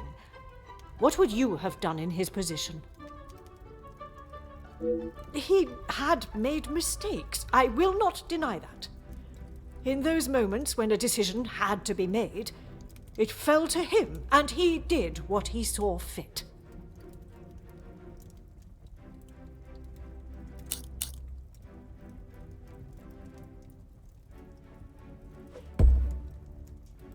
S'il te plaît, madame. I ask that you consider everything you know of the Major carefully. He was not always like that. The man that I called a friend would never have done what he has. I cannot allow another innocent person to be punished for his vicious and barbarous behavior. You have seen the Major act in a similar manner as I described before, haven't you? What was the outcome then? You have convinced me that I am wrong, in both my opinion on Elizabeth's punishment and in the friendships I keep. Is that not enough for you? Not when a potential crime has been committed, and I fear an innocent party may have been punished for it. He was just a boy. I told him to stop, but he was like a wild animal. The confrontation with Mademoiselle Elizabeth was not the first time he has come close to killing another. It was following the officer's ball. A young man, no older than 16, stopped us on the street, begging for some change. Felix pushed him away, but he was persistent. He only wanted a few coins. Like a flash, Felix snapped and wouldn't let go of him. He would not stop punching him. I have never seen anything so brutal. But he was never charged for the attack. Felix called the captain at the station and said that the boy had tried to rob him, and he was merely defending himself. The boy was thrown behind bars without a second thought. It was a full week before the bruises on Felix's knuckles finally faded. And even after witnessing such a brutal assault, you still support him. You still believe that he had not attacked Elizabeth. The days following, he showed no signs of remorse, no apology to him or to me. I blamed it on the amount he had had to drink. But when you began talking about him finding Elizabeth in his study, I somehow knew it had happened again. Had you been open about the Major's temper, this could all have been avoided. When you tell the courts the truth, Mademoiselle Elizabeth's self-defense plea cannot be ignored. Just when I thought I could not see a more spineless move. Excuse me? You allowed a bully and thug to remain in your house and endanger your family. I'm sorry, Margot, but I am struggling to understand why you have involved yourself in this affair. I'm surprised you can hear me way up there on that high horse of yours. How dare you speak to me in that way? Who I decide to keep in my house is my decision and no one else's. I can see that. Murderers, thieves, and extortionists are all acceptable, it seems. Countess, I have talked at length of the Major's death, but not the reason for my invitation in the first place. When I last gathered you all together, I spoke of a blackmail ring that was rife in the area, and then of the letter that the Major had received. Mademoiselle Angeline requested my help personally after she received such a letter threatening her family name. She felt I was the only one that could uncover the truth. And uncover the truth I have. Get on with it, detective. Who dared try and extort my family and then have the gall to allow me to welcome them into my home? If it was not for the honesty of a young servant, I would perhaps still be looking. For goodness sake, it was me. Margot, how could you? While it looked as though the Countess was helping the young women at the shelter, she was in fact only finding them positions of employment in wealthy homes to gather information on them and learn secrets that she would ultimately be able to use against them. Monsieur da Silva fell victim to her network of moles and was in turn blackmailed. It was quite the prosperous setup you had, knowing that they would not be prepared to lose their social standing if a secret was to find its way from where it had been hidden for so long. That cannot be true, Margot. How could you do such a cruel thing? That is rich. Come. You are one of my oldest friends. High and mighty, Madame Van den Bosch. You think you can do what you wish when you wish it and there will be no repercussions. You are as bad as all of them. If I do not get a straight answer out of you, I will march you to the police station myself.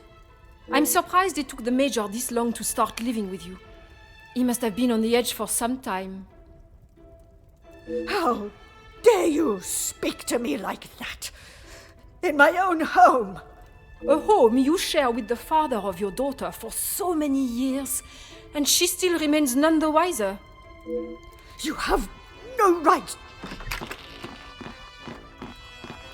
Maman! Angeline? Have you heard what she has admitted to? She is merely trying to make herself... Is what she says true? Felix, he was my father? That is the secret that the letter was talking about, isn't it? You told me that we had nothing to hide. Detective Poirot, were you aware of this? Oui, mademoiselle. But it was not my place to repeat. I don't understand. What about father? Your maman betrayed the love of a good, honest man and played away behind his back and then kept it hidden for all these years like a lady of the night with her client list. You will say no more. Angeline, I... Did Felix know? This is not an appropriate conversation. He knew, dear girl. He knew the whole time. It is only dear Edwin that was blind to their deceit. You will not talk of him like that. You will not talk of him at all. If I don't, who will? You never deserved him. You don't even deserve the memory of him. Countess, there is something that you still have not explained. What more is there for her to say? How long were you in love with the Viscount for? Margot? Is that true? We were destined to be together. And then you turned up. And I was all but forgotten about. But you were nothing more than friends. And you made sure of that, didn't you? From the day you arrived, it was all about what you wanted and what you had to do to get it. You didn't consider Edwin at all. He was just a purse to you. I loved my husband, and I miss him every day. Loved him enough to stray? Both of you, no more! Please, Angeline, let me explain. Maman, I do not wish to hear anything else from you. Not even your own daughter wants to hear your lies anymore. Cassandra Van den Bosch, all alone. How dare you!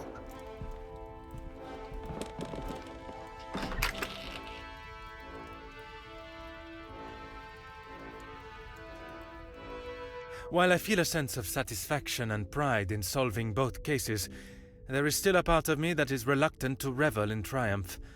I am content with the unmasking of Comtesse de Vos as the blackmailer, and knowing that she will pay for her crimes. But it is the justice for Mademoiselle Elizabeth that worries me.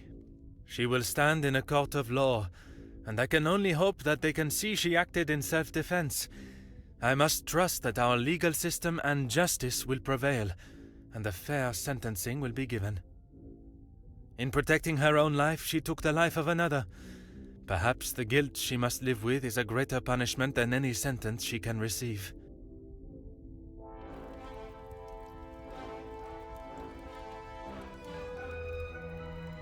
Comtesse de Vos was taken from Nemozinet House in cuffs and placed under arrest. Although she initially tried to plead her innocence, Inga, along with a number of other girls that the Comtesse had found employment for, came forward and made full statements. She was charged with 5 counts of blackmail and extortion and sent to a house of corrections, where she will have a new life to become accustomed to. Monsieur Sterling and Mademoiselle Rihanna were also reprimanded for their participation. While they may not be facing time in prison, tampering with a crime scene and obstruction of a police investigation are certainly not something that houses and new employers will look positively on.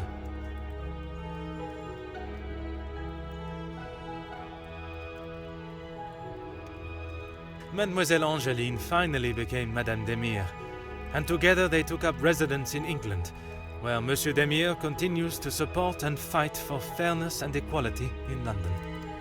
I am happy to say that we have remained in contact, and Madame Demire has become a regular correspondent of mine, and the latest joyous news is that they are expecting a child of their own. Madame Van den Bosch showed compassion that I had not seen in her before. She stood in court and gave a truthful and genuine character reference of Elizabeth, as well as describing the Major and the atrocious crimes he had committed. After Madame Van den Bosch's secret was revealed to the world, her position in the social hierarchy was no more, disappearing in a moment. While she still resides in Belgium, I believe she has had to adapt to a far more modest way of life. A humbling experience for her, I am sure. Following her actions in the courtroom, Angeline believed that her maman still had a place in her life. Although they are on different sides of La Manche, they remain in contact. Mademoiselle Conrad left Nemozinet House the same way she entered, confident in herself and audacious in her opinions. Her report of the Major's murder at the house and the surrounding blackmails became one of the most talked about stories of the year. While there were certain details of her own involvement that did not make it to print, she was really quite complimentary about the detective at the heart of the case. Monsieur de Silva tried to continue in his position as factory owner and business entrepreneur, but after his accounts and business dealings were investigated following the details of his blackmail being made public in Mademoiselle Conrad's article, his illustrious business empire began to crumble and is now facing an international corporate investigation. Monsieur Beckers stepped down from his position as union leader, accepting that he was no longer fit to represent the workforce that, in his words, he had let down on a scale of unmeasurable proportion. Although he is no longer the voice of the workers, he continues to support them from behind the scenes. Monsieur Zachariah and his brother made amends, and returning to his family home, and after sobering up, he was able to find the help that he required. I understand that he is now helping fellow soldiers with similar conditions. And Mademoiselle Elizabeth, she stood before a court, and while the proceedings were deemed controversial, the charges against her were dropped, and the reasoning of self-defense was accepted by the presiding judge. Madame Van den Bosch's testimony, along with Mademoiselle Angeline's declaration of her good character, was enough to show that it was not in Elizabeth's nature to act in such a violent way. The abundance of evidence against the Major, and his violent and cruel nature, including his appalling acts during the strikes and the war, was more than enough to prove that Mademoiselle Elizabeth had no other option in that situation but to defend herself in any way that she could. With the new arrival of Madame and Monsieur Demire's child next year, they have agreed to give Elizabeth the opportunity to return home to England and take up a position in their home as nanny.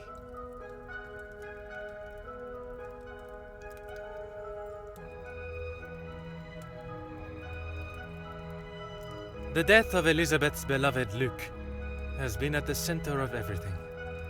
Had those in positions to help not acted with only themselves in mind, perhaps he would still be alive today, and the Major would have paid the price for his own crimes in the eyes of the law, not at the blade of a knife. The blood of Major Felix Hagen will remain on Elizabeth's hands, a stain that wherever she is and whatever she may do, she will never be able to wash clean. However, it will remain as a reminder to not only her, but all of us, of what we as human beings are capable of to protect ourselves. We all have something that may be considered shameful or sinful, and it is how we deal with it that shows our true character. Those involved in the riots, the workers' deaths, and the Major's killing believed themselves to be untouchable. Whether it was from their social standing or their confidence in themselves, they learned that everyone is accountable for their actions. There is no exemption because of the suit you wear or the money in your bank account. There is no price to a man's life. It cannot be bought or traded or discarded. No man is better than another, including Detective Hercule Poirot.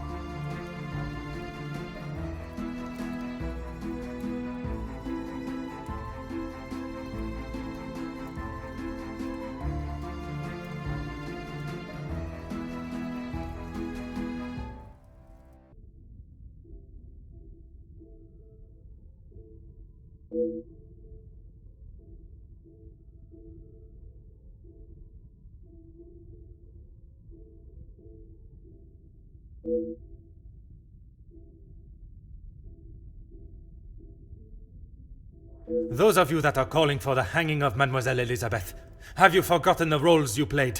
Your actions have been far from innocent. Look, Detective, I see where you are going with this, but it's not going to work. So maybe the strikes were down to De Silva and Beckers. But don't try and drag me into their mistakes. Mademoiselle Conrad, if you are so confident of your innocence, perhaps we should begin with you.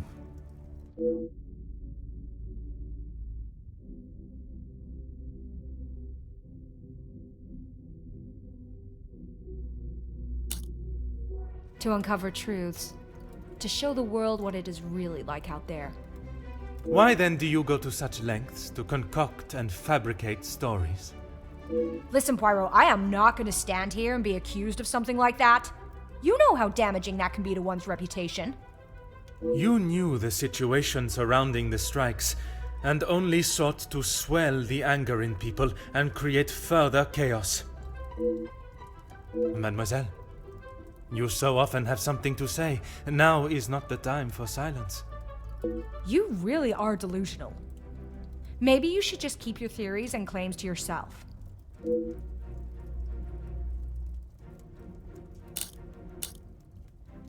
Talking of sacrificing lives, have you forgotten what you have done? You know what it's like to get your hands dirty, Detective. You can't expect others not to do the same. Mademoiselle, I do not have time for your excuses. Do you wish to state your direct involvement, or should I? I'm sorry to disappoint you, Poirot, but I have done nothing wrong. I must say, though, you certainly put your heart and soul into it. All that matters is what happened in that room, and that was that Elizabeth stabbed him. What came before is irrelevant. She murdered him, and now she has to pay the price. Now is the time to admit your lapse of judgment. You allowed Mademoiselle Conrad to manipulate you like a puppet. Ridiculous!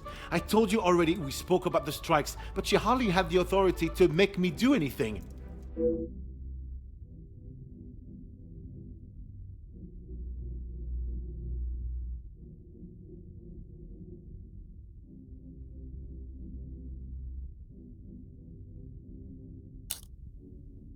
This is ridiculous. It was a peaceful strike. We only wanted what was deserved. Surely you do not think I sought to worsen the situation? Monsieur Beckers, you have taken the words from my mouth. Jackie was documenting everything to do with the strikes. She wanted our story to be heard and wanted to know how I was handling the negotiations. And they were handled by yourself? Naturally. If I cannot handle simple negotiations, I am not fit to be in the position I am in.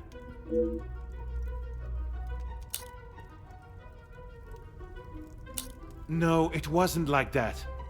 This is not a tale that has been created. The facts I speak came directly from your mouth yesterday. Why is it you cannot admit she exploited your passion and desire for your men in front of the other guests? Nothing is ever simple, Detective. I'm sure you understand that better than anyone.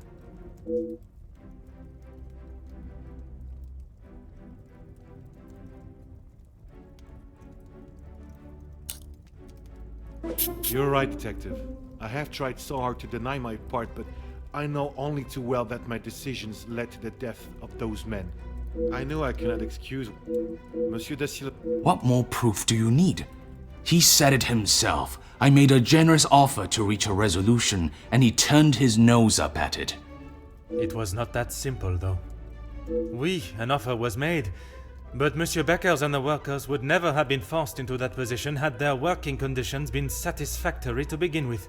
This is outrageous! Do you plan on blaming everyone for doing their jobs?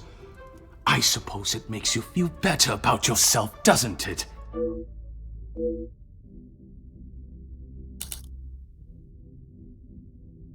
Me and my decisions. Detective, you are really clutching at thin air. Need I remind you, I am a successful businessman, and I had nothing to do with the Major's murder. If you think otherwise, maybe you have proved us all right, that you aren't the great detective you claim to be.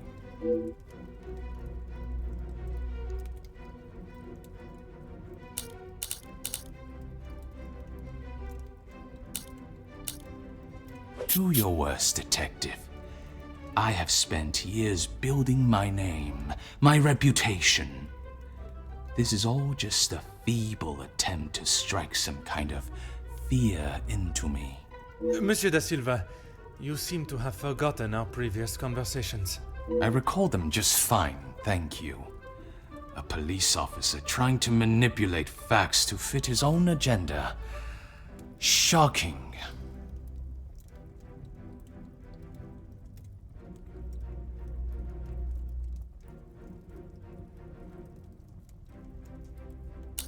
Is that what you plan to do?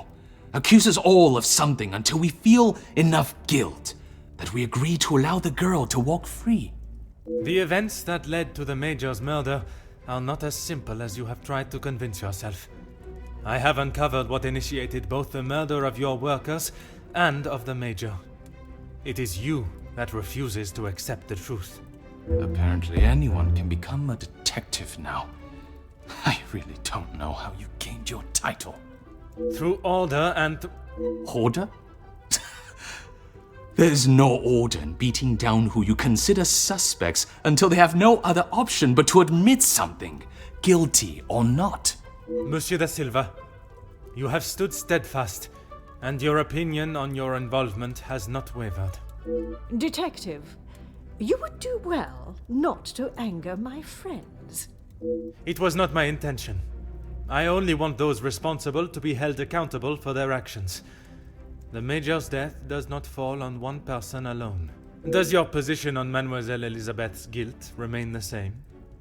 Even after all your attempts, Detective, Felix was still murdered. Self-defense or not, she chose to hide what she had done because she knew what she had done was wrong. And she will be punished for it. It was not choice to hide anything, madame. If in her position, I ask, what would you have done? The Major has already furiously... I wouldn't have driven a knife into him, that I can tell you for sure.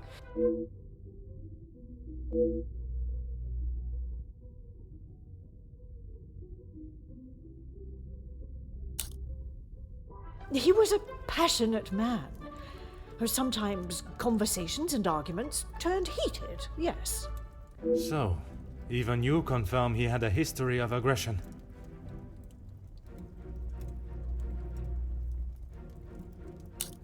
I'm sure that is none of my business. Likewise, it is none of yours. The Major shot and killed a number of unarmed prisoners as they were bound and terrified, posing no threat. His actions are unforgivable and should not be defended by anyone. You judge him so harshly, but I return the question. What would you have done in his position? He had made mistakes. I will not deny that. In those moments when a decision had to be made, it fell to him, and he did what he saw fit.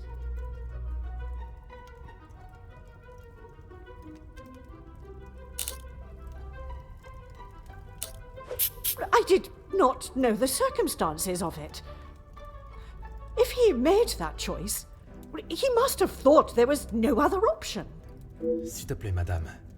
I ask that you consider everything you know of the Major carefully. My friend has been murdered in cold blood, and you have the gall to ask me to save her? I will see to it that your superiors know of your crooked tendencies and wavering morals. Elizabeth will hang for this. There is no more a fitting punishment for her crime. I knew that you had a cold heart, but never would I have expected to see you turn on a young girl so cruelly. Excuse me? She may have been the one that held the knife, but look at the monster that stood before her. It could not be clearer the type of man. No, I shall refrain from offending men everywhere. The type of creature that he was. He bribed, he extorted, he murdered. And yet when he attacks a young girl and she does us a favor and stops him for good, she is punished. I'm sorry, Margot, but I am struggling to understand why you have involved yourself in this affair. Because that girl does not deserve your judgment. You should be ashamed of yourself. You all should be for allowing this to happen. Countess, I have talked at length of the Major's death, but not the reason for my invitation in the first place. When I last gathered you all together, I spoke of a blackmail ring that was rife in the area, and then of the letter that the Major had received.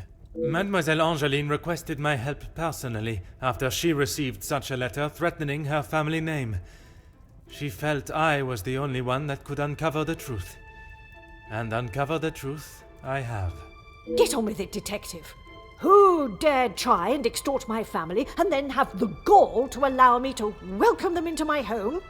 If it was not for the honesty of a young servant, I would perhaps still be looking. For goodness sake, it was me. Margot, how could you? While it looked as though the Countess was helping the young women at the shelter, she was in fact only finding them positions of employment in wealthy homes to gather information on them and learn secrets that she would ultimately be able to use against them.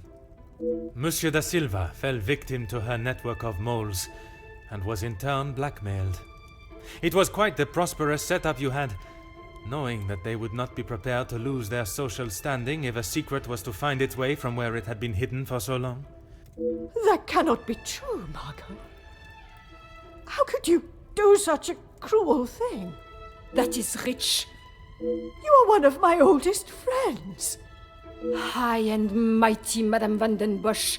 You think you can do what you wish when you wish it and there will be no repercussions. You are as bad as all of them. If I do not get a straight answer out of you, I will march you to the police station myself. I'm surprised it took the Major this long to start living with you. He must have been on the edge for some time. How dare you speak to me like that? In my own home. A home you share with the father of your daughter for so many years, and she still remains none the wiser. You have no right. Maman! Angeline? Have you heard what she has admitted to? She is merely trying to make herself... Is what she says true? Felix, he was my father? That is the secret that the letter was talking about, isn't it? You told me that we had nothing to hide. Detective Poirot, were you aware of this? Oui, mademoiselle. But it was not my place to repeat. I don't understand. What about father? Your maman betrayed the love of a good, honest man and played away behind his back and then kept it hidden for all these years like a lady of the night with her client list. You will say no more. Angeline, I... Did Felix know? This is not an appropriate conversation. He knew, dear girl. He knew the whole time. It is only dear Edwin that was blind to their deceit. You will not talk of him like that. You will not talk of him at all. If I don't, who will? You never deserved him. You don't even deserve the memory of him. Countess, there is something that you still have not explained. What more is there for her to say? How long were you in love with the Viscount for? Margot? Is that true? We were destined to be together. And then you turned up. And I was all but forgotten about. But you were nothing more than friends. And you made sure of that, didn't you? From the day you arrived, it was all about what you wanted and what you had to do to get it. You didn't consider Edwin at all. He was just a purse to you. I loved my husband, and I miss him every day. Loved him enough to stray? Both of you, no more! Please, Angeline, let me explain. Maman, I do not wish to hear anything else from you. Not even your own daughter wants to hear your lies anymore. Cassandra Van den Bosch, all alone. How dare you!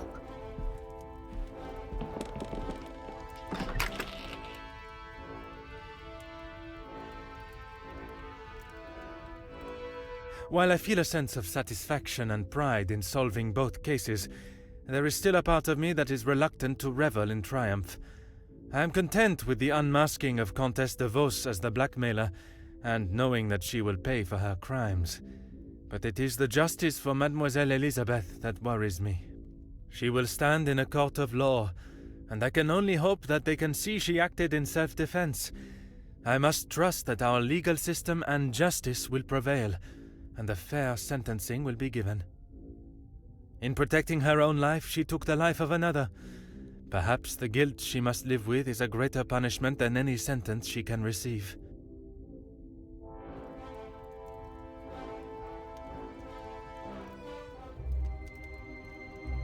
Comtesse de Vos was taken from Nemozinet House in cuffs and placed under arrest. Although she initially tried to plead her innocence, Inga, along with a number of other girls that the Comtesse had found employment for, came forward and made full statements. She was charged with 5 counts of blackmail and extortion and sent to a house of corrections, where she will have a new life to become accustomed to.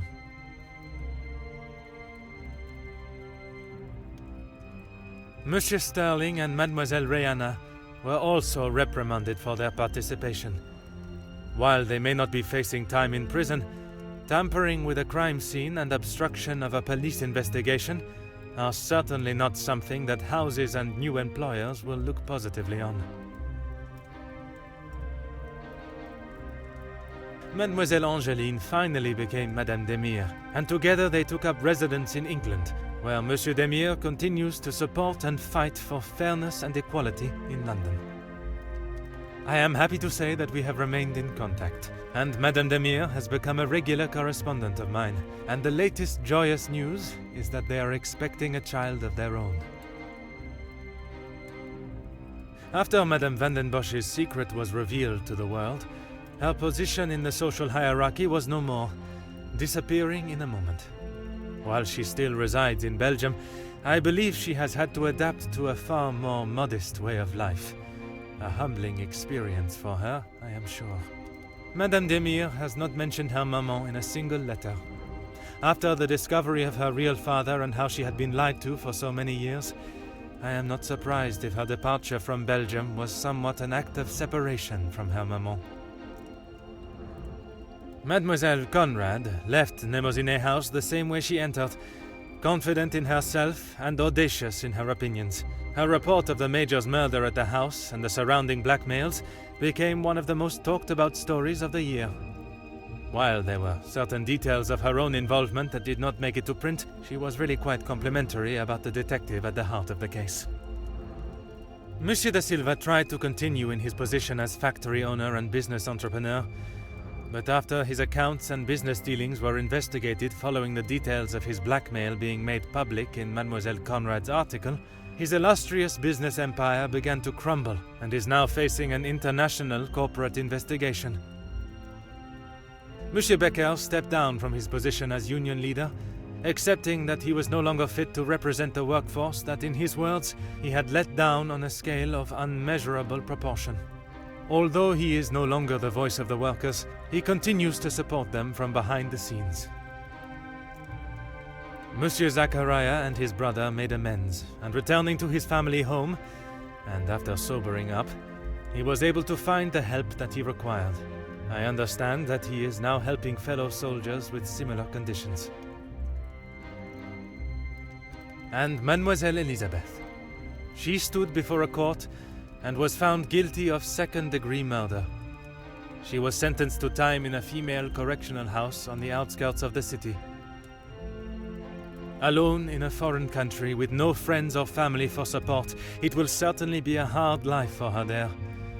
Her mental and physical strength will surely be tested to their limits, but she could not go unpunished.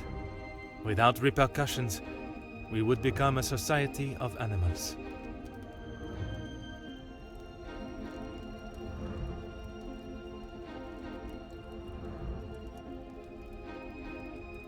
The death of Elizabeth's beloved Luc has been at the center of everything. Had those in positions to help not acted with only themselves in mind, perhaps he would still be alive today, and the Major would have paid the price for his own crimes in the eyes of the law, not at the blade of a knife. The blood of Major Felix Egan will remain on Elizabeth's hands. A stain that wherever she is and whatever she may do, she will never be able to wash clean. However, it will remain as a reminder to not only her, but all of us, of what we as human beings are capable of to protect ourselves. We all have something that may be considered shameful or sinful, and it is how we deal with it that shows our true character. Those involved in the riots, the workers' deaths, and the Major's killing believed themselves to be untouchable. Whether it was from their social standing or their confidence in themselves, they learned that everyone is accountable for their actions. There is no exemption because of the suit you wear or the money in your bank account. There is no price to a man's life. It cannot be bought or traded or discarded. No man is better than another, including Detective Hercule Poirot.